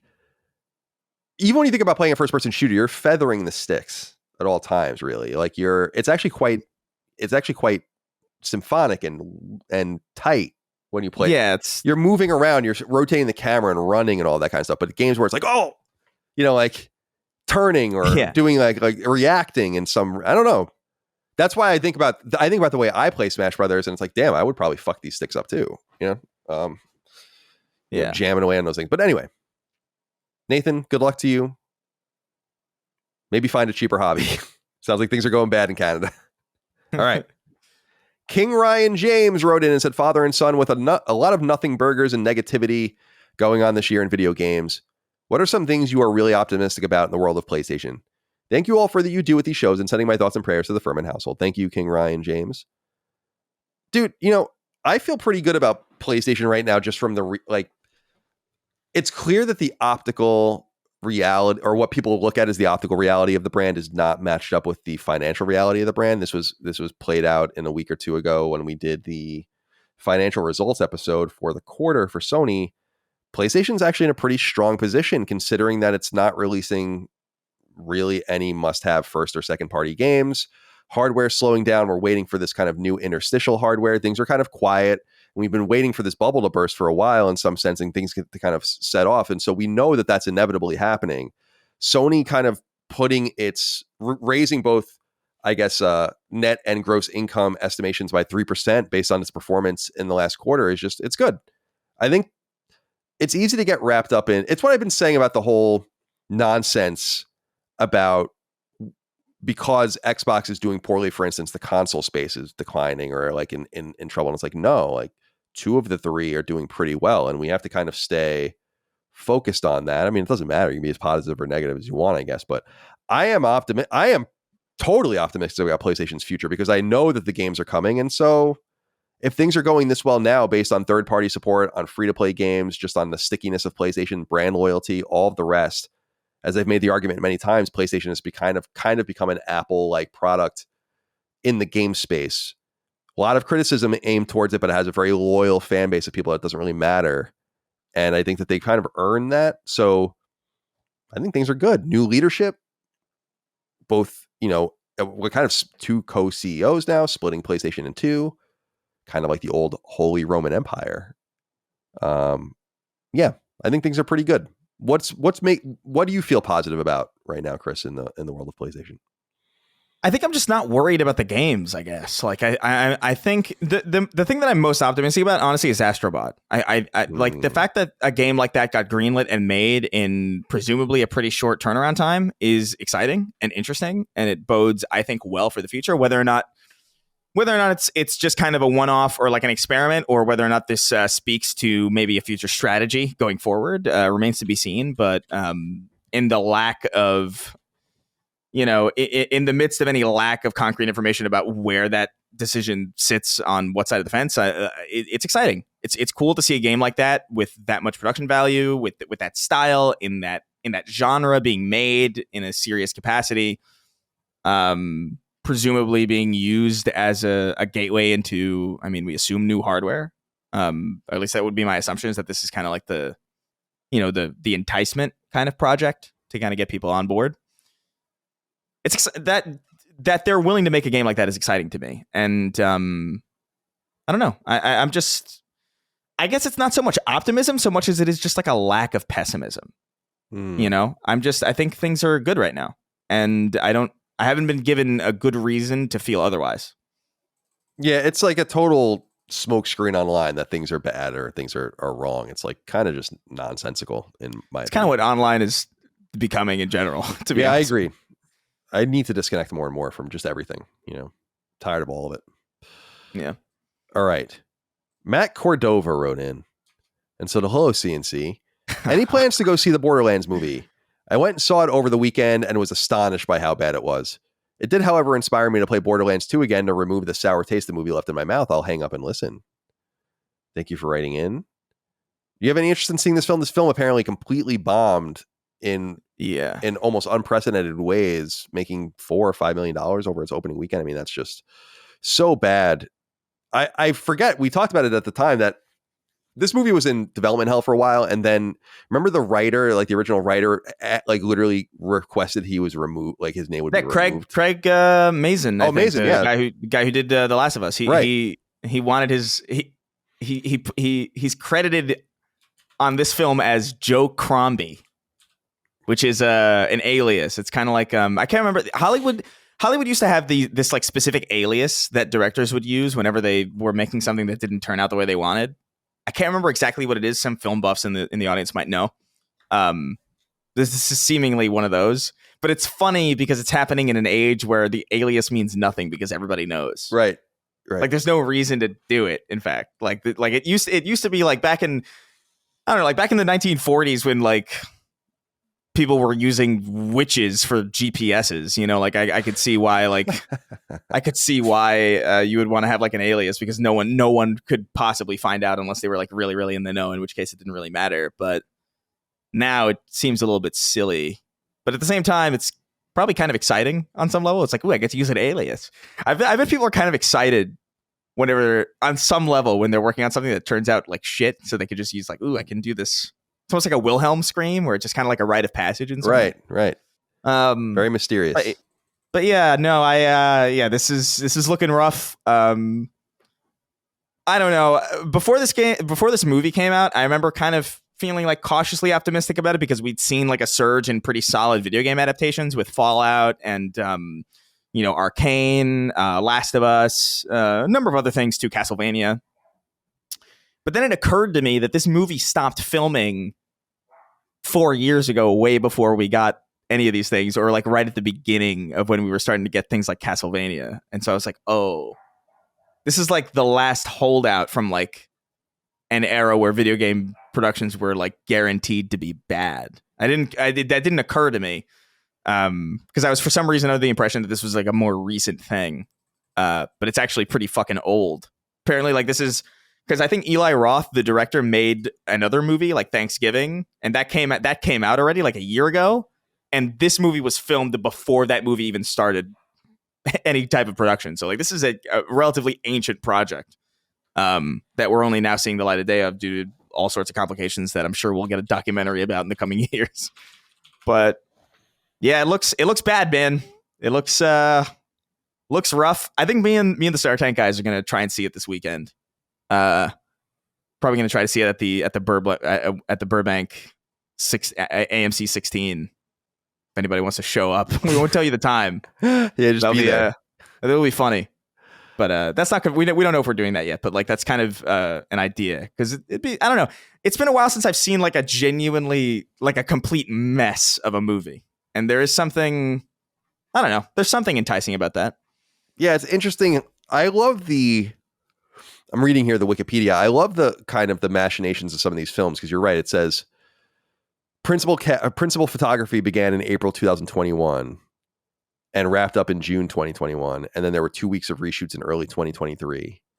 I get so fascinated by studios just trying to engineer something out of nothing, basically, out of these really dire situations with what they have captured and what they have written and all the rest, and just trying to make it work with CG and reshoots. It is really fascinating from that perspective about what you invested and what you don't. Why not pull the plug? It says here, it cost over $100 million to make. Oof. And made only $17.9 million worldwide. Dude, and I bet a lot of that is the fucking cast. Like you could have got away. You probably could have had a better movie with like more unknowns. Like, why is Cate Blanchett playing Lilith? It makes no sense. That is so insane. Especially because like I think oh my god, what's the older lady? I can't remember, the doctor. She's played by Jamie Lee. Jamie Lee Curtis plays her in the I'm movie. Looking it up now. Jamie Lee Curtis is Dr. Patricia Tannis. Yeah, Dr. Tannis. She like is supposed to be like a mother figure to Lilith, but like they're both like 6 years apart. Like it's insane. Like the premise that Jamie Lee Curtis is Cate Blanchett's like mom or something is literally unbelievable. Like you can't believe that at all. Like everything about this casting is wrong. Kevin Hart is in there for no reason. And he's probably like a really expensive actor to attach to this for no reason. The casting's bad. Yeah. It's not good. And again, it's not to say that like Cate Blanchett's amazing, but like it would be like having Eminem sing an AC/DC song. It's just no. Like this is not, this person's really good, but they're not for this. By the way, I looked it up just because I was too curious about it. Alan Smithy was the pseudonym used by film directors in Hollywood to disassociate themselves from a project. It was coined in 1968 and used until 2000, so the turn of the century. That's funny. It was Alan Smithy. Yeah, that rules. So if ever you see a movie with Alan Smithy on it, you know that's not a real person. It must be unfortunate for somebody who really is, their name is Alan Smithy. And and they want to make movies, and then they're saddled with this horrible reputation. Yeah, I'm reading it now. It's like who has invoked this? Like David Lynch invoked it with Dune. It looks like in the 80s. That's interesting. Yeah, there's a lot of stuff on here. So a lot of I've never even heard. A Scent of a Woman. Yeah. Interesting. Dennis Hopper. Okay, with Catch Fire. That's funny. Yeah, it's interesting. Yeah, there's an extensive list. It's one of the more interesting things that, like, I'm not really like a movie buff. Oh, Kiefer Sutherland in 1999 with Woman Wanted. Michael Mann with The Insider. Yeah, this is interesting. Cool. Yeah, it is. Yeah, this is really interesting. I never heard that. I'm not a film buff necessarily, but like, there's certain things about Hollywood that I find really, really fascinating, and this is like one of those. This is like an iceberg or like a rabbit hole that I could get sucked into for like hours. Okay, let's see here. Next up is Anthony Pellerino. That's what it is. Anthony Pellerino. Hey, Sacred Duo. What are your thoughts on the reaction to Tom Warren's early coverage of Valve's yet-to-be-announced hero shooter MOBA Deadlock? Perhaps it could be considered, Jesus Christ, in poor taste to ignore Valve's request to not share details or footage, but it seems quite reasonable for a journalist to share details on an upcoming game from a massive entity such as Valve. There is something odd about this game, as tens of thousands of players have played it, yet Valve has never publicly acknowledged the game's existence. What say you? Have you seen anything about this particular story with Tom Warren from The Verge? Not this particular story. I know about Deadlock, and I've looked into Deadlock quite a bit, but I didn't realize there was a whole thing with Tom Warren until I read. So basically, like Tom Warren, who's at The Verge, wrote a story all about it, really showing it and talking about it very openly, even though the game opens with a screenshot that said, or like a pop-up box that says, please don't tell anyone about this, whatever, we're in closed alpha or whatever the hell it says. But basically his whole argument was, I didn't accept this NDA. I hit escape and it just went away and then allowed me into access to the game. And so then he reported on it, and that's right. And there's more to it than that, but I got to say that, and people were really upset about this. And honestly, it reminded me of the meme of like the fat guy with the sword. And he's like, stay away from the corporations, or like, don't insult the corporations or whatever. And he's yeah. And it's like, why do you care about this? Like, why are people so intensively defensive over certain corporations? I'm not saying you should do illegal things or whatever, but this is not, and I don't think this is illegal, but it is true. He didn't agree to anything. That is true. And why is it such, I don't know, man. I just feel like people are so precious with certain things. Do you want journalism or don't you? Like, what do you want? Yeah. Because journalists are there to break up power structures and tell truths and tell stories. So I don't know Tom Warren from a fucking hole in the wall. I know his reporting and I know his name, but so I'm not defending him by any personal measure, but I just don't see who really cares, about this kind of stuff. Yeah, I don't get upset about everything. Yeah, I don't know, man. It's not like Wolverine where it got like leaked, you know what I mean? And it's a single player game where like a leak would be really detrimental. It's a multiplayer hero shooter type game. Whatever. Like I don't know. It's very weird. I think it's just because Valve has a really good reputation and they've garnered a lot of goodwill. And I think, and in some ways justifiably so, I think Steam is exceptionally fantastic. I think their games are exceptional. I think Portal and Portal 2 are phenomenal. I think Half-Life 1 is a seminal game. Half-Life 2, I think, is pretty good too as well. Left 4 Dead, obviously, massive. So like I get it. Like they have a good reputation and people like Valve. Valve is also just like an interesting company. Like we talked about them, I think, in a somewhat recent episode where we talked about like how many people work there and how much revenue they generate and just how interesting of a position they're in, because they're so not they're not a part of like the overall public corporate conversation. I think it's really cool. And there's a lot of reasons to, I think, like Valve authentically, but I also at the same time don't really see a big deal with this. If it was such a necessary step for this NDA to grant you access to the game, then I don't know, make it so people can't just press escape and get through to the game. Like, I don't know. It kind of seems like, with all due respect, it seems like it's their fault for not really programming this effectively, because like if I mean, it's not illegal what he did. It's not even really unethical, in my opinion. Yeah, You know? I don't disagree. So, I mean, the law and like what lawyers do specifically is like try to find loopholes and ways around things and excuses, and he did that. And I'm not saying he's a lawyer. I'm just saying like he's like, okay, it has a little checkbox and says okay, and I just hit escape. I didn't hit okay, and it just let me in. I just don't. I don't know, man. I just get people just like Valve. People just like Valve, Right, and like yeah. I think Valve had a screen That's that true. was like, "Hey guys, can you guys please?" Which I guess is fair. Like if you like Valve, it's like, okay, yeah, I guess it's a dick move, maybe. Sure, But like, there's but I no think that's doubt fine. about that. There's no doubt about Yeah. that in my mind. Yeah. Yeah, but I guess to me, like a leak of a game like this just really doesn't matter. Like, or people commenting on this game while it's in pre-alpha doesn't matter because of the type of game it is. Like, it's not like The Last of Us, where like there are story spoilers that are leaked, and that's like a significant impact on your feelings on the game. It's like I think people have a general understanding of what an alpha is for, multiplayer games. They know what betas are. I think people are relatively aware of the fact that like whatever's in there is not going to be final. Like I don't know. It's hard for me to care about this personally, like from any real ethical standpoint. Same. Joey Hornreich wrote in, said, "Hey fellas, I found this year to be dry in gaming news and tentpoles ever since the extreme highs of 2023. Colin, please play Alan Wake 2. As I found myself lost in the Saharan desert, my friends call out to me from an island. This island that I thought stunk like hot garbage is Fortnite.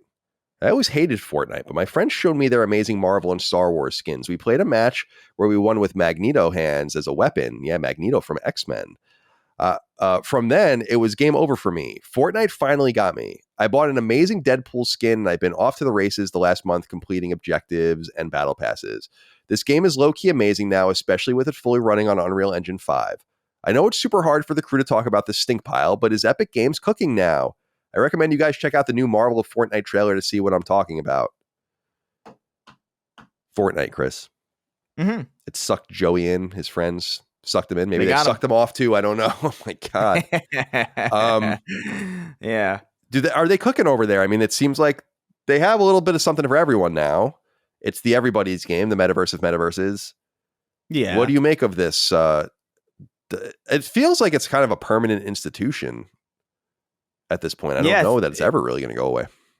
Yeah, it feels like a second life of some kind, in some weird way. Like, look, and I want to be clear, like early on when we would talk about Fortnite, we would make fun of it, rightfully so, I think, because it was just like there really wasn't much to it. It was just kind of like this basic, in my opinion, fairly like decently competent, somewhat physics-driven, building-oriented battle royale game that I don't know. Like I thought the building shit was dumb as shit. Like I hated the idea of getting into, and I've said this before, but like the idea of like getting into a gunfight with somebody and then they just build a fucking Victorian condominium in the middle of the, like it's ridiculous. We used to make like, fun of the videos where I'm like, what is this? Like, what is going on here? You know, it was weird as fuck.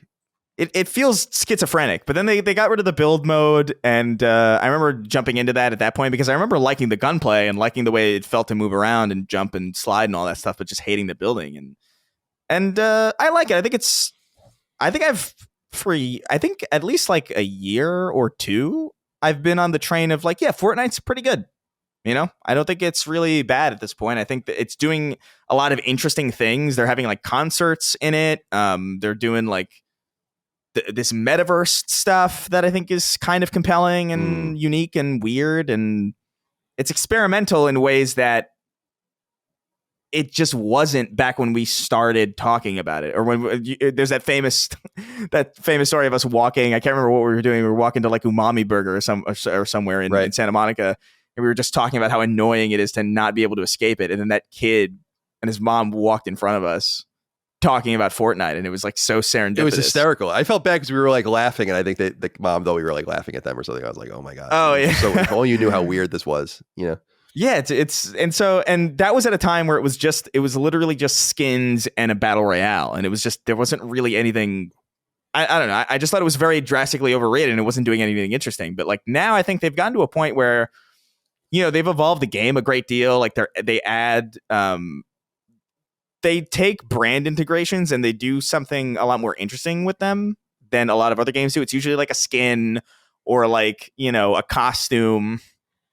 But in Fortnite, it's like actual items. Like you can use the Kamehameha with anybody, or you can use web shooters with anybody, or you can, and that's interesting. That's cool. It's very Ready Player One in some way, in a way that it just wasn't when we were talking about it. So we shut on it a lot. And I know Colin's never going to play it because it's a multiplayer oriented kind of game. Although I'm curious about that Fortnite festival thing where it's Guitar Hero. I'm not really sure. Yeah, that's cool. I really should just fuck around with it one day. I mean, be a little more open minded, but I'm not. Yeah, I think the way that you would get into it is like you would have to think about it as if it's software. You know what I mean? Yeah, as if it's like a program. It's like what is this program? Like what is here? And then maybe you'd be able to do it. But yeah, that's no. I play Fortnite every now and again. It's not super common. Like maybe like a round or two every couple months when Sweeney asks me to jump on, or a friend of mine just it's like one of those like seasonal itches kind of thing. It's like, hey, you want to shoot the California raisins in the head on an island and throw them in a dumpster and. It's funny. Like I can't deny that like playing Fortnite puts a smile on my face in a unique way, because it's just such a chaotic fucking mess that you can't help but just like laugh at it. But yeah, it's not going to be like a consistent staple in my rotation or anything. I feel like I hear the ice cream man. Something's going on. Does the ice cream man come to your road? Yeah, sometimes. Really? There's a million kids here. Do you go out and get it? No, I don't. No, but there's like so many kids here. Yeah, the ice cream man's doing good business here. I think I'd be. Dude, I haven't had soft serve ice cream in a really long time. Now that I think about it, like actual soft serve. Oh yeah, Mike just texted me. It's the ice cream man with an exclamation point. So she's amped. Yeah. Good for her. Go get some. All right. It's a hot day, right? Is it hot over there? It's 86 right now, so a little cooler than it's been. But yeah, it's hot. I mean, it's 89 over here. Yeah, so it's now things are balancing a little more now. All right. Yeah. Chris, final inquiry. Josiah says, howdy, boys. With Black Myth Wukong's release right around the corner, what's your hype level at the moment? Will either of you be playing it? Feels like we've been teased about the release for ages, but there doesn't seem to be a lot of buzz surrounding its imminent release. Is this the first AAA game of consequence to come out of China and Western markets? Not really, because I mean you have like the MiHoYo stuff and all of that coming out too. But yeah, and the way we understand AAA, it's certainly one of the first. This seems more of a game for you and Dustin than for me, but I feel like this game actually has a decent amount of buzz. Maybe I'm totally wrong about that. It comes from Game Science. It's coming to PlayStation 5 and PC August 20th. So very soon, by the time we meet again to record, we will have something to talk about. Maybe people will have played it and we'll have some thoughts. It's based on Journey to the West, which is a famous Chinese novel, of course. And I don't really know much about like its course of development. I do know it's been percolating a lot because I think it was announced back in like 2020.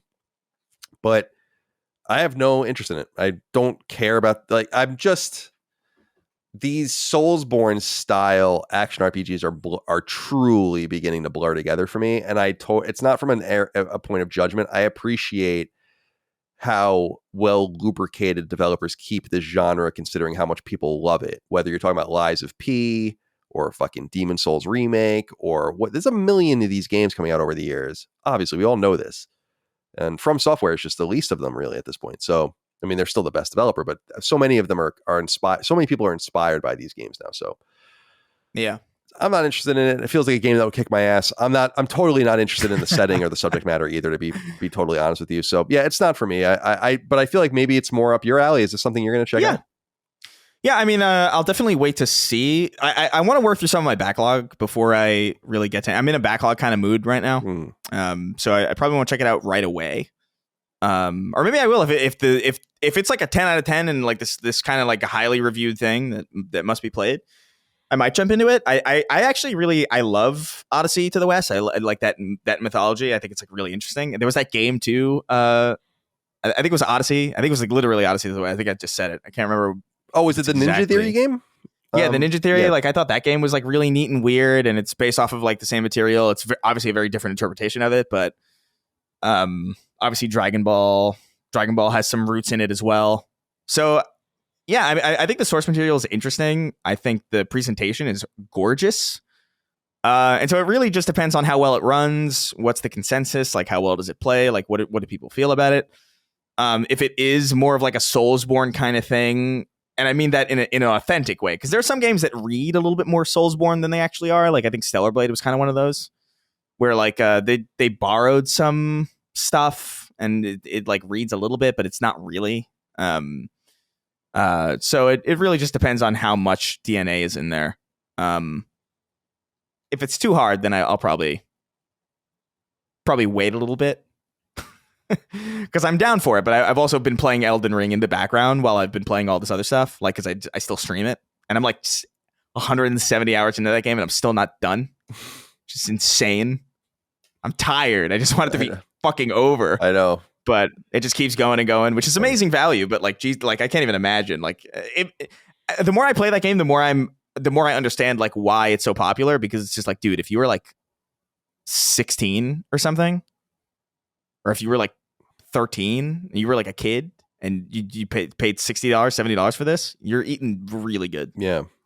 Yeah. True. But yeah, I like it. I like the way it looks. But I just want to have a better idea of like what's waiting for me on the other side of that start screen before I jump on it. By the way, the game we were talking about is Enslaved Odyssey to the West. Enslaved. Yeah. Yeah. Okay. Ninja I couldn't remember the main title. Bandai Namco published fall 2010. I didn't beat that game, but I remember I did play it a little bit, and it was pretty cool. So, yeah. All right. Well, that's it. That's all we have for this episode. Sacred Symbols PlayStation Podcast. It was a good one. I think we'll have a lot more to say next week because certainly one of these Xbox games is coming over, and I think we'll have that. This Black Myth game will be out by then. Concord will be imminent. So much more to go through, plus hopefully more news. And we're getting pretty close to PS5 Pro, I think, too. I keep saying that, but I really think we're within a couple of months of knowing about it, maybe even 6 weeks or so. You would have to imagine. So things will pick up a little bit. Chris, goodbye to you. Be well. What's on your agenda for the rest of the day? It's 2 p.m. here. I bought new glasses like a week ago, or like a week and some days ago, or at least I put in an order for them. But my prescription's so insane that they have to like special order the lenses, so like I have to wait for confirmation. But it's been like a weird amount of time, and I haven't heard anything, so I might walk down to the place and be like, "What's going on? I want to see." Shake them down. Shake them down. A blind man shaking down an organization. Be exciting. But yeah, I don't know. I'll probably do that. Go get some groceries. Cool. I'm at like the tail end of. I have all this cereal and no milk. I have all this bread and no cold cuts. It's kind of, I'm at that awkward point in my inventory where I'm like, I gotta go. You gotta go. And thankfully the groceries aren't. I mean, we joke a lot about like eggs being $50, but they're not. Like it's kind of just like a fun, like everything's fine kind of again. Right. So like, might as well. We're just razzing before everything shoots up. We're just razzing. Like when you go supermarket shopping and they have on the tag, it'll say what it is, but if you look closely, it's like per unit cost. So it'll say like, I say this because I was looking at the eggs the other day in the supermarket, and it's like they're between 30 and 40 cents each now. Oh yeah, which feels a little expensive, but that still feels kind of reasonable. Like okay, I can work with that. Yeah, it's not. It was wild for like a week or two. I remember that being like, "Yo, excuse me, is this a car payment?" Yeah, exactly. Or eggs? Just trying to eat some scrambled eggs over here, please. Yeah. All right, my friend. Well, thank you for joining me, and thank you all out there for your love, kindness, and support of all things Last Stand Media and Sacred Symbols. You can find us on Patreon at patreon.com/laststandmedia, and find merch at laststandmedia.store. We thank you again for your love, kindness, and support of all of the things we do, but of course, the love and support you've shown the Furman family, Dustin, Holly. It's amazing, and again, we thank you for that. So keep them in your hearts and in your prayers. He'll be back soon, and we'll see you next time. Until then, goodbye. Take care, guys.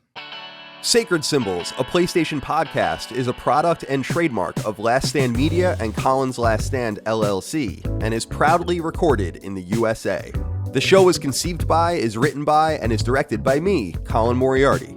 My co-hosts are Chris Raygun Maldonado and Dustin Furman.